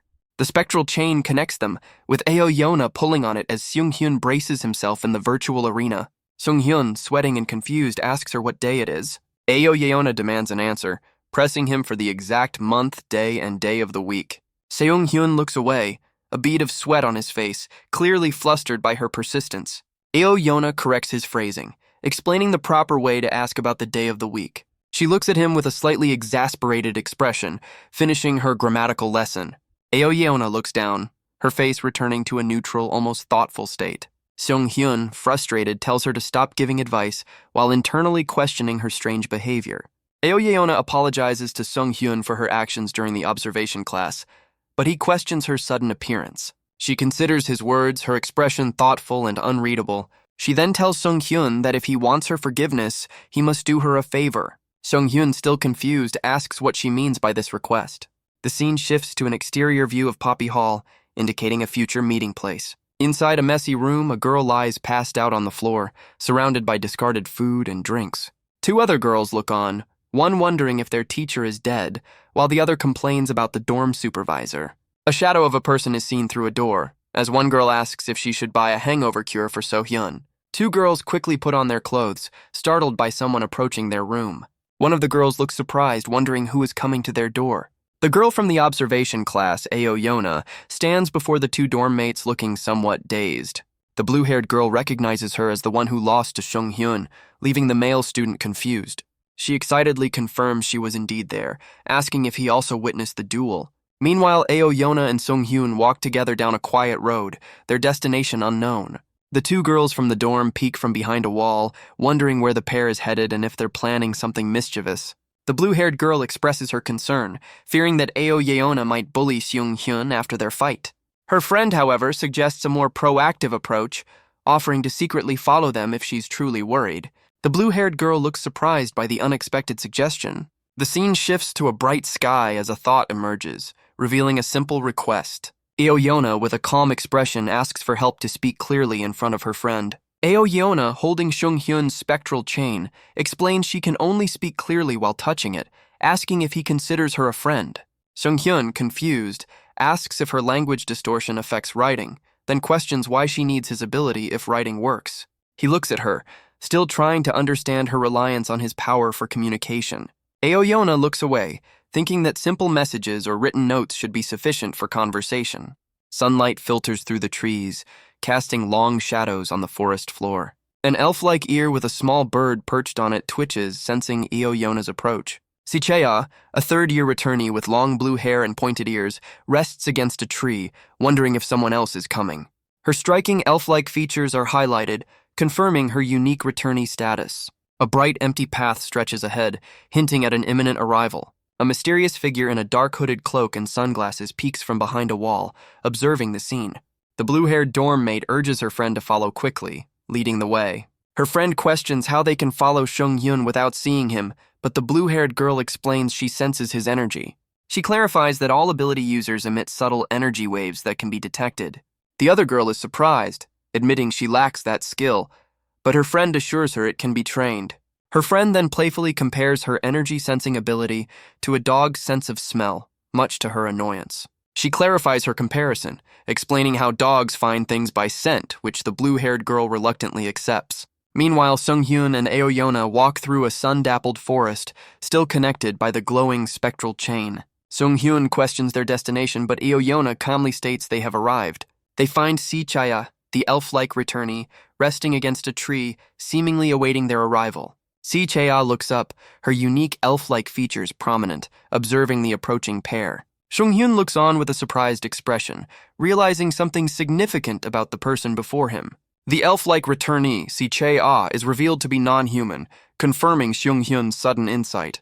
Sichaya floats up in surprise as Seung-hyun and Aoyeona approach, still connected by the spectral chain. With a warm smile, Sichaya greets Aoyeona, happy to see her arrive. Aoyeona, a little flustered, struggles to form a proper response. She manages a surprised hello, her expression a mix of embarrassment and wonder. Sichaya finds it fascinating to hear Aoyeona speak Korean, a sentiment Seung-hyun quietly shares. Recognizing Aoyeona as a fellow returnee, Sichaya correctly deduces that the person beside her must be Seung-hyun. Sichaya introduces herself and reveals she knows about Seung-hyun, asking if he truly possesses the ability to seal returnee powers. She continues, mentioning his popularity on the school bulletin board and the theories about his hidden strength, much to Seung-hyun's visible discomfort.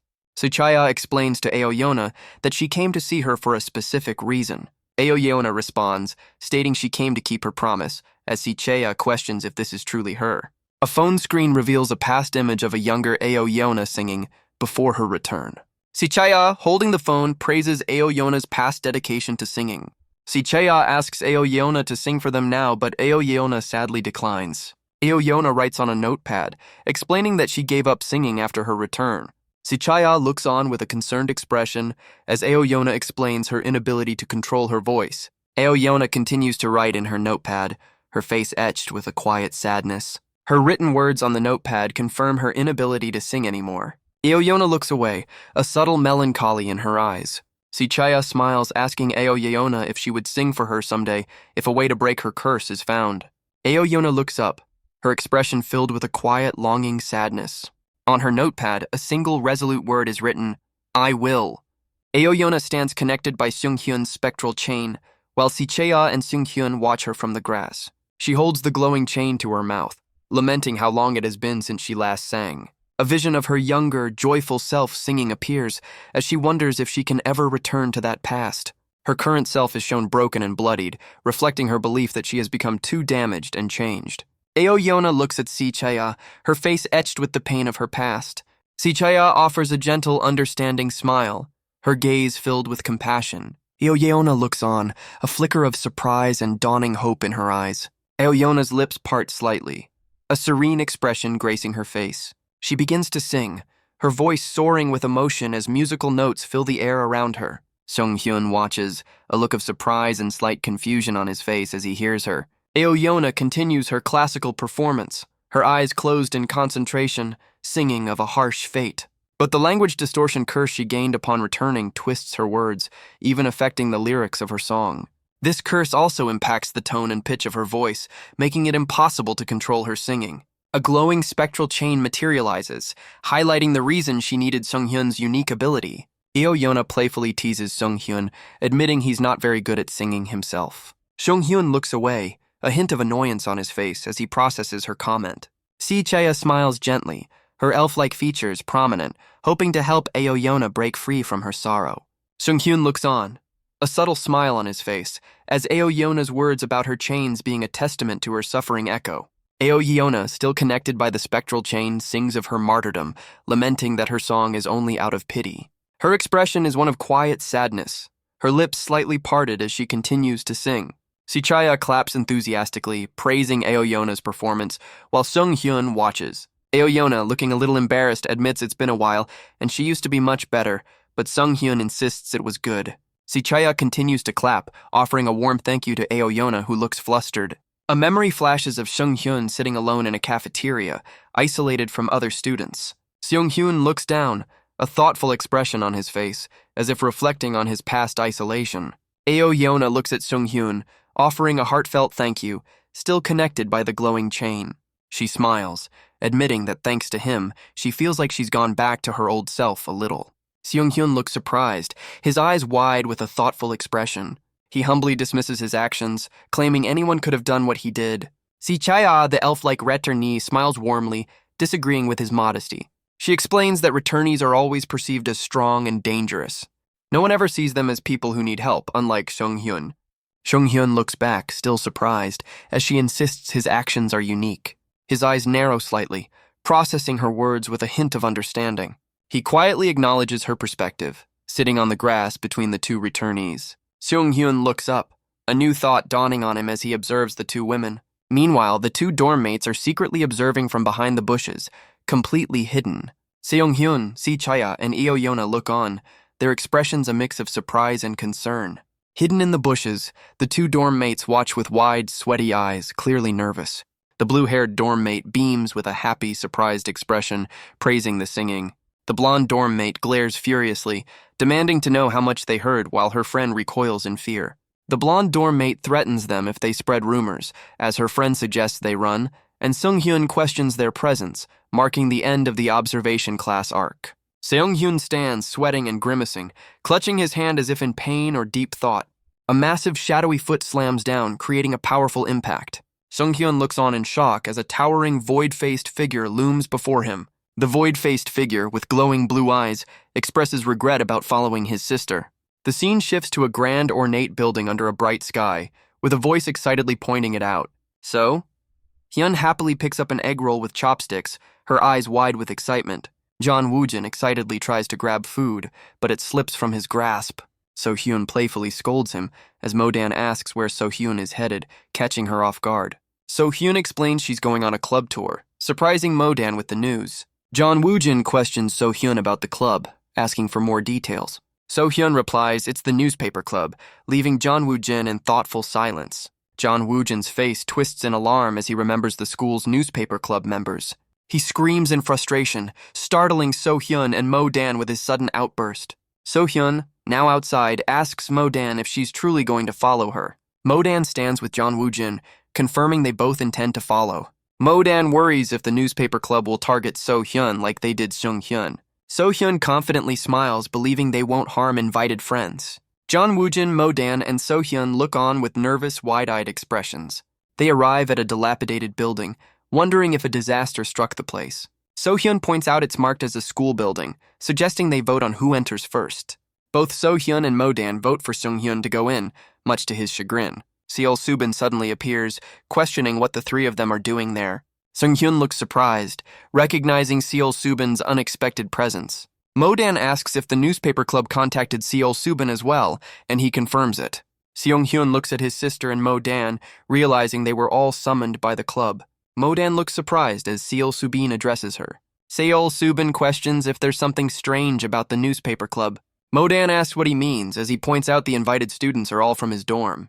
He emphasizes that the club previously failed to feature him in their newspaper. Sung-hyun, walking with So-hyun, asks if Seol-subin is suggesting the club wants to dig into him. Seol-subin, with a grim expression, states he can't sit still if they're planning something around him. Mo-dan looks thoughtful, acknowledging his point. She then declares her own dislike for those who bully others. Seol-subin agrees, his body glowing with a subtle aura as he stands beside Mo-dan. The group arrives at the newspaper club building, looking inside with uncertainty. Seol-subin and Mo-dan stand before a closed door, with Seol-subin questioning if it's blocked. Mo-dan suggests inserting a student ID into the slot to open it. The door opens, announcing Seol-subin's entry, as he, Mo-dan, and So-hyun walk inside. Seol-subin looks back, realizing the door has closed behind them. He observes the door, noting the system seems to allow only one person at a time. The door opens again, announcing So-hyun's entry, confirming his observation. Mo-dan, understanding the rule, prepares to insert her own student ID. John Woojin looks on with a surprised and slightly annoyed expression. Seol-subin and So-hyun look back, sensing something amiss behind them. A red energy blast streaks across the floor, indicating an unexpected attack. John Woojin looks on in surprise as Mo-dan is suddenly thrown back, complaining about being singled out as an uninvited guest. Mo-dan tumbles to the ground, but the system then invites her, the uninvited guest, to enter as well, leaving Seol-subin and John Woojin stunned. Mo-dan questions if they are trapped, while Seol-subin calmly suggests they simply destroy everything and flee if anything seems suspicious. Mo-dan looks around as a disembodied voice welcomes them to the newspaper club, praising their prompt arrival. But the voice then chillingly declares that the newspaper club does not accept uninvited guests, the words appearing over a distorted image. Seol-subin and Mo-dan stand together, as the voice explains that to qualify as a member, they must possess the qualities of an excellent journalist. A glowing newspaper materializes before John Woojin and So-hyun, as the voice announces they will conduct an admission test. Both So-hyun and John Woojin are completely stunned, questioning why a club would require an entrance exam. Seol-subin explains that it's common at this school, revealing that clubs are merely pretexts for forging powerful connections. He clarifies that the true goal is to cultivate relationships with exceptional students who can offer support long after graduation. Seol-subin explains that many clubs test abilities, as they won't keep you if you lack power. Mo-dan questions if a club would go this far, as a glowing newspaper reveals the test has 5 different exams. The group looks down a long hallway with 5 colorful doors, as the voice explains the rules. They must choose and clear 3 exams out of 5 to be recognized as a great journalist, with a limit of 2 people per room. John Woojin angrily questions what these people are saying, while Mo-dan and So-hyun look surprised. He demands the hidden voice come out, but the voice calmly states the press doesn't hide, it reveals. So-hyun looks on with a determined smile as the voice asks if they truly want to die. Mo-dan, with a glowing sword, declares they should just cut through it, startling the others. She swings her sword, insisting this place looks suspicious no matter what. Mo-dan's face is set with fierce determination, ready to confront the unseen threat. As Modan swings her sword, a menacing minigun materializes, and a disembodied voice warns them against damaging school property. Seol Subin looks on with a strained expression as the voice further declares they are now trapped, unable to leave. He grits his teeth, realizing they have no choice but to proceed with the test, questioning how a mere club could possess such advanced technology and weaponry. The holographic newspaper with glowing eyes responds, boldly stating that for journalists, there are no limits to what they can acquire. Seol Subin glares, determined to uncover the true identity of their unseen captors, while John Woo-jin frantically warns Sung Hyun not to provoke them. John Woo-jin points to the massive gun, emphasizing that their opponents are ready to fire and might have even more weapons hidden. His eyes narrow with concern, fearing that someone could get seriously hurt if they attempt to resist. Seol Subin looks at John Woo-jin, surprised by his sudden and uncharacteristic display of caution. Seol Subin questions their next move, and John Woo-jin, with a resigned sigh, states they have no choice but to play along. With a determined stance, Jeon Woo-jin declares they will take the test, as the group stands together accepting their fate. John Woo-jin, with a frustrated expression, declares his intention to confront a club member immediately, questioning the club's strange invitation. From an overhead perspective, the group walks along a glowing path, still baffled by the newspaper club's mysterious intentions. Seung Hyun looks around a dilapidated room, filled with rubble, a surprised expression on his face as he questions the strange environment. The disembodied voice from the newspaper club, now a shadowy, void-faced figure, notes the presence of two uninvited guests who secretly entered. Sung Hyun looks thoughtful, asking if the 5 different doors represent various ability types.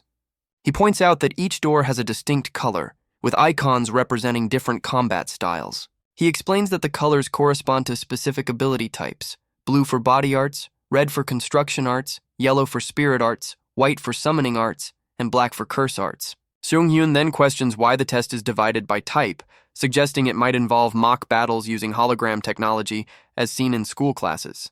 So Hyun agrees that mock battles are plausible, noting that the 2-person limit per room likely serves as a difficulty adjustment. A holographic newspaper with glowing eyes appears, demanding that the group decide on a room within 3 minutes. John Woo-jin angrily kicks, dismissing the newspaper club's lecture on journalistic speed, while others warn him not to provoke them. The teams are set. The GI siblings choose the blue door for body arts, Seol Subin takes the red door for construction arts, and Mo-dan selects the black door for curse arts. So Hyun expresses concern for Mo-dan, questioning if she'll be all right in her chosen challenge. Mo-dan dismisses the worry, acknowledging that curse arts can be unpleasant, but insisting she's fine. She confidently explains that curse arts are slow to activate, giving her ample time to evade any incoming attacks. Mo-dan then asks Seol Subin if his choice of the construction arts room is for a similar reason, given their slow activation. Seol Subin counters that skilled individuals are fast enough, leaving Mo-dan to wonder why he chose the red room. He stands before the red door, his gaze firm, declaring his intention to overcome those very challenges. Seol Subin steps into the room of construction, confirming Seung Hyun's earlier prediction about the themed challenges. He observes his surroundings, recalling that constructors manipulate objects and use them to overwhelm opponents. The voice explains that constructor attacks have a wide range and are difficult to evade, so the test is designed accordingly. A holographic newspaper announces the challenge, Obstacle Dodging. Seol Subin looks up as the voice explains that red blocks will randomly appear, and touching them will reduce his life. Yellow warning blocks will appear first, giving him a chance to react before the red obstacles materialize. With 3 hearts above his head, Seol Subin asks a question about the 10-minute time limit and the consequence of losing all 3 lives. He looks intently at the unseen speaker, asking what will happen to them if they fail. The holographic newspaper ominously replies that they will find out if they fail, adding that confidentiality is a virtue for journalists. With 3 hearts indicating his remaining lives, Seol Subin prepares as the test officially begins. He leaps into action, finding the challenge confusing as it's not the monster duel he anticipated. Seol Subin observes the red and yellow blocks appearing around him, noting their surprisingly slow pace. Seol Subin, with a confident smirk, believes 10 minutes will be an easy challenge. Meanwhile, Mo-dan enters the Room of Curses, a purple door leading to an unknown test. A glowing newspaper explains the club receives tips and sometimes needs to reveal the truth. Mo-dan, now dressed as a detective, is told her test is to find the criminal. She finds herself in a bustling city square, surrounded by various holographic figures. The voice explains the scenario: a pickpocketing victim and 5 suspects. Within 5 minutes, she must find and subdue the real criminal among them to pass. Modan is warned that attacking anyone other than the criminal will only increase the difficulty. She questions how this challenge relates to curses as the newspaper fades away. Modan, looking confused, wonders if this is a test of her reasoning ability. Modan considers how dungeon interiors, filled with traps and mazes, often demand strong reasoning from hunters. But the detective-clad Modan doubts her own reasoning skills, then awkwardly tries to begin the investigation with the victim. The purple-haired victim describes her lost pink wallet and the criminal as Modan listens intently. A red-haired man suddenly interrupts, addressing Modan with a challenging tone. He and a large blue-haired man stand confidently, questioning Modan's authority to detain innocent people. Modan, unperturbed, sharply tells the red-haired man to wait his turn, startling him and the victim. She then calmly turns back to the victim, pressing for the criminal's description. Enraged by her dismissive attitude, the large blue-haired man grabs Modan, demanding respect. Modan, still composed, points out the irony of the test's rules, which allow NPCs to attack each other but not her. The victim screams in pure terror, completely overwhelmed by the sudden, chaotic turn of events. The victim screams in terror, still held captive by the large blue-haired man. The red-haired man argues with the distraught victim, demanding she clear their names. The victim, still screaming, admits she can't clearly remember the criminal's face. Suddenly, a new figure, a man in a sharp suit, appears, calmly speaking on his phone. The victim looks on in surprise as the man in the suit continues his phone call, seemingly unconcerned. The man in the suit, his eyes glowing, declares he will simply leave his business card and depart. The victim screams in utter disbelief, completely overwhelmed by the bizarre encounter. She continues to scream, questioning the man in the suit as he calmly walks away, ignoring her pleas. The victim cries out in frustration, realizing these NPCs are completely uncooperative. The chaotic scene unfolds from above, highlighting the utter lack of cohesion among the holographic figures. Modan stands amidst the holographic crowd, realizing her initial assessment was completely mistaken. The true challenge, she understands, isn't about reasoning, but a brutal test of her mental strength. The criminal is easy to find, but the uncooperative NPCs are designed to frustrate and delay her. With the 5-minute timer relentlessly ticking, the fear of failure looms, amplified by a distant, ominous bell. This psychological torment, she realizes, is precisely why this is the curse room. Meanwhile, the large blue-haired man and the red-haired man decide to move on, seemingly giving up on Modan. But the large blue-haired man suddenly looks confused, sensing something amiss. He glances back at the man in the suit, who calmly walks away, ignoring the chaos. The large blue-haired man screams in terror as his hand begins to distort and warp. His body twists unnaturally, a strange transformation taking hold as he questions what is happening to him. The red-haired man screams at the large blue-haired man, whose body is distorting as he questions what is happening to him. Modan, in her detective attire, observes the strange phenomenon, noting that something is amiss. She then declares that everyone needs to pay attention, holding up a glowing green spoon. Modan stands confidently over the now-collapsed blue-haired man, announcing a belongings inspection. The man in the suit, who was trying to leave, is ordered to return, as Modan warns him not to try escaping. The red-haired man protests, questioning Modan's authority to conduct such an inspection on civilians. Modan, holding her glowing green spoon, states her preference for simple solutions, having decided on her course of action. A message appears, announcing that the difficulty level has increased by 1 stage. The red-haired man, now holding a gun, screams in fury as the NPCs become more threatening. Modan calmly faces the enraged man in the suit, who is now also holding a glowing green spoon, ready to attack. The red-haired man now wields a real gun, demanding that Modan return his transformed friend to normal. Modan, still in her detective attire, faces the armed man, who warns that even ability users can be defeated by a single shot. Unfazed, Modan challenges him to fire, her glowing green spoon held ready. The red-haired man's face twists in disbelief, completely stunned by her audacious response. Modan calmly acknowledges the danger of a gunshot, but confidently states her ability to deflect it. Sweat pours down the red-haired man's face as he realizes her confidence comes from the predictable straight path of bullets.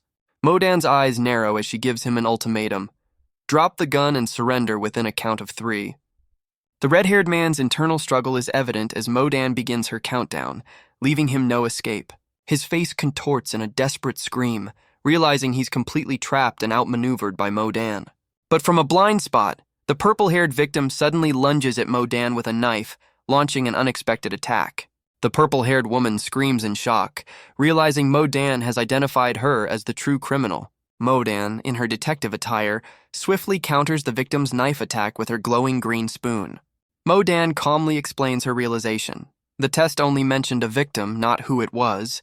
She admits she simply assumed the purple-haired woman was the victim because she was the only one next to her. Mo-Dan stands over the fallen purple-haired woman, explaining that the real victim was probably one of the other NPCs.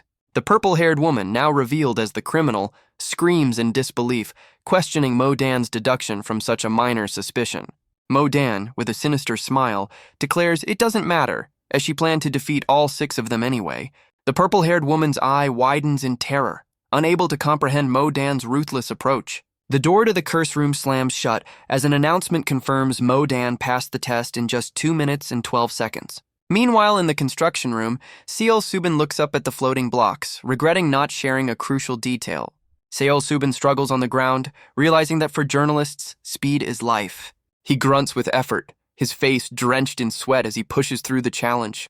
The obstacle course proves far more challenging than he initially anticipated, leaving him exhausted. As time relentlessly passes, the number of dangerous blocks increases exponentially around him. With yellow warnings and red obstacles appearing randomly, simply planning a route consumes his incredible concentration. But the biggest problem, he realizes, is a fundamental weakness in his own abilities. His physical capabilities are severely lacking, a critical flaw in this high-speed test.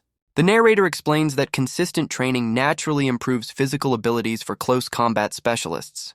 However, for long-range ability users, focusing solely on power often leads to neglected physical training. This tendency becomes extreme for higher-ranked individuals who rarely feel the need for close-quarters combat. Seol-Subin's face is strained, realizing that no matter how strong his spirits are, it's meaningless. He understands that his own physical body is the critical weakness. As long as that weakness exists, he will continue to lose. He recalls past failures, realizing he can only keep losing. His eyes are wide with desperation, sweat pouring down his face. Seol-Subin, exhausted, struggles to move through the increasingly dense obstacles. He desperately calls out to a water spirit, urging it to shoot him. A powerful blast of water energy erupts, striking him directly. The impact sends Seol-Subin reeling backward, his body drenched. He lies on the ground, battered and soaked, his face a mask of pain. The powerful water blast slams into him, sending him reeling. Seol-Subin is sent flying backward, drenched and taking another hit. His face contorts in pain and exhaustion, sweat and water streaming down.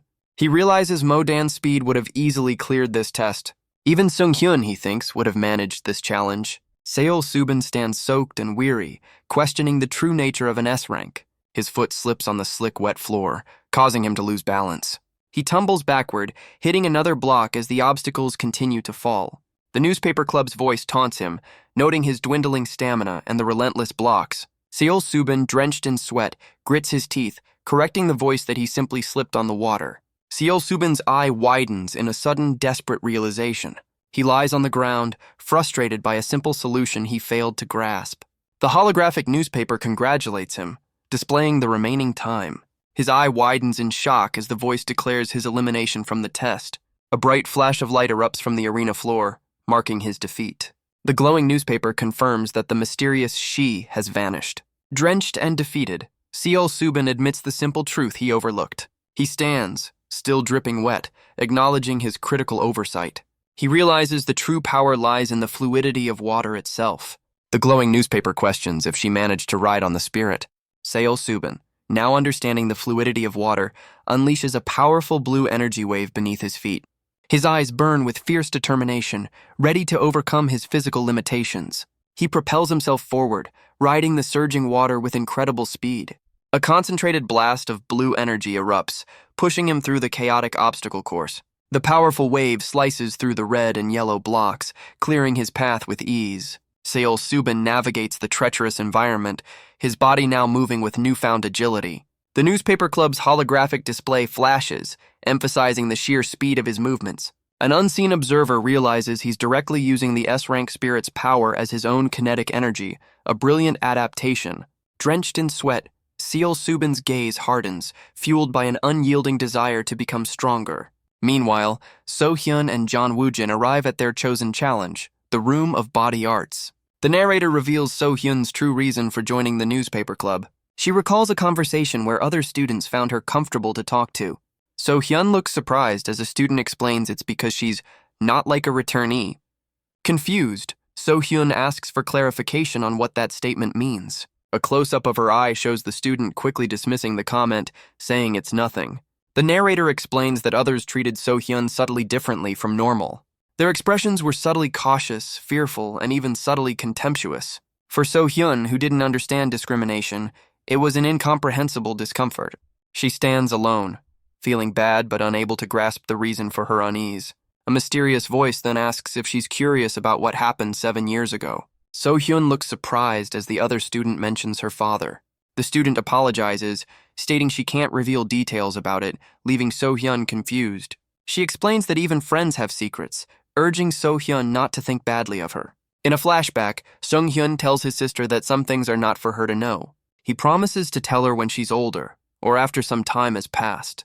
So-hyun agrees, but internally questions why he's hiding it from her. A digital message appears, stating the information is blocked by Blue Cube, as So-hyun expresses curiosity about her father. So-hyun sits alone, wondering why this information is being hidden specifically from her. Back in the present, So-hyun looks surprised, questioning the mention of the newspaper club. A student explains that the newspaper club president recommended her, praising her performance, and assures her she only needs to visit. The student explains that this offer applies to everyone who visits their newspaper club.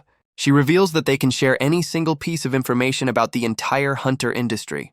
The blonde student adds that this is truly rare and valuable knowledge, not found anywhere online. So-hyun, her eyes wide with fierce determination, declares her eagerness to go, while the other student playfully notes her excitement.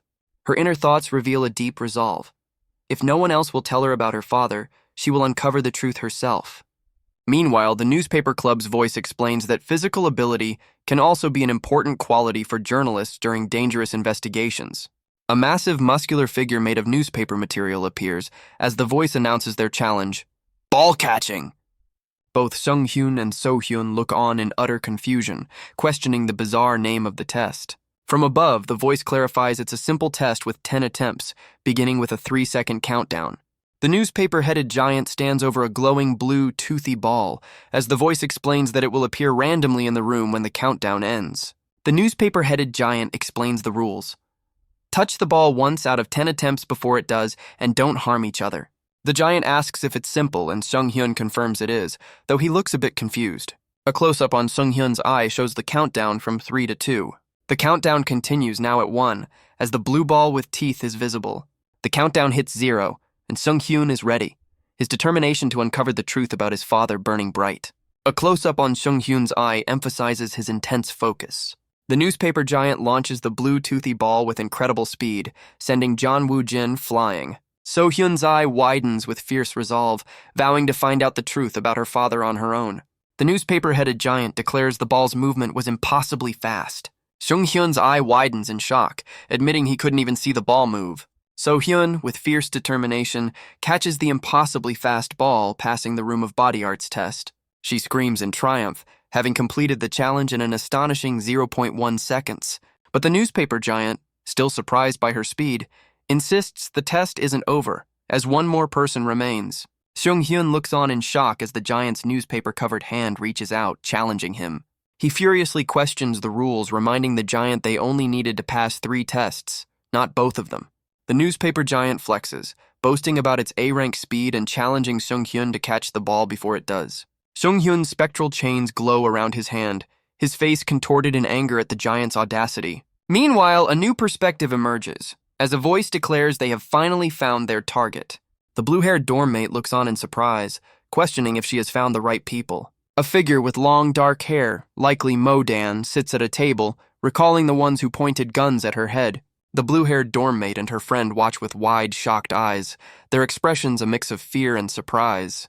The newspaper giant explains that any external support would make the test meaningless, blocking all tricks to ensure it's a pure physical challenge. It warns that those who rely solely on tricks have chosen the wrong room for this demanding test. Sung-hyun, frustrated by the giant's taunts, demands that the second round begin immediately. Round 2 is announced, and Sung-hyun faces the imposing newspaper giant once more. The countdown begins, ticking down from 3, building intense anticipation for the next attempt. As the countdown hits 0, Sung-hyun lunges forward, but the blue ball is launched with blinding speed. Sung-hyun's eyes widen in utter shock, realizing he couldn't even perceive the ball's movement.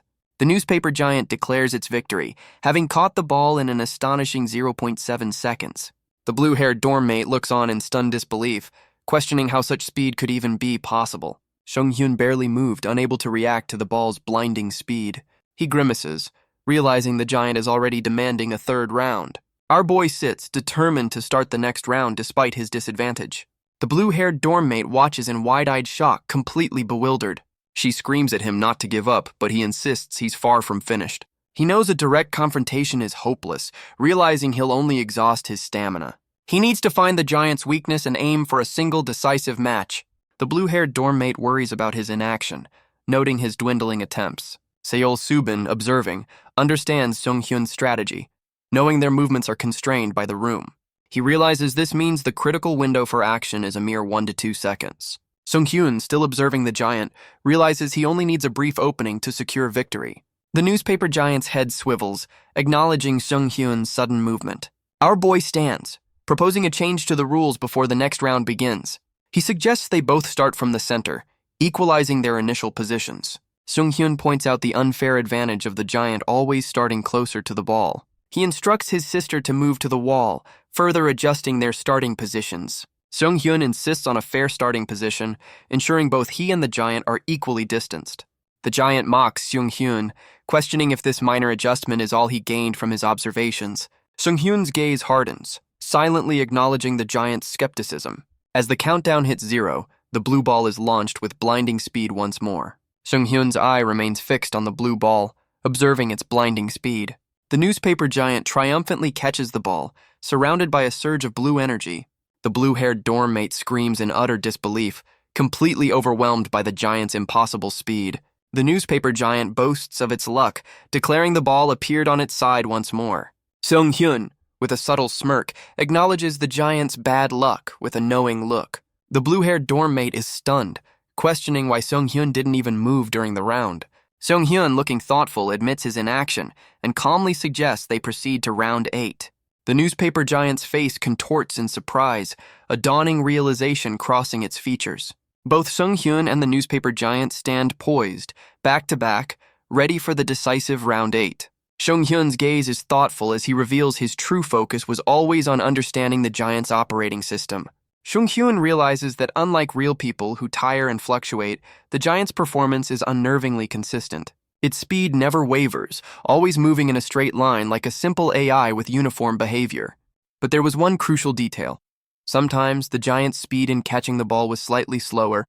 That slight delay occurred when the ball appeared behind it. Seong-hyun recalls being sent flying when the ball suddenly materialized at his back.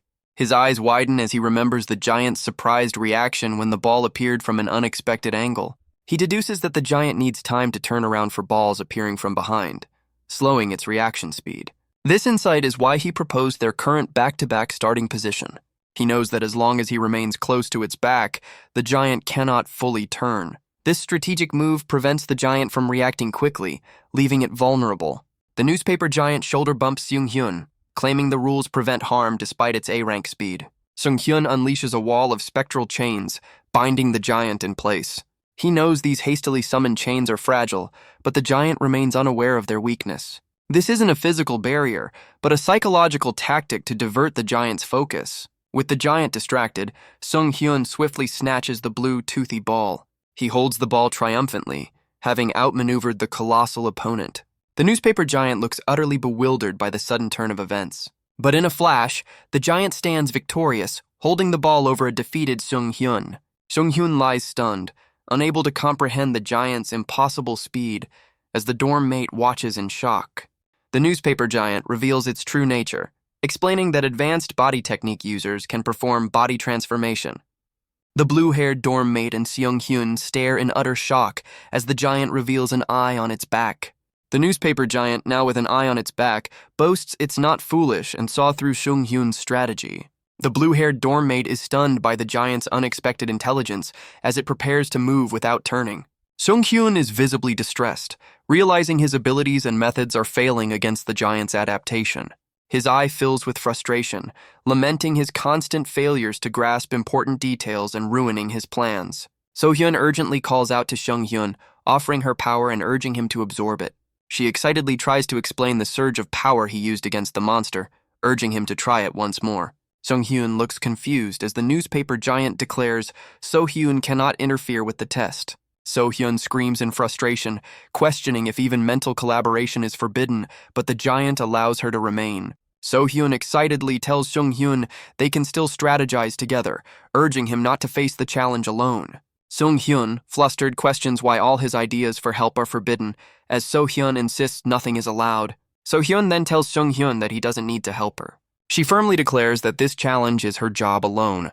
But in a sudden move, So-hyun kicks Sung-hyun, sending him sprawling to the ground. Sung-hyun is left stunned and confused, questioning her actions and words. So-hyun, with tears in her eyes, insists that with her, Seo Subin and Mo Dan present, it's everyone's job to help. Sung-hyun looks completely flustered and surprised by her emotional outburst. So-hyun, still upset, questions why he keeps ignoring her, wondering if it's because she's stupid. She cries, admitting she may be stupid, but she knows the other students at school don't like her. Sung-hyun looks surprised, realizing her deeper feelings as she mentions Mo Dan and John Woojin are good kids who made things a bit better. So-hyun cries, admitting she avoids him because she doesn't want to be a burden. Sung-hyun's face is flushed as he questions if she truly believes this is everyone's job.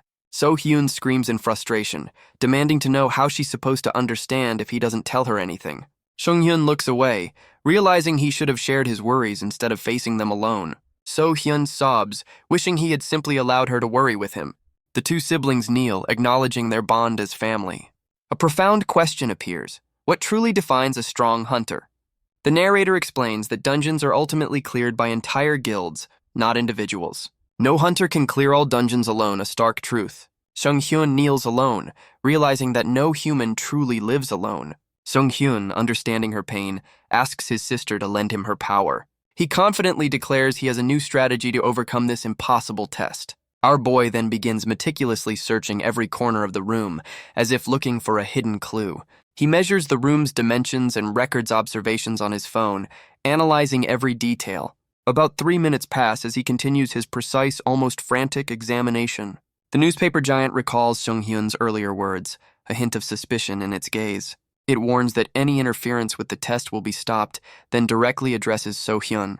Sung-hyun instructs his sister to use her phone to precisely time the duration of round 9. Both So-hyun and the giant stare in utter confusion, baffled by his unusual demand. Sung-hyun reminds his bewildered sister of her incredible reflexes, capable of catching the ball in 0.1 seconds. So-hyun, teary-eyed, confirms her understanding of the crucial task, knowing only she can accomplish it. Sung-hyun's face is set with grim determination, his focus absolute. A memory of Mo Dan's kind words echoes in So-hyun's mind, a gentle reminder to return home sometimes. Sung-hyun promises his sister he will come back for dinner from now on, eager to talk things over. So-hyun smiles, a sense of peace washing over her as she agrees. Sung-hyun proposes a new strategy to the giant, ensuring no one touches the ball or each other, asking if this is acceptable. The newspaper giant, intrigued, questions Sung-hyun's plan to measure time in round 9, wondering if he's preparing for round 10. It agrees to the unusual request, despite already revealing the time at the end of each round. So-hyun looks on, completely bewildered, questioning the purpose of this strange timing request. The giant, flexing its muscles, announces a new rule to counter Sung-hyun's previous trick, stating they will now start further from the center, and reminds him he only has 2 attempts left. Sung-hyun's face is etched with grim determination. As the countdown reaches 2, he lunges forward, unleashing his spectral chains with a fierce yell. The newspaper giant is completely engulfed by the glowing chains, stunned by the sudden assault. Sung-hyun stands firm as the countdown hits 0, his chains still binding the colossal figure. The giant realizes Sung-hyun used the chains to block its sight and hearing, acknowledging his clever tactic. But the giant reveals a critical counter, explaining that body technique users possess highly sensitive hearing. Sung-hyun is caught off guard as the giant, despite being bound, lunges forward with unexpected force. The giant, still wrapped in chains, boasts about its sensitive hearing, which allowed it to locate the ball. It declares the ball appeared on its side, predicting the chains will soon be destroyed by the impact. So-hyun watches in stunned disbelief as the giant triumphantly claims victory once more. The newspaper giant, still bound by Seung-hyun's chains, looks utterly bewildered by an unexpected development. Suddenly, the blue-haired dorm mate appears inside the room, exclaiming in utter shock amidst the glowing chains. Her wide eyes reflect disbelief, questioning the unexpected arrival of this person in the test room. The newspaper giant's eyes glow with intense surprise, reacting to the sudden intrusion. It faces a dilemma. Slowing down means failure, but charging forward risks colliding with the unexpected guest. The giant screams in frustration, accusing the blue-haired student of interfering and calling it a foul. Seung-hyun, still holding his spectral chains, quickly counters, denying the giant's claim of a foul. His determined gaze reminds the giant of its own words, a crucial detail from their earlier exchange. So-hyun, teary-eyed, recalls the giant's earlier concession, allowing her to be present during the test.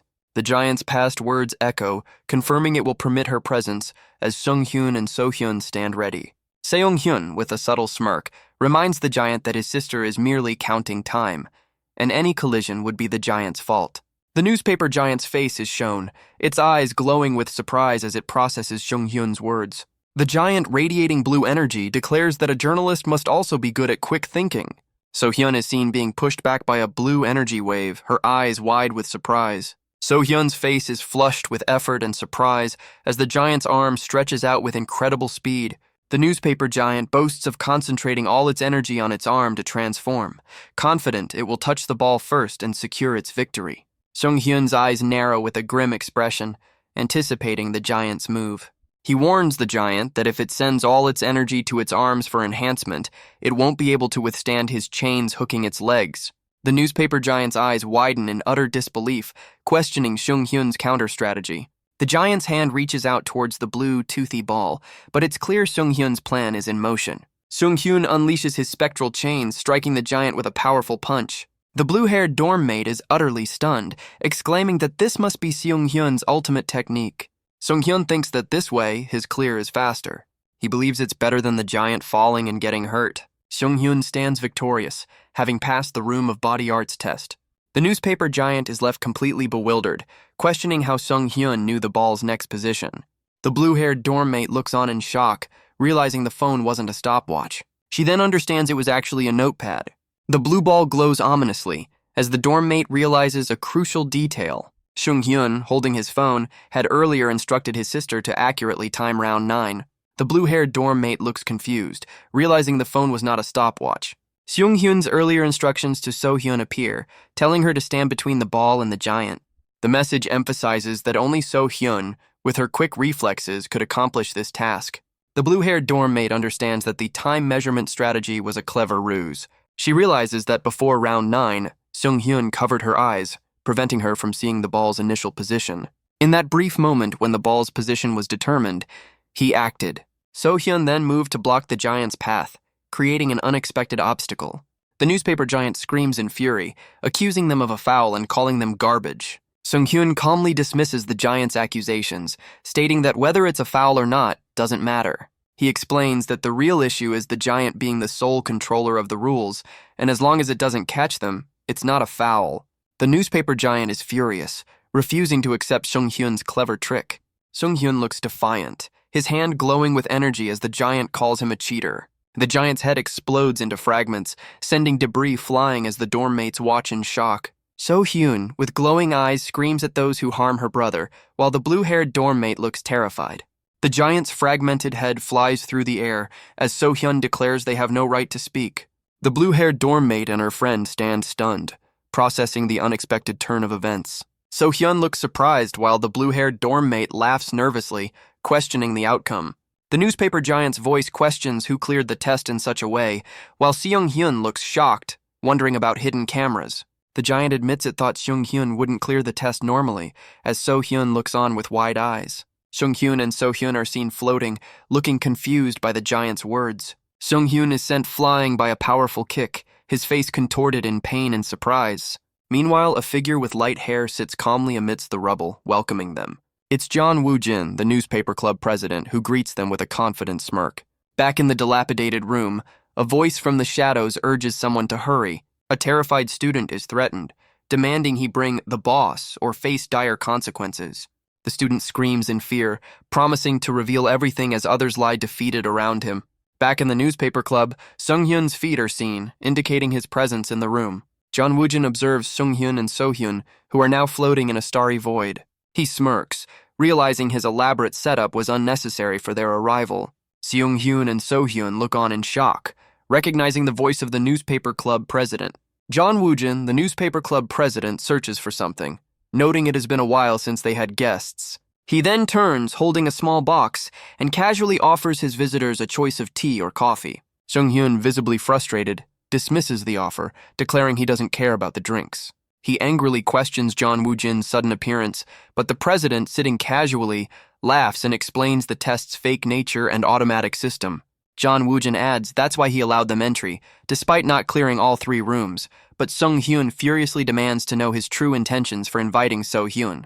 The president feigns ignorance about any scheme, leaving Sung-hyun and So-hyun still baffled by his evasiveness. Suddenly, Mo-dan and Seol-subin appear at the door looking surprised, with Seol-subin questioning their presence. A panicked student screams for the president's help, while John Woo-jin calmly sips his drink and So-hyun, unfazed, asks for strawberry milk. A tray with 2 cups of tea and a carton of strawberry milk appears, suggesting So-hyun's request was granted.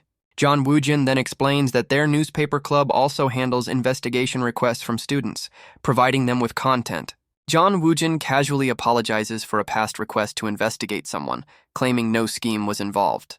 Another newspaper club member, Kang Yoo-jin, angrily questions if someone else is causing problems, while Emily Montague looks on. So-hyun, Mo-dan, and Seol-subin observe, with So-hyun questioning the club president's intentions if there was no scheme. John Woo-jin explains he simply called close friends, adding that only S ranks or returnees would join a non-academic club. He gestures towards the group, implying they fit his description, as Emily and Kang Yoo-jin look on.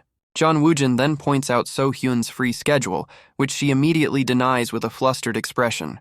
He questions her activities and she details her plans to hunt monsters, which he dismisses as being free. John Woo-jin then excitedly reminds them that since they cleared the test, they are owed information. He explains the newspaper club's tradition. Successful test takers get to learn one piece of information they desire. Seol-subin questions the nature of this information, while a chibi version of John Woo-jin dismisses his assumption of trivial school details. John Woo-jin explains the information is high level, even hard to find on the Blue Cube platform. He details the kind of real information they offer, from rising guilds to secret techniques. Seol-subin questions how the club knows such sensitive information, while a student reveals John Woo-jin's wide connections. The student then drops a bombshell, revealing John Woo-jin's father is John In-seok, leaving others stunned. Seol-subin and Mo-dan look shocked, realizing the significance of that name. A flashback shows John Woo-jin, confirming his father is the current UJ Group chairman. The group is stunned, realizing both major powers, Shin-sung and UJ, have successors in the department. A student finds it amusing that even Gishin Baek's son is surprised, while John Woo-jin dismisses his own status. Another student questions who Gishin Baek's son is, while Mo-dan notes the information source is trustworthy. So-hyun, looking curious, admits she'll believe it even without knowing, then expresses a new question. So-hyun, with wide, teary eyes, demands to know what her father did 7 years ago. Sung-hyun frantically tries to stop her, while Mo-dan looks on in confusion, as So-hyun insists they agreed not to hide things anymore. Sung-hyun, sweating, struggles with his sister's persistence as she questions if he will ignore her again. Sung-hyun's face is drenched in sweat, his expression strained by the emotional confrontation. So-hyun looks up at him, her eyes wide and tear-filled, as Sung-hyun calls her name with a pained expression. A flashback shows a younger So-hyun lying unconscious, as a voice questions who could have told her about her father's actions while she was asleep. The memory continues, showing a figure falling through a fiery, chaotic scene as So-hyun's younger self looks on with wide, terrified eyes. John Woo-jin, sweating and confused, questions what they are talking about, while So-hyun looks equally bewildered. The white-haired man who previously confronted Gishin Baek stands in a doorway observing the group. Sung-hyun and So-hyun look on with surprised and concerned expressions, recognizing the unexpected visitor. The white-haired man, drenched in sweat, questions the mention of the incident from 7 years ago. He sits at a table, his expression grim, as the dilapidated room around them hints at a troubled past. The blue-haired dorm mate and her friend look on with wide, nervous eyes, clearly unsettled by the tense atmosphere. John Woojin and So-hyun also appear, both looking confused by the sudden shift in the room's mood. An overhead view shows the entire group gathered around a table, wondering about the strange atmosphere. The white-haired man leans in, reminding someone that they had already heard about the incident on the ship. He explains that since they will continue to encounter each other at school, it would be beneficial for everyone to understand the truth. The blue-haired dorm mate and her friend exchange a glance, finding the white-haired man's sudden seriousness annoying. The white-haired man admits his reluctance to share the full details of the 7-year-old incident, but feels he must now that he has brought it up. He then offers a choice, asking if they want to hear version A, which is what others already know, or version B. The white-haired man reveals that version B holds a truth unknown even to the world. Seung-hyun and John Woojin look on in stunned surprise, questioning the existence of such a hidden truth. The white-haired man with a subtle smirk tells So-hyun that the choice of which version to hear is entirely hers. So-hyun, her expression firm, declares her decision to hear version B. The white-haired man looks thoughtful, his hands clasped, as John Woojin watches with an excited grin. He looks down, pondering where to begin his revelation. A text box explains that the public typically only recognizes SA rank hunters. Another text box adds that B ranks, after all, have clear limitations, as a flashback shows a hunter struggling in a dungeon in 2019. The hunter, covered in blood and tears, questions how this could possibly be a B rank gate. She lies injured on the ground, desperately repeating her plea not to die. The injured hunter screams in terror, desperately wishing to survive the monstrous attack. A blinding flash of purple energy and alien script fills the chaotic scene. The bloodied hunter watches as a devastating explosion of pink energy engulfs the monster. A stark revelation confirms that her father's rank was also B rank. The white-haired man questions the injured hunter, who holds a glowing book about his well-being. Despite his B rank, the hunter's skill was legendary, comparable to an S rank, as he demands a status report.